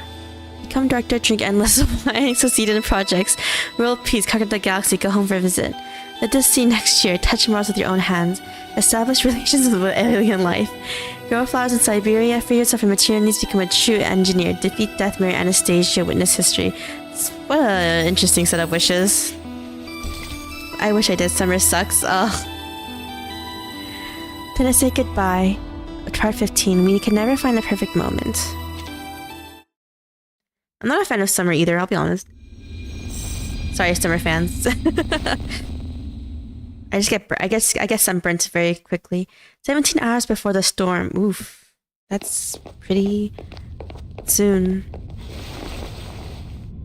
The little soon-to-be astronaut stands before the heavy blast door and presses her finger against the scanner. Just like several months before, she walks the quiet corridor on the way to her training. Do everything we can, and do my best. Leave no regrets.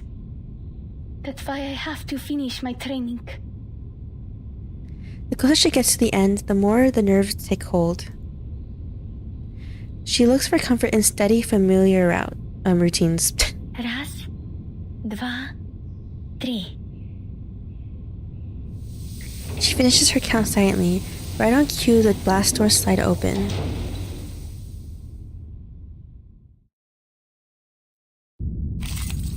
Oh, we're fighting.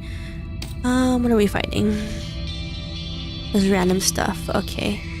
Let's go in with... Oops. Oh no, we had to go in with... Wait, what? Oh, it was a fixed team. Okay. So since they use... You had to use Pernia. Let's do an old team. Give me 10 more minutes. But after, Yeah, Pernia as our second as our sustain, and Lopera will be our buffer. I have all the essentials for writing poetry. You, me, and our opponent. We're gonna perform in the simulation better than ever before. Okay, I wanna see Capernia's ult, so I'm gonna do this. We're gonna have Melania pop off her ult. Show's on, hound. Yep. We're gonna have Melania pop off the ult. Oh no, she won't be able to. Never mind. Because of Recoletta and... Yeah, never mind. Okay, we'll just do this instead. We'll do this. This. Do this. And let's do... Let's do this. Show's on, hound. My crucible really has a mind I never miss. Most of the time, anyway. You're good with your Alright. I'm with Vanilla, even for a great people. Oh, I forgot Melania has the most Moxie right now. So we'll see it twice.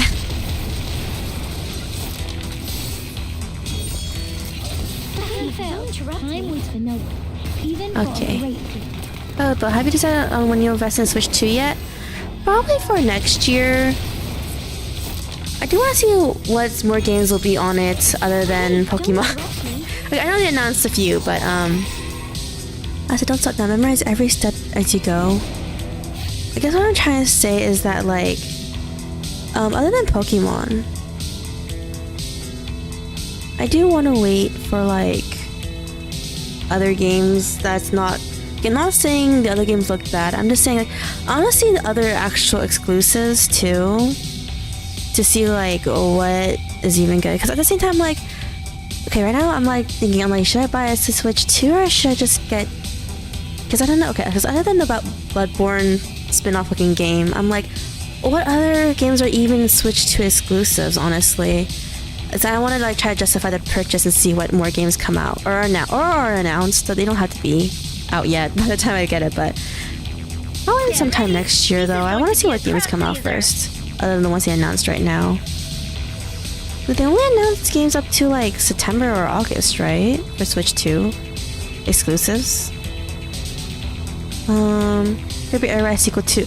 Oh, yeah! I like Kirby. But yeah, it's more like just me thinking, like, other than, like... I just want to see what other Switch 2 exclusives are announced, because there's not that many of them still. Alright. Regoletta's ult is so cool. I like watching it. Alright, nicely done. Now we'll move on to zero gravity training. I haven't had a eureka moment like this in a while. Alright, what's this? Oh, story. Yes. The weightlessness calms her. Compared to the other simulated operations, arcane skill practice and centrifuge spins, this is her favorite routine. It's like walking a tightrope but without the fear of falling. With gravity out of the picture, the sky itself feels reachable, the world stretching out like a velvet blanket around her.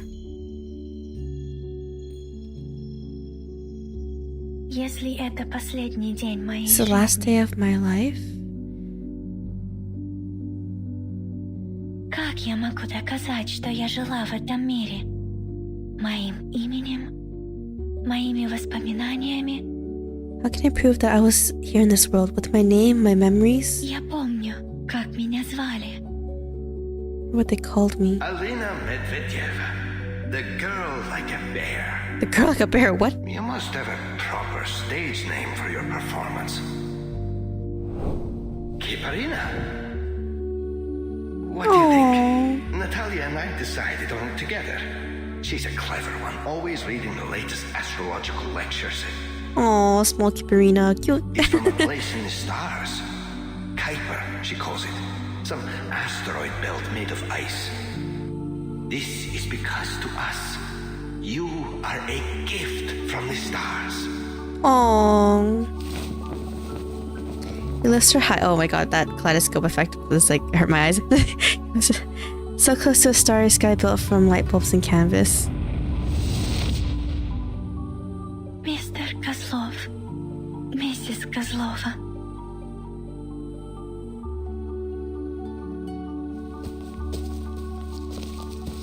We're leaving tonight. Why all the rush? Let's wait one day later, or maybe two. Why don't we ask that Laplace lady to see Ali again? Well, I'd say the best chances to get one are either in spring or fall. For the Christmas holiday and summer to increase your chances. True. I am sure she's too busy. But look, everyone's leaving town. Something must be happening. He gestures to a place out in the distance, a dimly lit cosmodrome barely visible against the night sky. She'll be safe there. Didn't you hear them say that? Laplace's building will be the last to fall, even if the whole world comes to an end. What we must do then is keep ourselves safe. That way, someday in the future, we will have the chance to see her again, sitting in the audience, clapping for us until her hands are red. Oh, but the problem is that, like, they're not going to survive the storm, are they? My big bear wants to pretend he doesn't have a heart. I know you miss her as much as I do. Of course, but I must stay in control of myself. Maybe we can put something on the signboard. A circle, like her space helmet. Oh. You know that signboard hasn't been changed since my Dedushka was the ringmaster. What a change it will be. Natalia frowns as she struggles with the knots on their luggage, but straightens up when she hears the comment. Yes, and we will add some stars and spaceships. I'll paint them on once we're set up in Moscow. Oh, and don't forget to take down their address so we can send things to her. You think I didn't do that the minute we came here? Natalia, you're showing so much concern. What happened to my carefree circus wife? It's just that there's nothing else I can do. She pats the package beside her, a few neatly wrapped dolls and a fresh set of clean costumes. We've always been there for her. Now she's alone and far from us. Who will care for her now?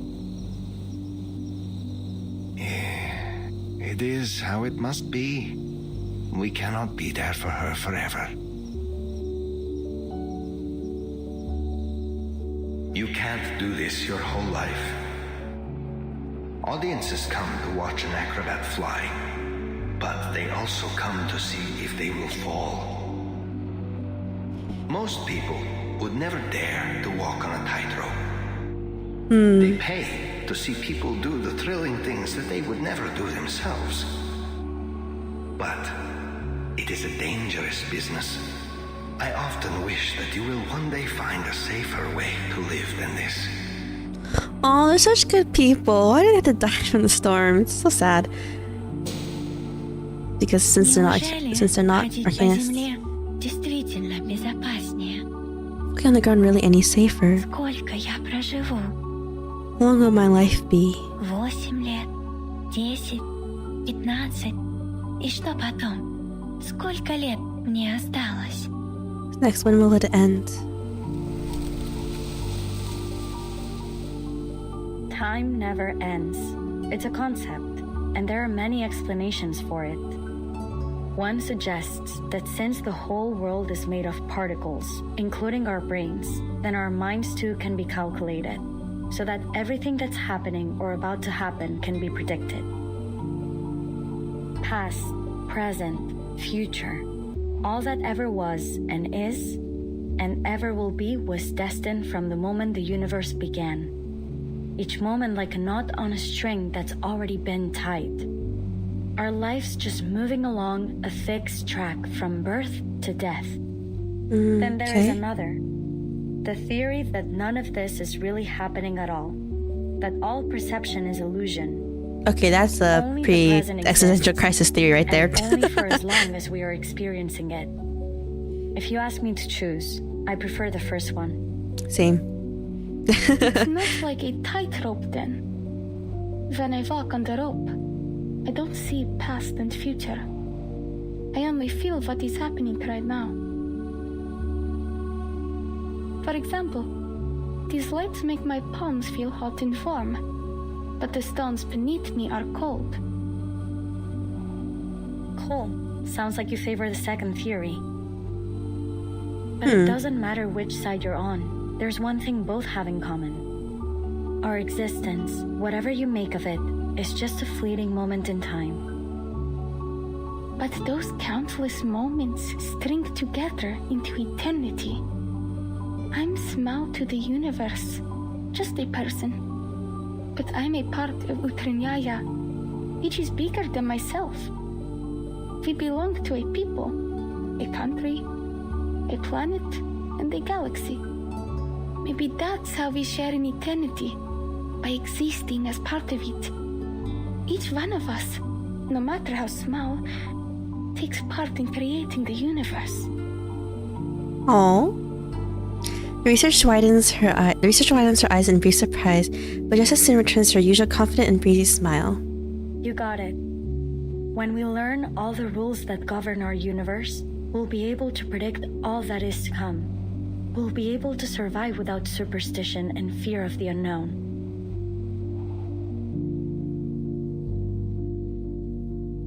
Выжить. Это легче сказать, чем сделать. That's easier said than done. А что, если у нас завтра не получится? We fail tomorrow. Шторм смоет все, что мы здесь сделали, и все, что я когда-нибудь могла бы знать. Storm will wash away all that we've done here, everything I've ever known. И все, что останется, запись, хранящаяся в пыльном кабинете Foundation. No trace of it will be that recording stuffed away in some dusty cabinet in the Foundation. И если так, я надеюсь, однажды они вспомнят обо мне, поднимут глаза в небо и скажут. Even so, I hope one day when they mention me, they will look up at the sky and say, Смелый, молодой космонавт однажды ходил среди звезд. Brave astronaut walked amongst the stars. It's not what Mr. Kozlov wishes for Ayla nor her friends. Алина Медведева сделала этот выбор сама. And she, Aylana, tries to go herself. Natalia returns to the tent to retrieve the last few boxes of clothes, while Mr. Kozlov is busy tightening the ropes on the luggage. There's a lot to pack. He tugs hard at the rope, tying the dolls for Kiparina left behind safely into a bundle, muttering the rest of what he didn't get to say earlier. Children grow up, adults grow old, and then we die. So what's the use in worrying? All that matters is our Alia will be safe. Aww. Mr. Kozlov, you should have already left. The longer you wait to leave, the more dangerous it will be. The man is startled. He's not good at dealing with researchers, and he never expected to run into one on the empty streets so late at night. Is there something wrong, then? We are ready to go, as you can see. We're all packed up.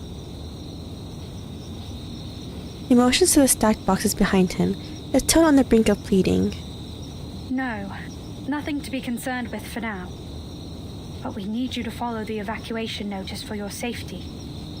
Keep your passes with you. You may need to show the soldiers on the road ahead.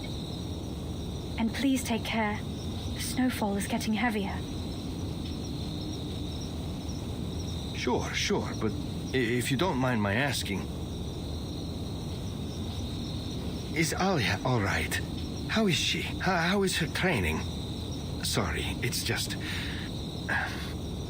I know that she's a good girl, but I'm afraid she'll push herself too much. She's always been so diligent.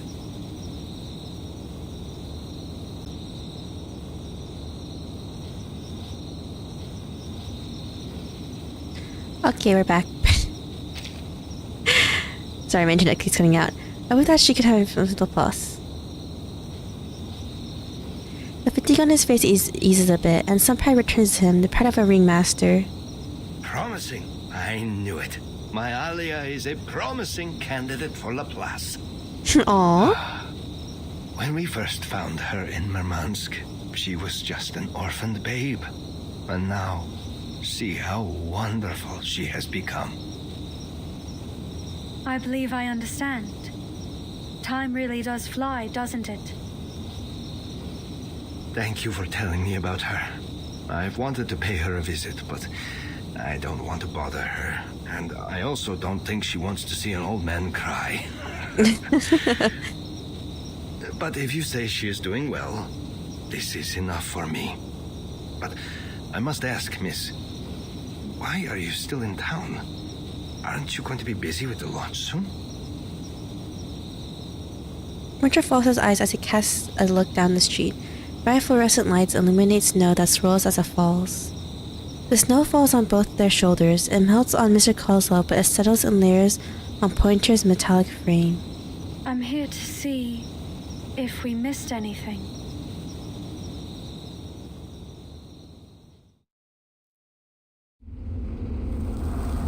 To be continued.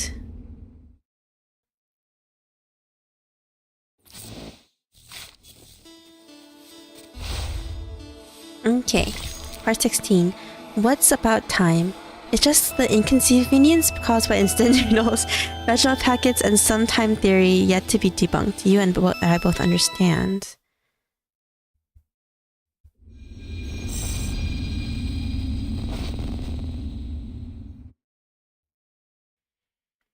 "14 hours before the storm."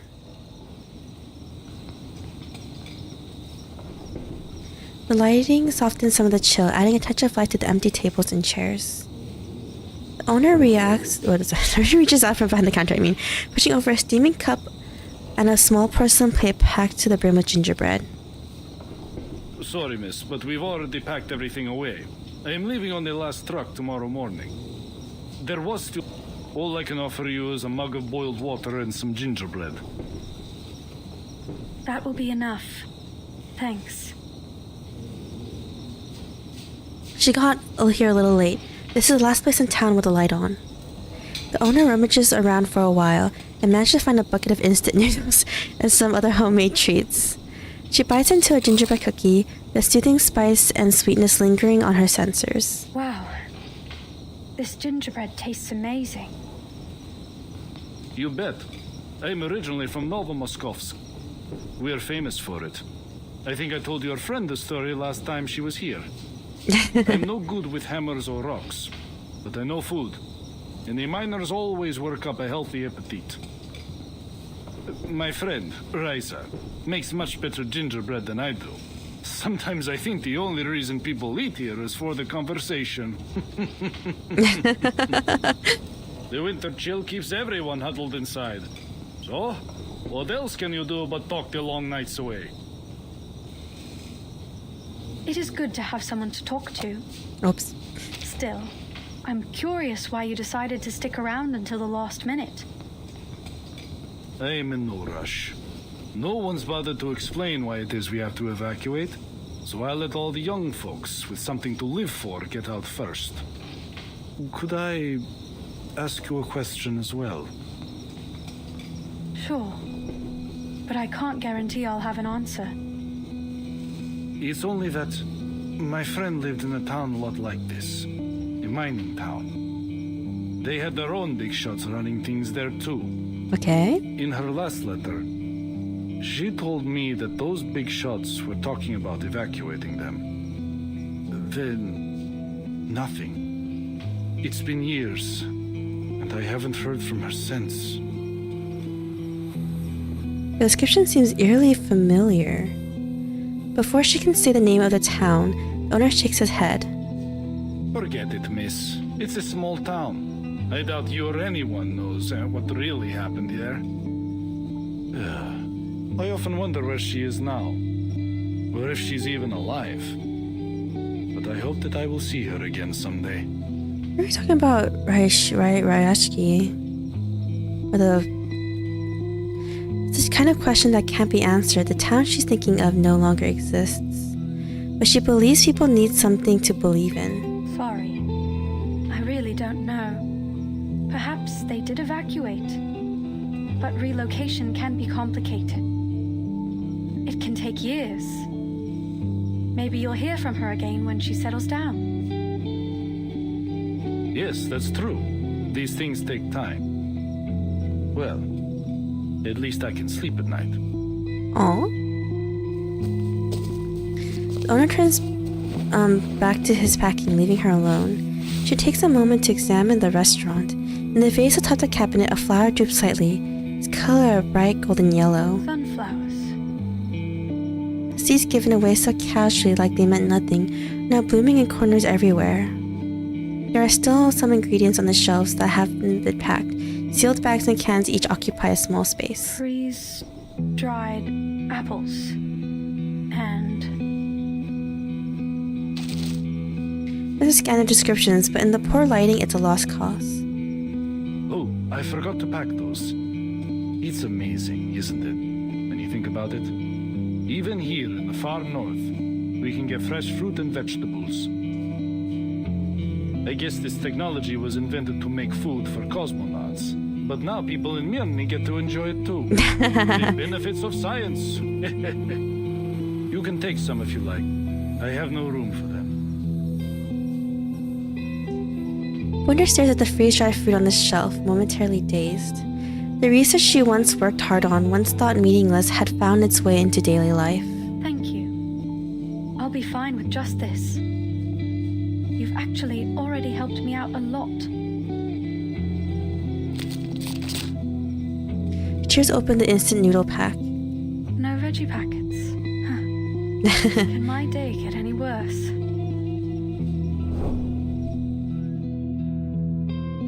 They act as if all of their essential and valuable consumer technology just popped up out of nowhere. Isabeth complaining. To think that aerospace engineering has less to contribute than their other projects? Mad! They wouldn't even have vegetable packets in their instant noodles without us. It's all coming together. Things close by, solid and clear in texture, undeniable proof of existence. She has always valued what can be felt and touched. Come on, pull yourself together, Pointer. We don't buy into karma. This is only another damn coincidence. What price are you willing to pay for that answer? Oh, what's so creepy? This might be the most irrational decision she's ever made. Having made up her mind, she begins her battle with the bucket of noodles in front of her. Tastes awful. 13 hours before the storm.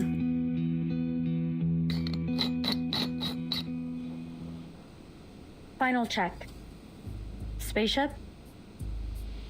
We've run a full diagnostic check. All components are operational. We are fully fueled, and we even installed that new installation you invented. Aww. Data monitoring and communication systems? Check. All systems are functional, including the backups. Astronaut status? I'm all checked out too. My arcane skill energy level, physical and mental status, and the integrity of my spacesuit are all within your parameters. Is there anything else we've missed? Anything at all? What about Voyager? She scans each person one by one until settling on the girl with a curiosity burning in her eyes. Ah, what about our special humanitarian support staff? Maybe we should give her a check too.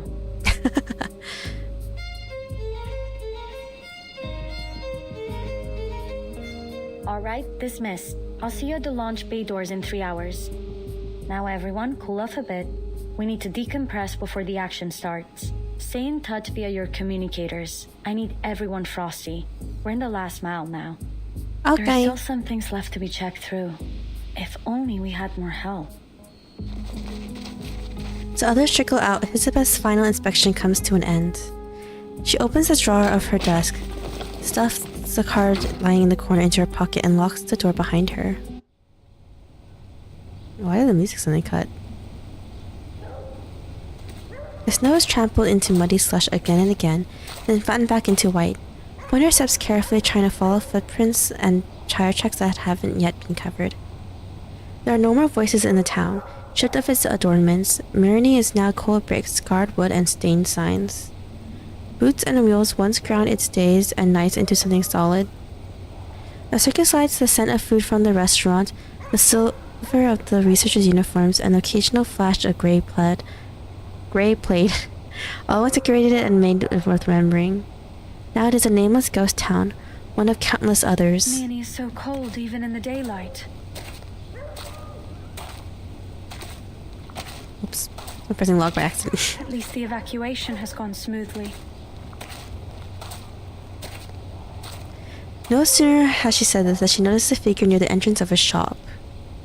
Some flustered critter had wandered into town and met its end. The soldiers likely didn't have enough time to deal with it properly and left its body in the snow. The wild dogs, drawn by the faint scent of blood, arrived to enjoy a feast. Well, that's a security risk. She calculates the best angle for a clean attack and starts to move.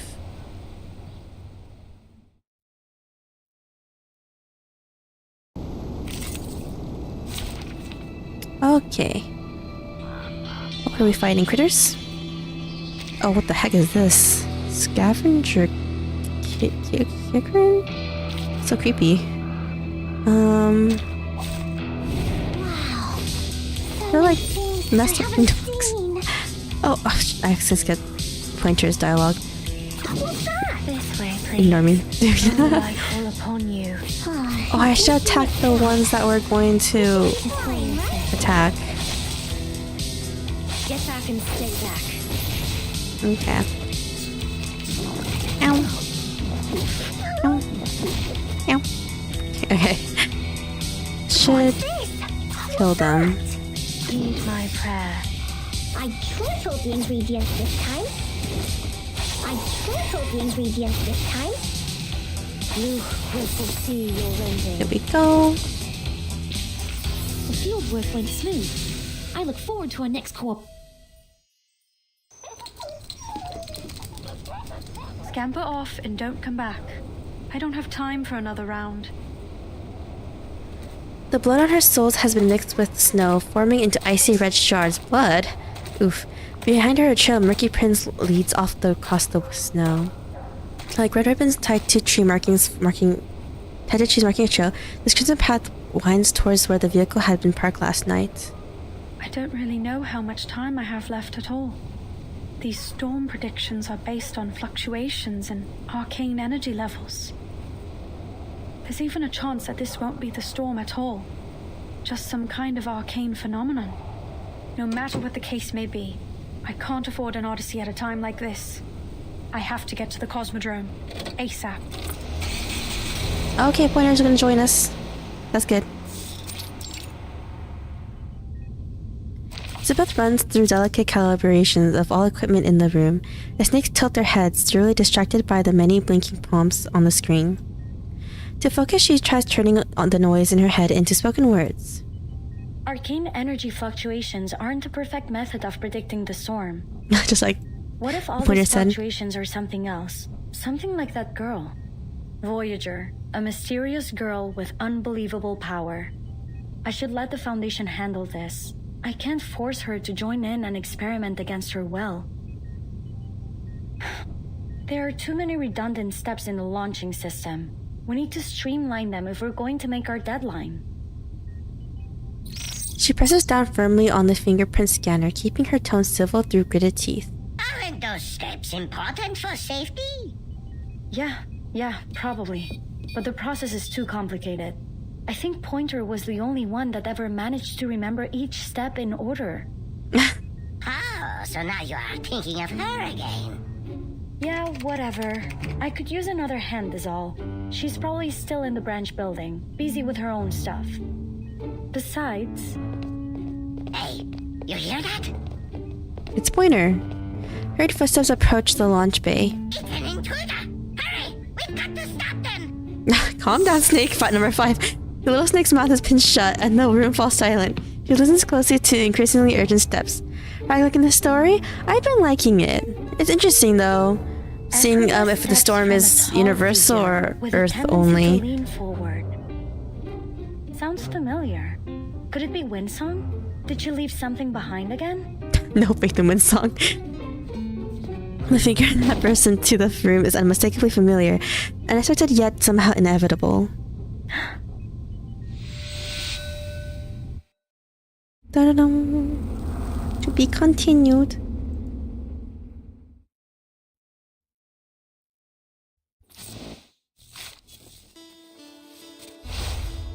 Okay, 17, just story. The measure of a melusi. Part 17. The little snakes eagerly flick their tongues at you, warm like another burning heart. Warm?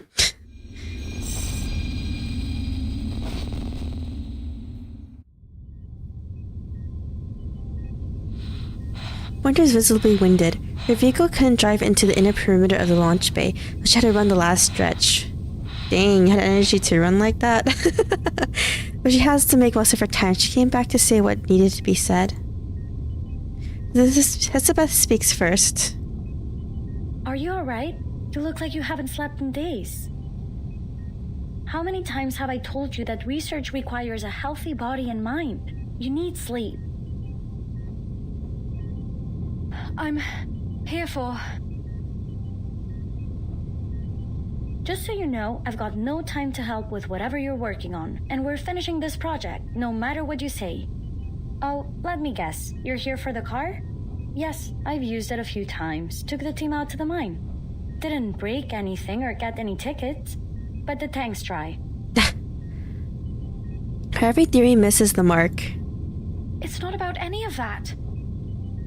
We should have to break our hearts. Yeah, Pointer, join us. You should have come earlier, days earlier, not today. The storm is due to come in a couple hours. You won't make it to the northern branch. Winter falls silent for a moment instead, adjusting her breath. I'm here to settle your affairs. We need to secure your records in case you don't make it. And to see if the work you've done is actually worth your lives. Just so you know, if you don't survive, I'm going to finish our teleport disk and claim all the credit.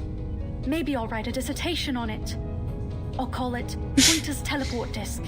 And you'll all just be a footnote, an et al. In the citations. Why are you being so petty? Okay, not petty. I know she's saying this because she doesn't want them to risk their lives, but... I'm not bluffing. Cool, whatever, Pointer. Just don't forget to tell me the results. Maybe send them to me via Ouija board. Send them to me via Ouija board. Are you being serious? She is. Aren't you? Or are you trying to be funny now? I really can't tell. The catch of air she fought to maintain finally breaks. I'm just sick of eating instant noodles without the veggie packets. Okay. But more than that, I'm sick of you and your attitude. Okay. All you do is joke around. If veggies matter that much to a stupid bowl of noodles, how could you think your lives matter any less to me? Aww. You want to treat your lives like a cosmic joke? Like your deaths won't matter? Well, they will to the ones you leave behind. After giving up on controlling her volume and her thoughts, she catches a different expression on Elizabeth's face. Guilt, sadness, shock, none of the above. She has simply put away her smile. I see your point. Luckily, I've already made a copy of everything on this data card. A brighter, more genuine smile appears. I've been wondering who I should trust with it. It's not 100% safe to send back through the teleportation ritual. It's good to have you back. The thin card is handed to her the again. The editing isn't done. Hangjong. Yeah, I can remember his name now. You just remembered the South Commander's name after working with him for 3 months? I didn't have time to finish this But one. who has time to edit a suicide note? The only thing that matters is that it's in the hands of someone who will take it seriously. Take it and go. You can still make it back. Data card feels faintly warm. It must have been in her pocket the entire time. Forget it. You already told me the car's out of gas. So, I'll be your witness. You sure you want to die with us, after all? When Pointer doesn't respond, she just takes a step forward. Call it a fool's wish, but I'm hoping no one is ever going to need to see this. Catch me up to speed. What's the status of the project? We've managed to refine the teleportation to pinpoint a fixed position, but there are still some serious side effects. Dizziness, nausea, like the world's worst case of car sickness. Okay. It'll have to suffice for now. I think I can work that out after I finish reading your progress. Cool. I'll look forward to that. She points to the door. Your office should be the same as you left it, besides a layer of dust. Besides a layer of dust. You should see the state of mine. Oh, and don't activate the teleportation anywhere around here. If it takes out a single critical component, we'll be screwed completely. Like I don't know. You need a hand here? I can help. I thought we already figured out our roles. You need to stay at a safe distance to protect the data. She can't quite tell if there's a mockery in her words. But she doesn't need to get to the bottom of it. Language is vague and fleeting. Words lose meaning the moment they're spoken. That's it. Before turning around, she pauses and tucks her hair behind her ear. Her data ports and mechanical components reflect in the sterile light of the lab. I always thought I wasn't able to act against my safety programming. Yet here we are. Another rare expression on Elizabeth's face. Pointer's database logs it as a surprise, but the emotion doesn't linger long. Is Pointer like... No, I thought Pointer was like a half-human, half-like robot thing. Like, you know, she's a human with cybernetic parts, but is she actually like just a robot? Is she actually not human? Do you have a sense of taste? Pointer once thought her facial expressions Vexture could no longer be thrown off by strange inputs, yet her smile is off by its index by 0.35 degrees. Yeah. I was designed to simulate all aspects of life. What the frick? She is a robot, huh? But who I thought she was like I thought she was a person with just a cybernetic parts. What the heck? Arcanist's life. I suppose you were probably another awakened arcanist, like Ulrich and Madame Lucy. Not exactly, but the details can wait. Not exactly, I thought she would be okay. more encouraging at such a vital moment. Guess my prediction matrix is not quite as perfect as I've let on. I am encouraging you. I'm trying to prove your existence matters. Faced with Elizabeth tilting her head in confusion, Pointer's smile registers even higher. Since leaving the Cosmodrome, this is the lightest she's felt. Well, I should go. Take care. Time for another double check. Everything needs to be flawless.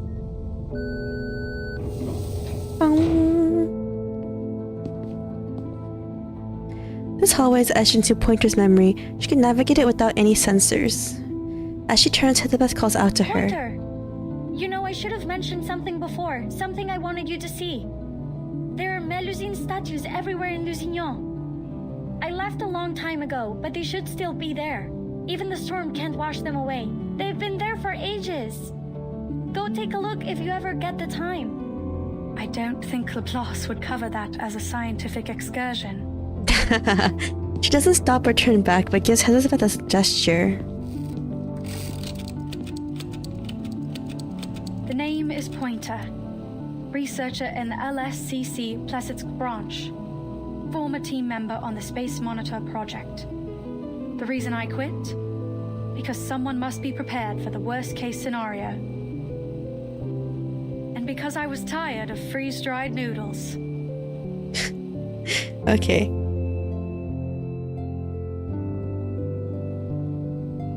Two other friends have come to say a quiet goodbye. Though they can't quite exchange wishes through speech, they still try. Voyager struggles to control the marker, but she writes and Caparina waits patiently. The markings on her palm form a complex, indecipherable pattern, precise in geometry yet unreadable in meaning. Alia, come home. Little Ashna pulls her focus away from the pattern. She takes a few deep breaths just to be sure she heard it right. The pattern on her hand is that. Yes, she tried her best to write. That was 3 whole words. Maybe once you learn a few more, you can tell me where you're really from. With a shift of weight on her shoe, Gabrina lowers her head. A familiar little snake looks back up at her. My sister sent me to tell you it's time. And that you shouldn't be afraid. You'll make one cool astronaut. Ask any of us. I'm not afraid. When I return, remind me to show you Natalia's famous jam recipe. Maybe the pattern really does hold some kind of magic, or maybe it's just the feeling of looking forward to the future. But either way, her steps feel lighter.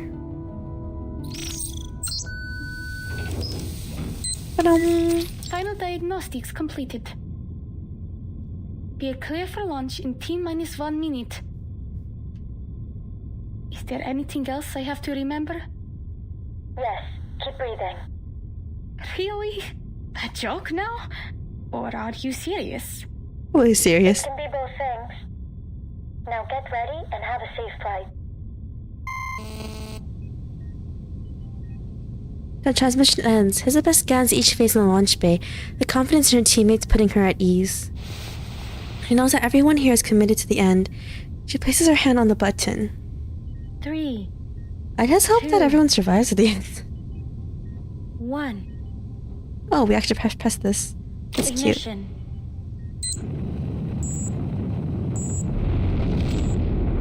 Ba-dum.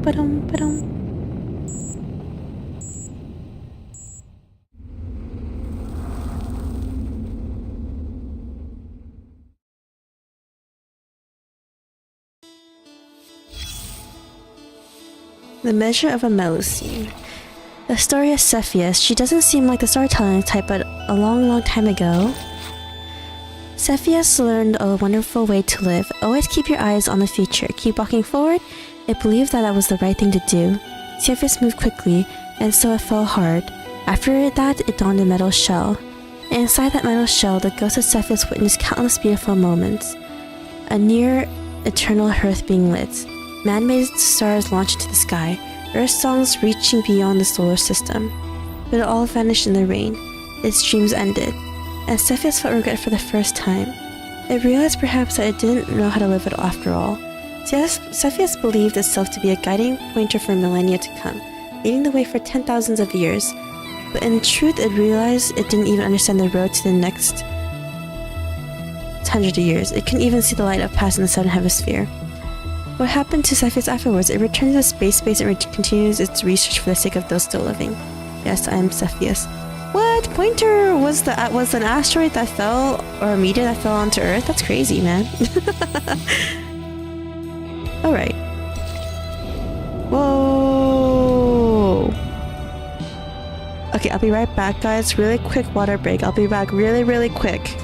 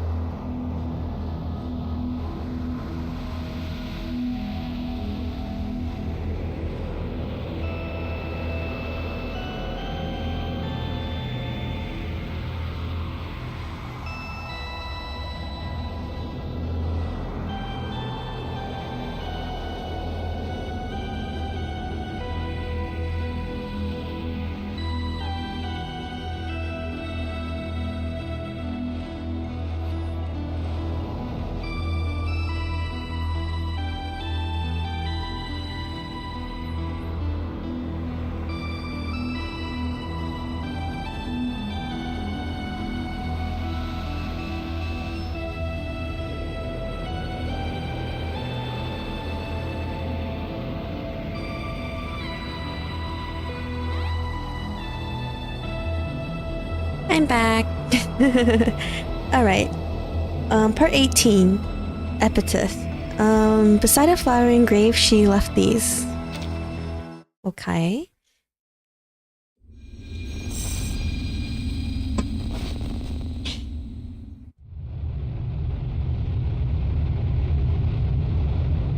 Altitude rising. All systems normal. How far behind are you? In this game? Kind of far. We need to do chapter 7, which is the last main story part of the entire part 1 of the entire game. And part 2, no, and the anniversary update, which is in 2 patches from now, is the last parts of the entire part 2 story.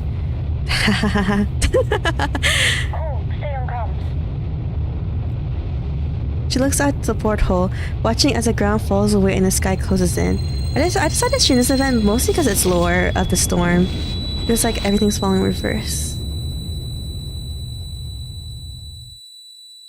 Apparently this one, because this is more like really huge lore about the storm in general, so which is important. So, and this event's not gonna be running for like an entire year or something. So, the little astronaut stands up and opens the storage box. Following the procedure she has rehearsed countless times. The monitor's cameras light up. Not again. I can. Why? I'll be back.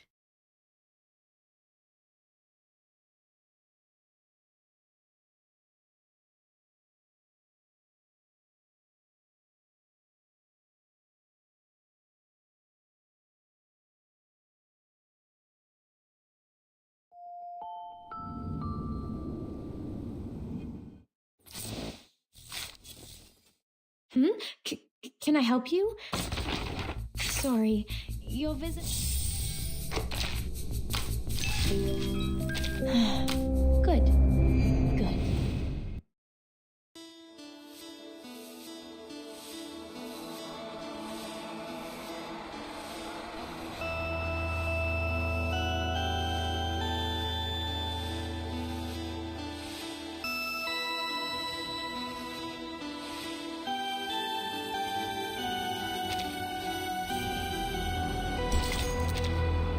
Why does the game do that, huh? Just trying to play. It only happens when I stream too. Maybe it's too intensive. But yeah, I'll mute it until we get to where we caught up. I think Belle needs to do one of those squishy ball stress relievers today. A little bit. But yeah, I am actually pretty behind on this game if no one knows. We haven't done chapter 7 yet. I know there were some event stories that apparently had some actually had some story stuff to it, but kind of had a lot of spoilers in it. It has some spoilers in them, so I didn't want to play them. Here, the monitor's cameras light up. Welcome to Laplace. Error. New coordinates detected. Correction. Welcome to space. Location coordinates not found. Reconfirming. Scheiße. Location not found. And I heard the little robot to start swearing. Cancel the location process. Load preset program. Activate the storm surveillance system. Voice authorization approved. Iris recognition recognized. Operator identified. Operation access granted. Good luck. Special warning. Mind all liquids in the vicinity of machinery, especially alcohol. The humorous warning gathers no reply. Left on the floor of the cabin, the monitor sensibly begins a diagnostic check on itself. And when the little astronaut fastens its safety tether, it remembers to say thanks to her. We've reached our target altitude. Now I will open the hatch, adjust the celestial coordinates, and deploy the monitor as planned. Copy that. Okay. Oxygen level sufficient. Countdown at 15 minutes. Entschuldigung. Please handle me with care. Okay. What has so much personality. She studies the monitor beside her, pulls the lever, and takes a deep breath before the hatch opens.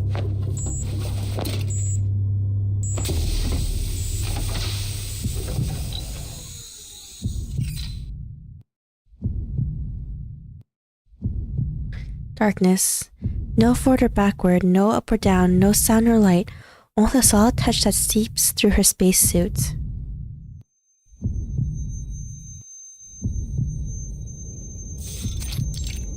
Space. When she blinks again, the universe unfolds before her like a toy box. Oh man, why did they make it wavy like this? The effects of the storm are now being observed. No response. She has no way of knowing if her signal got through.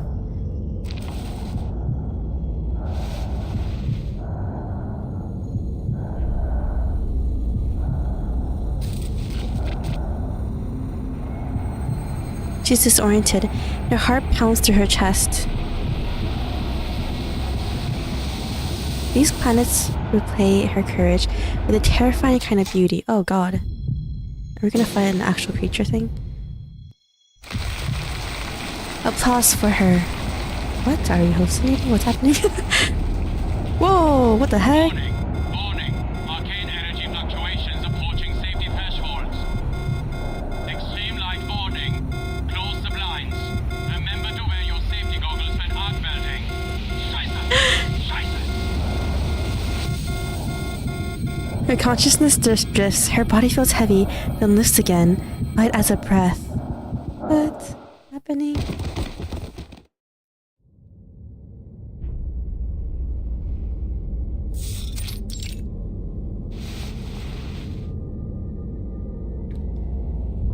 Kibarina, the view has changed entirely. It feels more familiar, yet even harder to grasp. What is this? Her consciousness drifts. Her body feels heavy, then lifts again, light as a breath. Kibarina regains her balance, setting herself against the dizziness. Why am I here? I haven't activated the teleportation ritual yet. Is the mission over? She turns her head. In her hand, she's holding something strange and almost silly. What the freak is happening right now? I don't understand. Please repeat. I can't understand what's going on. Warning. Energy fluctuations are now exceeding safety thresholds. There's too much interference in the signal. We've got no response. Amy types in another string of passwords, trying to break into a news channel. The first time, the second time, this blinking red light remains blinding. Connect to the monitor directly. She notices a rope between her and the doll. It's a familiar style like the ones used to practice on. She tries to orient herself only for a flash of brightness to grab her attention first. This is a planet. Okay. I can see the rise and fall of the landscape. It's so strange here.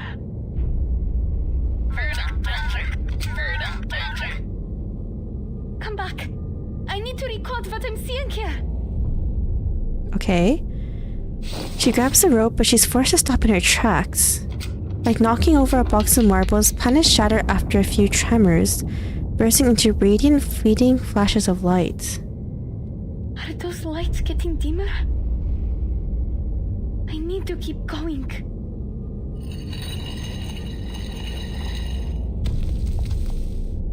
A figurine? It's heavy and rough, embedded in the darkness of the ground. Bringing it along would only slow her down. What is even happening right now? I need to take this with me. What? She reaches out, trying to snatch the figurine from whatever darkness is caught in. The lights are fading out. I need to move faster. I'm so confused. What the frick is happening? She has nothing she needs to cut, no one to swing the blade at. Even so, she bends down to pick it up. The sands around her feels ancient, as if it's always been there. The only path left. This won't be a problem. I've lived my whole life keeping balanced on a tin wire.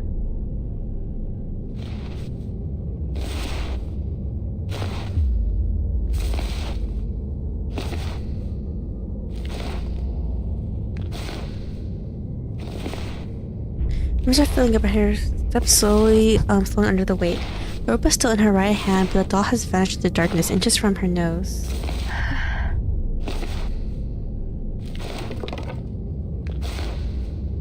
What? She has no free left hand, barely able to pinch a circus figurine's hats, trying to take them along too. This is the most she can manage. 7 minutes left. The connection to the monitor is stable. Start the countdown. We'll try it another 3 times. If we still don't get a response after that, we'll need to activate the monitor's auto-return program. I don't have a lot of hope in that basket case of a monitor, but if it's our only option, just keep hailing her. We have to put our trust in Kiparina.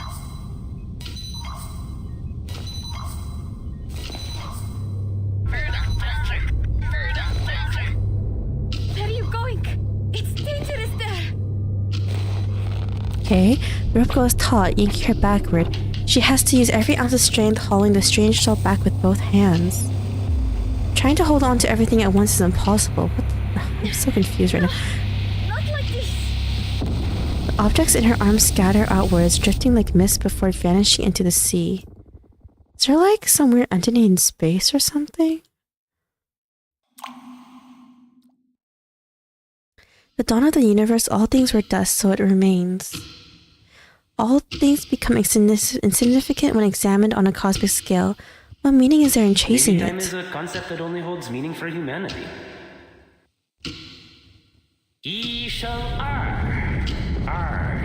Out of 1, 2 is born. Out of 2, 3. Out of 3, everything. It all started from an atom.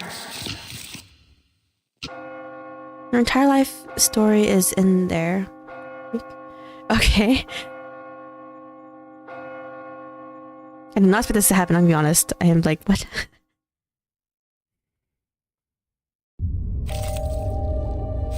What is this? Balance mode. A temporary balancing of encounters. This battle will enter balance mode. Unbalanced characters will have their level secular characters raised to resonance 12, secular 20 character level. What are we fighting against? Analyth. What? Chronos Kairos, the instant, the void, the secret ring, the road to ruin, today ripe for harvest. All the moments of now when pursued, it remains unknowable, yet strangely familiar. So weird. We're gonna go in with... Oh, we are forced to use Capernia. Interesting. Interesting. Yeah, let's just go in with our poison team, since, it's our strongest plant team. And the enemy is Star. Whoa, what the heck is that? Kiddo's just space so far apart too. What's this? Start with 26 at a time. Whenever countless Kairos pointer completes a full rotation, time plus 5. If time is reduced to battle, the battle ends in defeat. Okay. At the end of the round, trigger effects based on which quadrant the countless Kairos pointer in. Round destruction orange, time minus 5. Okay.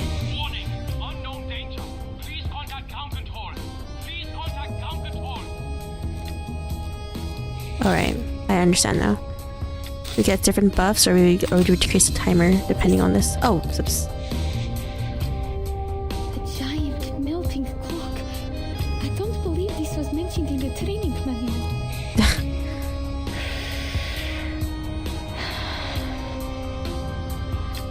If there is an emergency, calm down and keep your eyes peeled before making any decisions. Thanks, Miss Vinsong, Miss Elizabeth. Now, I must observe this clock and not miss any details. It distorts any light that passes through it. Wait, light? Maybe I can do something with my arcane skill. Okay. Give it a try, Alia. We're all on our own this time. Dang, fighting this was not in my bingo board of things that's gonna happen in this game. Alright. I call upon you. Do this. It's for your sake. You will foresee your ending.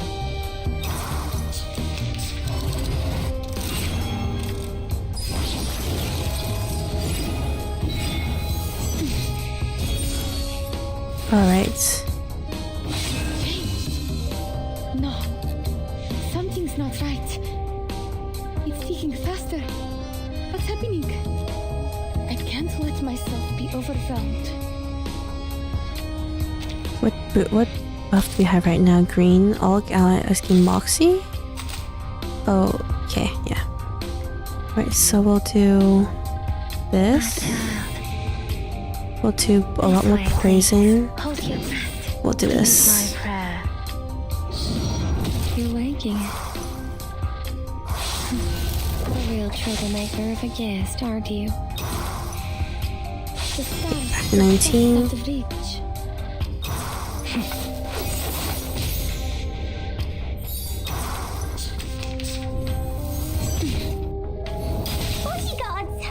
Splendid. Just splendid. Okay, good. Poison is really strong. Oh, what's happening now? No.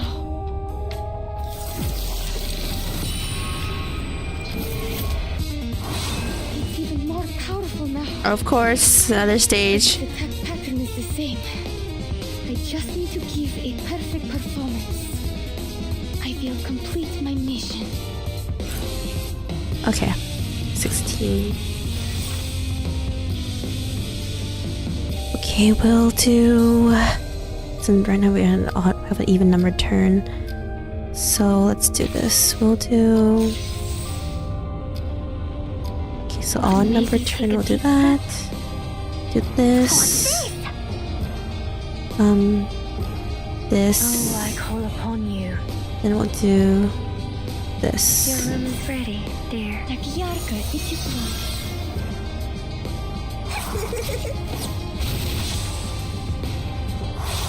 Get back and stay back.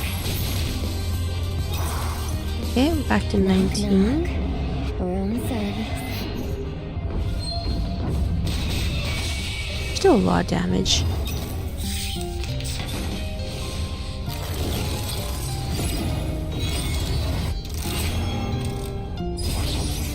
Oh my god, quicken all the way to 10? With ultimate damage and then quicker gain more time. What the 10 like that? Okay. Shocked, that's really surprised me, for why. Hold your breath. Light the bond. Heed my prayer. Yeah, hopefully this is good. Ooh, 9. Want to get back up to... Yeah.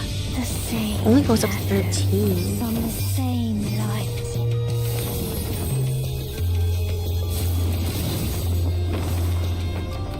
Your punishment will come. 12. I hope it doesn't really extend that much.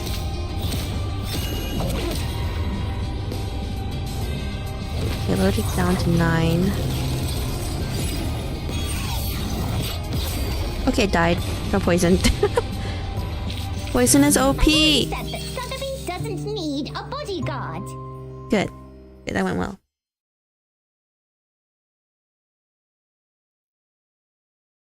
There's no sound anymore, just her breathing inside the helmet and the beat of her heart in her ears. My existence will be small and short. There are many, many others like me, searching for answers from the universe.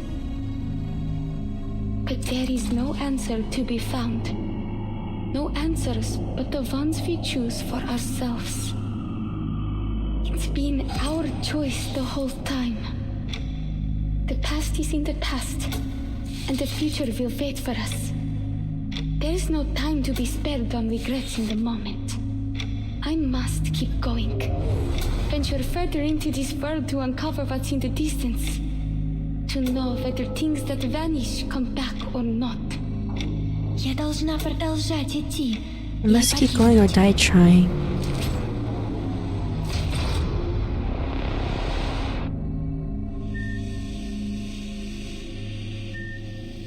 Okay. We have reached our designated coordinates.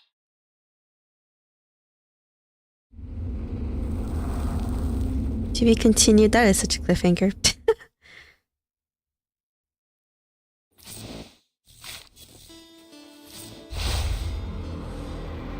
Okay. Interesting, bear on a rocket right there. Part 19, you are not alone. 0.12 pixels, maybe smaller. You belong here and so do I.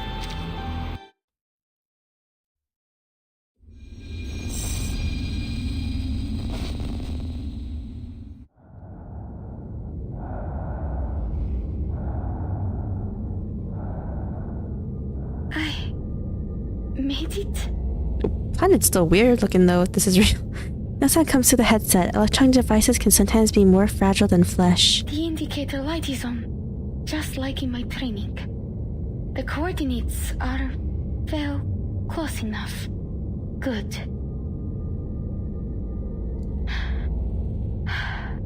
The rest is simple.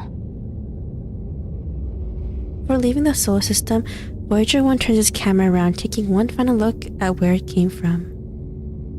A 0.12 pixel speck of light, letting the life contained within it know just how vast the heavens truly are. Before returning to the cabin, the astronaut takes one last look at the boundless stars. Every atom of everything was born in this darkness. All that links her to Earth is a signal invisible to the naked eye. All that links her to the monitor is a single rope. If she lets go, she'll drift forever through the vastness of the universe, surrounded by it, soundless in total silence.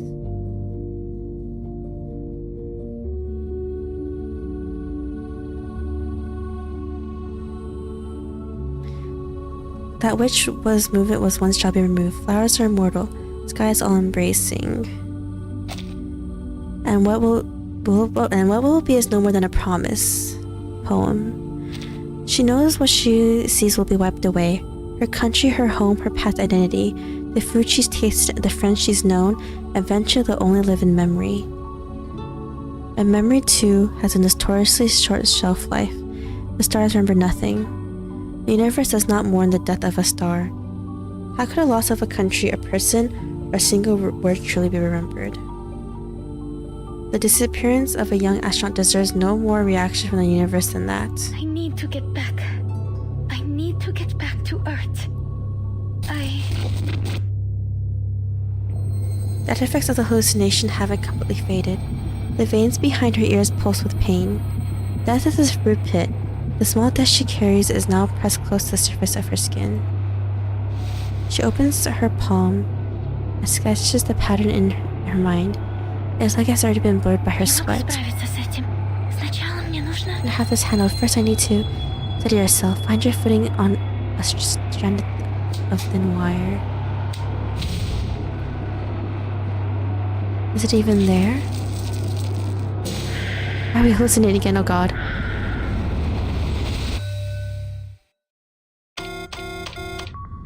We lost the signal! Uh-oh. Switch to line 2 and try again. Testing, come backup line. Line 2, lost. Line 3, lost. Line 4, lost. Uh-oh. 4 red lights blink on the console. The display shows the final 4-minute countdown. Keep trying to reconnect. Uh-oh. Reconnecting. Connection lost. She won't be able to get back inside the cabin in time. The buckle on the safety tether has locked in place. When detecting excess arcane fluctuations or hazardous environment, the buckle will automatically lock to prevent slippage. It was meant to be a thoughtful safety feature, but its designer never imagined someone would want to unlock it on purpose. I should have thought this through. This isn't like the rope I used in the circus. No, if I do that, the monitor will be pulled out of sync. How much longer do I have? What else can I do? Should I just let go and accept my failure? Oh god. Has what I've done so far been enough? Will they call me a hero when they write my name over an empty tomb? Oh god. Face it, I won't die a hero. I'll just be a circus girl from Utranyaya, a temporary Laplace employee, or an apprentice leyline hunter.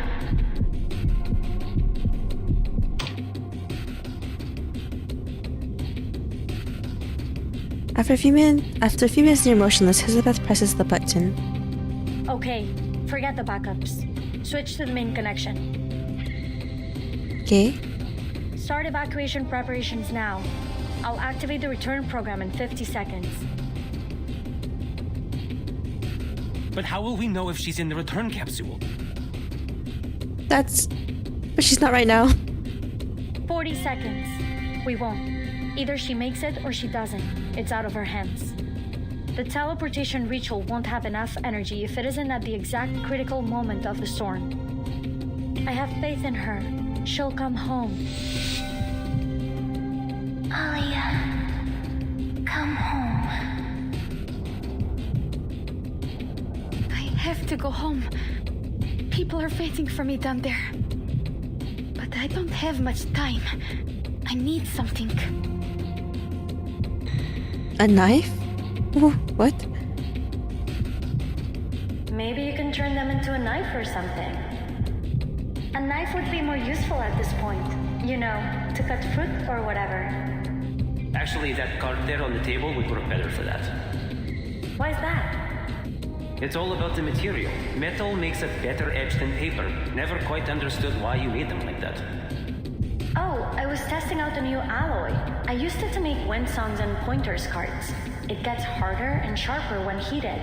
Give it a rub with your hands and you can use it as a letter opener. Okay. I don't really understand where she's going, so I'm like a bit confused. Letter opener. She always keeps that name card from Windsong close at hand. It's in her spacesuit pocket right now. She learned how to cast her arcane skill while suited up. It had been a core part of her training. Ley lines. Of course. Thank you, Miss Winsong. Thanks to the sharpness of the new material, thanks to the safety tether not being unbreakable, thanks to the study of ley lines. 30 seconds. Name date confirms the final coordinates. No! Not again.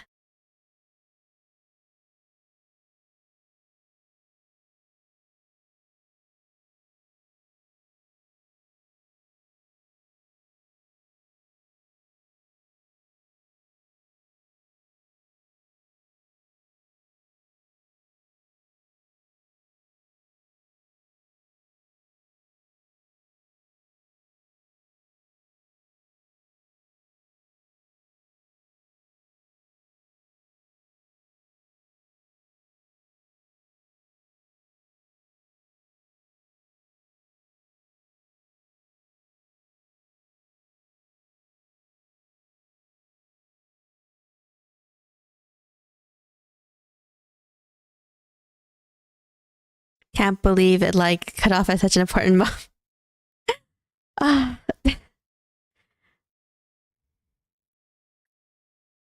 Game keeps crashing at the most at the worst parts.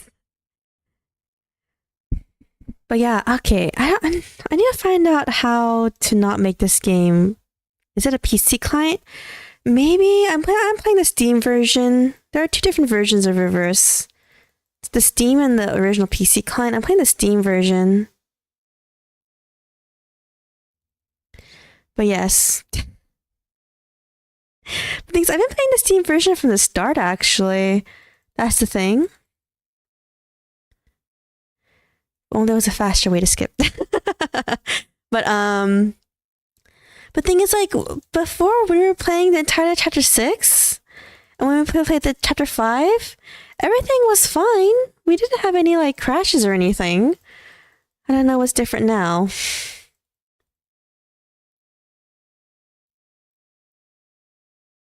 Could also just be my... I don't know. Maybe my laptop is just being weird. Or maybe I changed settings and I don't really realize it.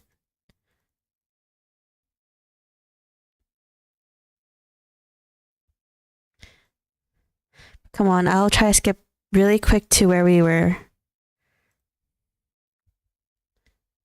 I don't suppose it's possible to transfer your save data and try it from the non-Steam client? I do want to check, yeah. I don't know if the data will save over though. I need to check.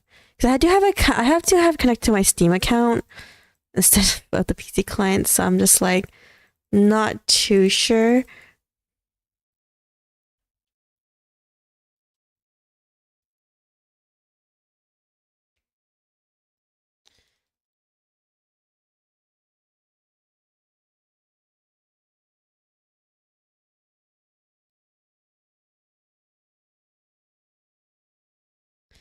But yes, I'm just like, not in the middle of his actual story part.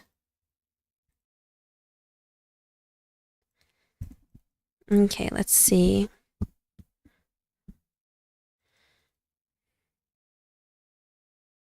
Okay, it should be around here where we stopped. Or where the shut down. 3 seconds. Name confirms our final coordinates. 20 seconds. It was a pleasure working with all of you. If we survive this, I'm giving you permanent discounts at my store. Provided we survive. How big are these discounts? Tell me now, I need to know how much I will live. Doesn't forget to grab Voyager beside her, who would otherwise have stayed there examining the equipment. Stay away, please. Your violin is fragile. 10 seconds. I hope there will still be weekends in the afterlife. If there's anything after this, then we deserve overtime pay for all eternity. Yes. Ow! He'll be thinking of work right now! But more money. 1 second.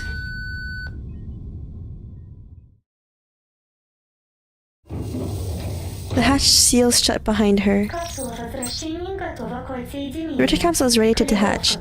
Coordinate calibration complete. It looks like everything worked out smoothly. She sinks into the seat, grips the disc tightly, and shuts her eyes. Yes, I will make it. This is the last step. The simplest one. Доставь меня домой. Take me home. Okay, I understand. If Capernia did survive, the teleportation disc should basically have her come back home. Is it me, or...? And the other three took the teleportation disc all the way to the headquarters, I'm guessing. Transmission complete. Reconfirming coordinates. RA, 14 hours, 49 minutes, 09.55 seconds. Dang, a 0.5 second thing? More fascinating than the figures who suddenly collapsed in a heap on their floor, it's the voices of the system that first grabs the staff members' attention. Experimental accidents aren't unusual at Laplace, but astonishing results always earn attention. Look, that's Elizabeth. See the snakes on her head? Seems like one of them is still awake. Told you they have independent minds. Hold on. Those two work with the Foundation. Yeah. Out of the way! Go get medical support now! That's Miss Pointer, isn't it? So then, this must be the team from the Space Monitor Project. Have they failed again? No! How dare you have no faith in us? If this data is really from the Space Monitor. DEC, negative 102 degrees, 05 minutes, 45.82 seconds. The storm is here. Please take precautions. Repeat, the storm is here. It's all here. They really did it. They did it! Yay! And they had no faith. Joke's on him. I never had faith at all.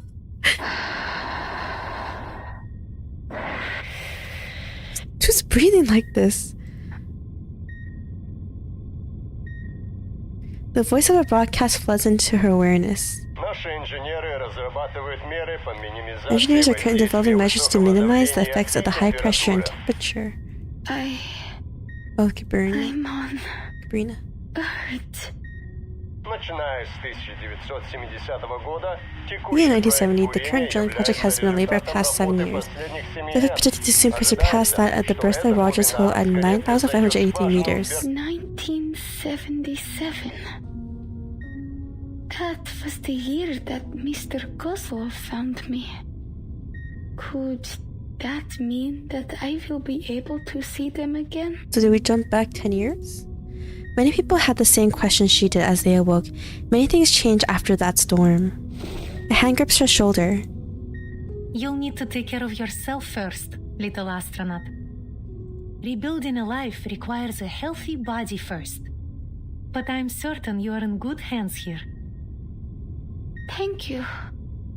But who are... This is my friend, Vila. My dearest, bravest comrade. And this is Kiperina.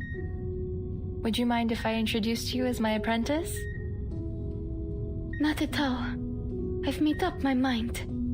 I want to keep learning the study of ley lines.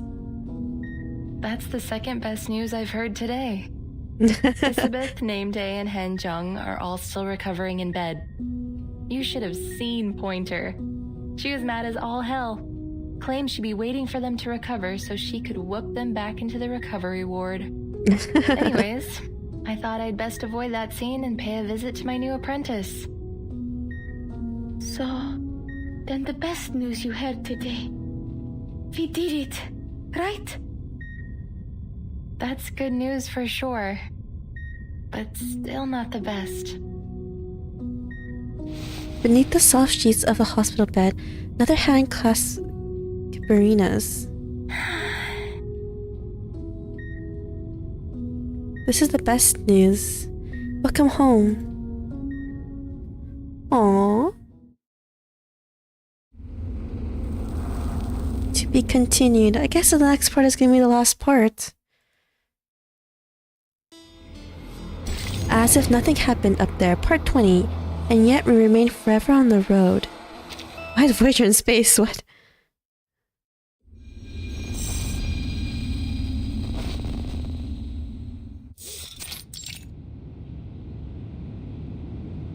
A wise stone divides the world into inside and outside.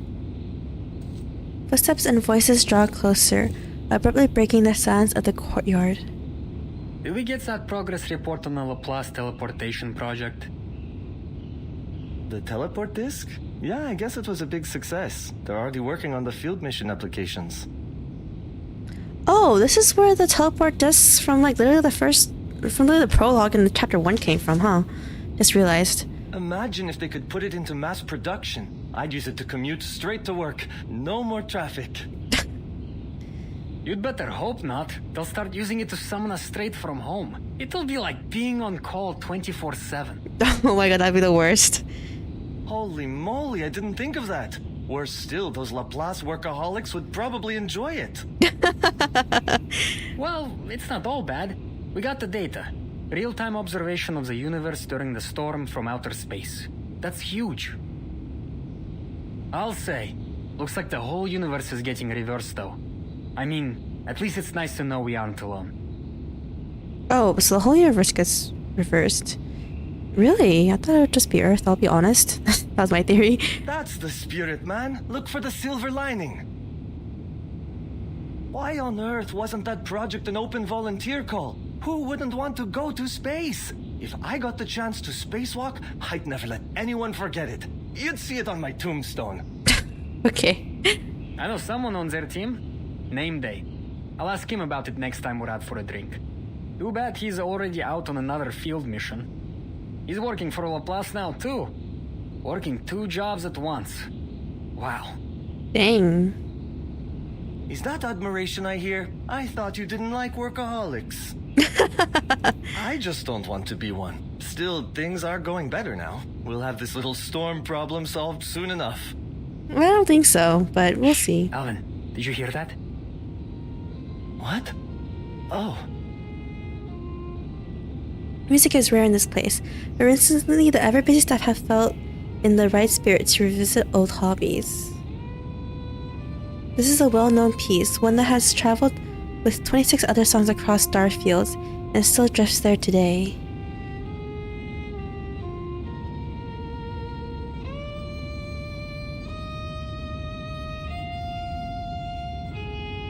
When old age shall this generation waste, thou shalt remain in midst of other woe.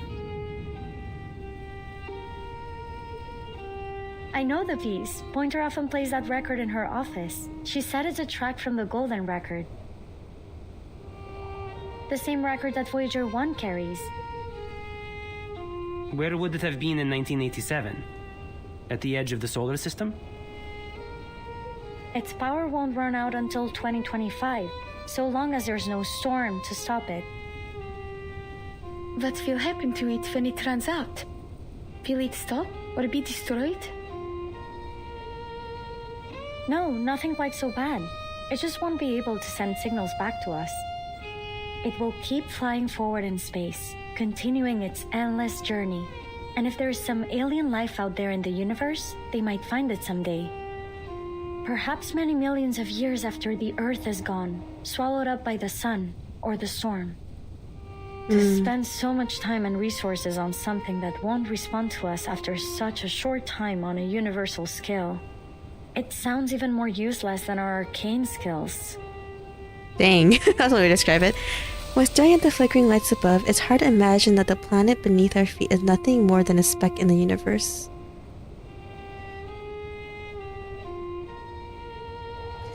Then ours a friend to man, to whom thou sayest beauty is...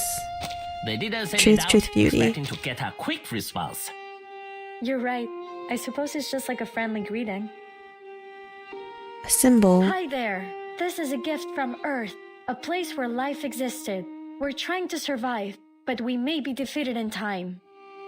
Aliens or not, it's likely that it will just drift in space forever.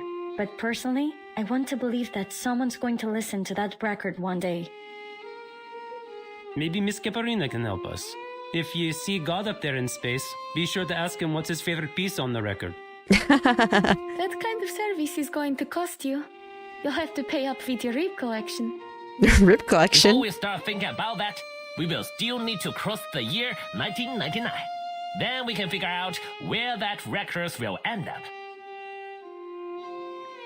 Voyager listens intently to every word. Some she understands, many others lie beyond her reach. But she has something she wants to share with her friends.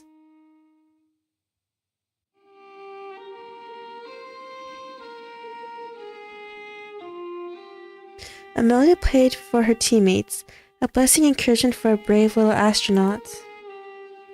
A reply from 6.4 billion light years away. The message has been delivered. Recipient, a star that sings. Aww. Voyager's like a little Eldritch star thing, huh? That is all. You know on Earth and all you need to know. Ode on a Grecian Urn. John Keats.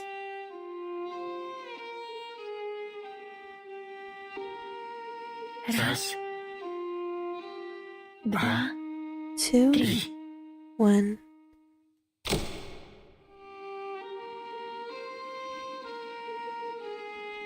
Oh, imaging courtesy of NASA. Didn't expect to see actual NASA footage.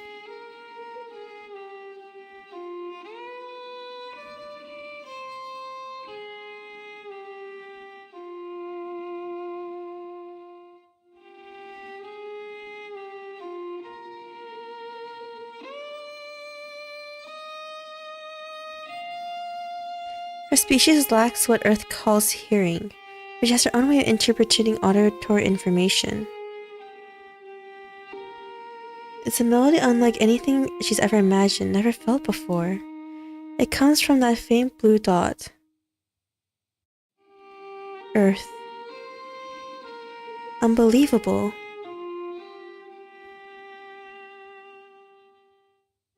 Eternal.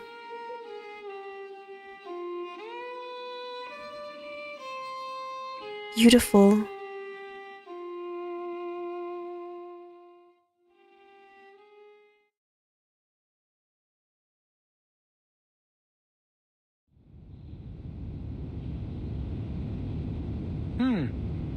It sounds nice. Then keep listening. Wait, where are you going? Just let them do their thing. We should go now. We've got more work waiting for us. By the way, you were talking about those discs being prepared for field service, right? Yeah, but I told you everything I know. Miss Pointer should give us the details in a few days. Okay. Not Miss Hisabeth, huh? She seems real busy. I guess that's why she only sent one of her snakes to the victory party. I saw Windsong and Villa though. Oh, and Kipirina was there surrounded by a bunch of kids, and they all stuck around right till the end. There were a few Xeno guys there too. Whenever there's booze, you can count on them showing up. I think I saw one of their pilots having a drinking contest with a newt. Crazy! Calling Hanjing a newt? No one can ever get it right. He's a salamander. Ulrich. I caught name day desperately stopping Medicine Pocket from climbing up on a table to recite a speech. It was good fun. They even snapped a picture of it by the end. Oh. It's a shame I missed it. I heard Mr. Ludwig values employees' mental health, so at least he'll be hosting more of those parties soon, right? Right? Who knows? The buzzes and voices fade away. The sound of the violin comes to an end. The star looks down on this land with curious twinkles. This distant blue planet, a 1 in 10 quadrillion miracle. She has received golden precious sounds, and now leaves behind a voice of her own.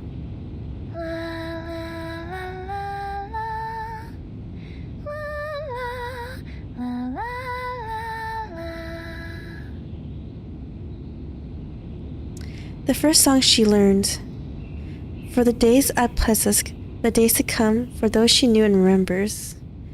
For the distant echoes of civilization. Please, listen.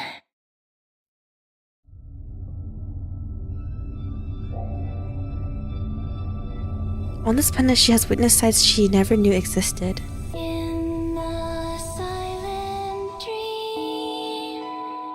Friends? I did not know we would have music up all of a sudden. Like actually singing.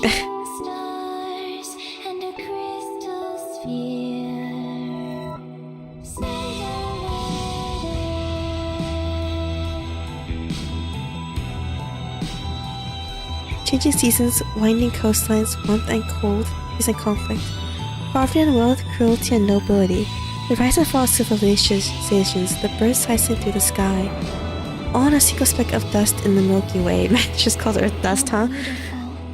The stars are. They said more than 3 words.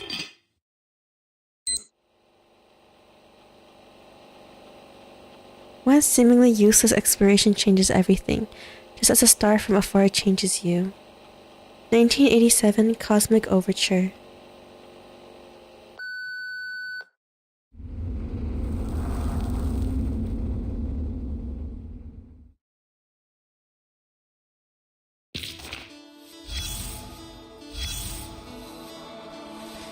Okay. It's just another speech. It's a history in making. What is this? Teleportation ritual seminar. Let me see.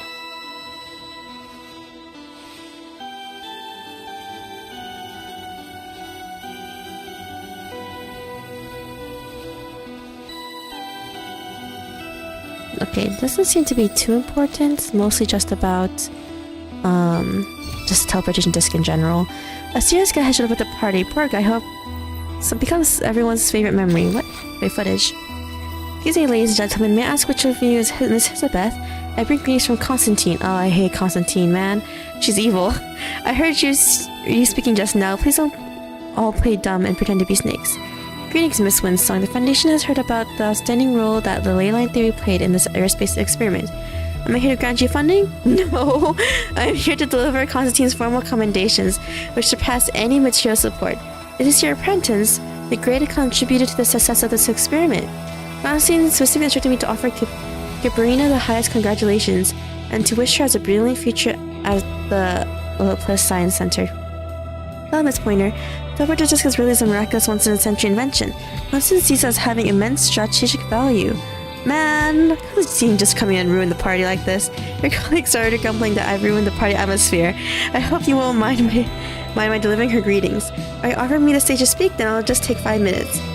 Help! Anyone save me from Medicine Pocket! I didn't know this table was their turf, they're still biting me. Hey, who's playing the music at a time like this? Somebody help! Alright, so that was the ending of the 2.7 event. What was it I gonna say again?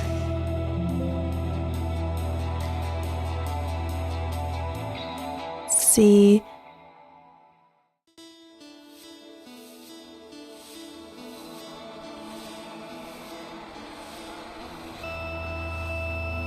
But yeah, so it seems that the storm is... Okay, so big thing.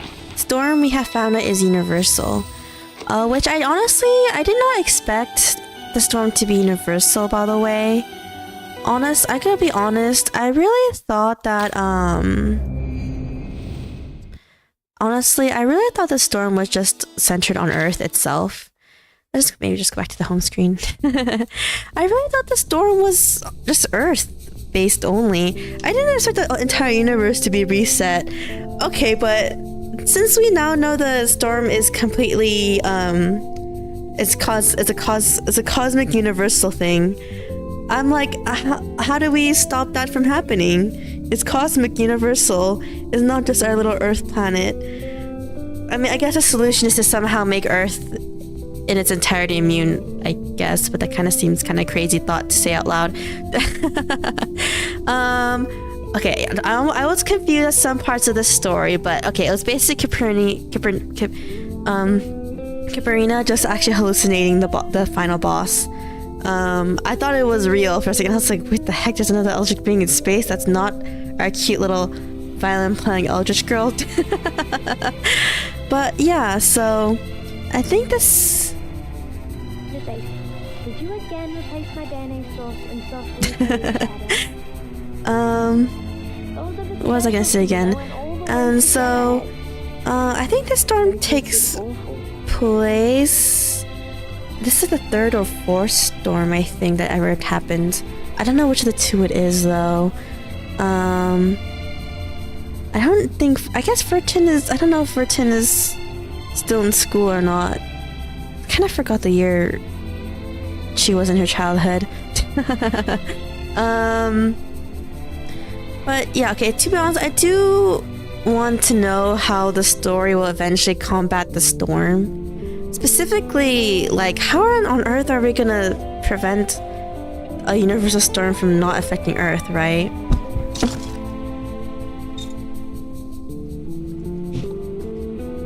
Accidentally knocked down a pencil case. Sorry. That was really loud. But what else did I want to say? Okay, so the next time I stream Reverse, I don't know what it's gonna be. Maybe like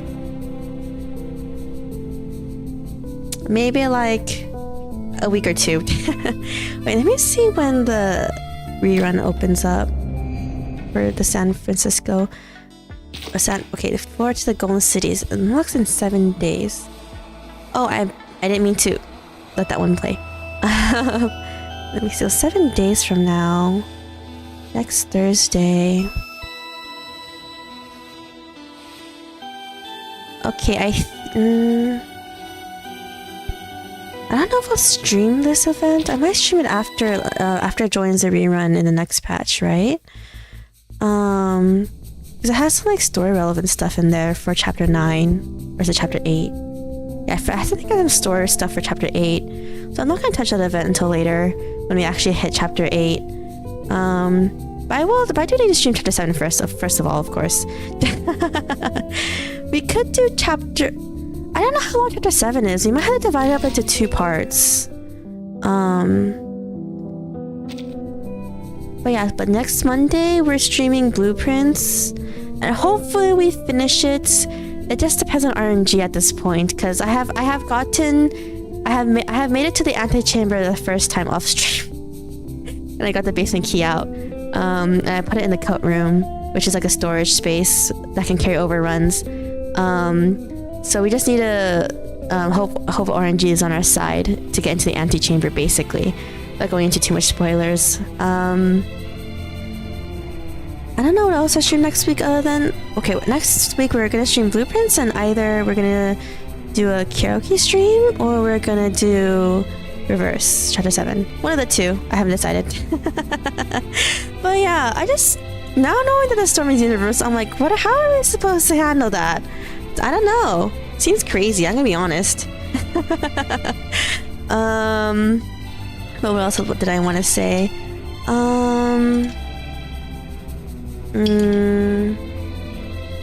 Well, for now, I guess...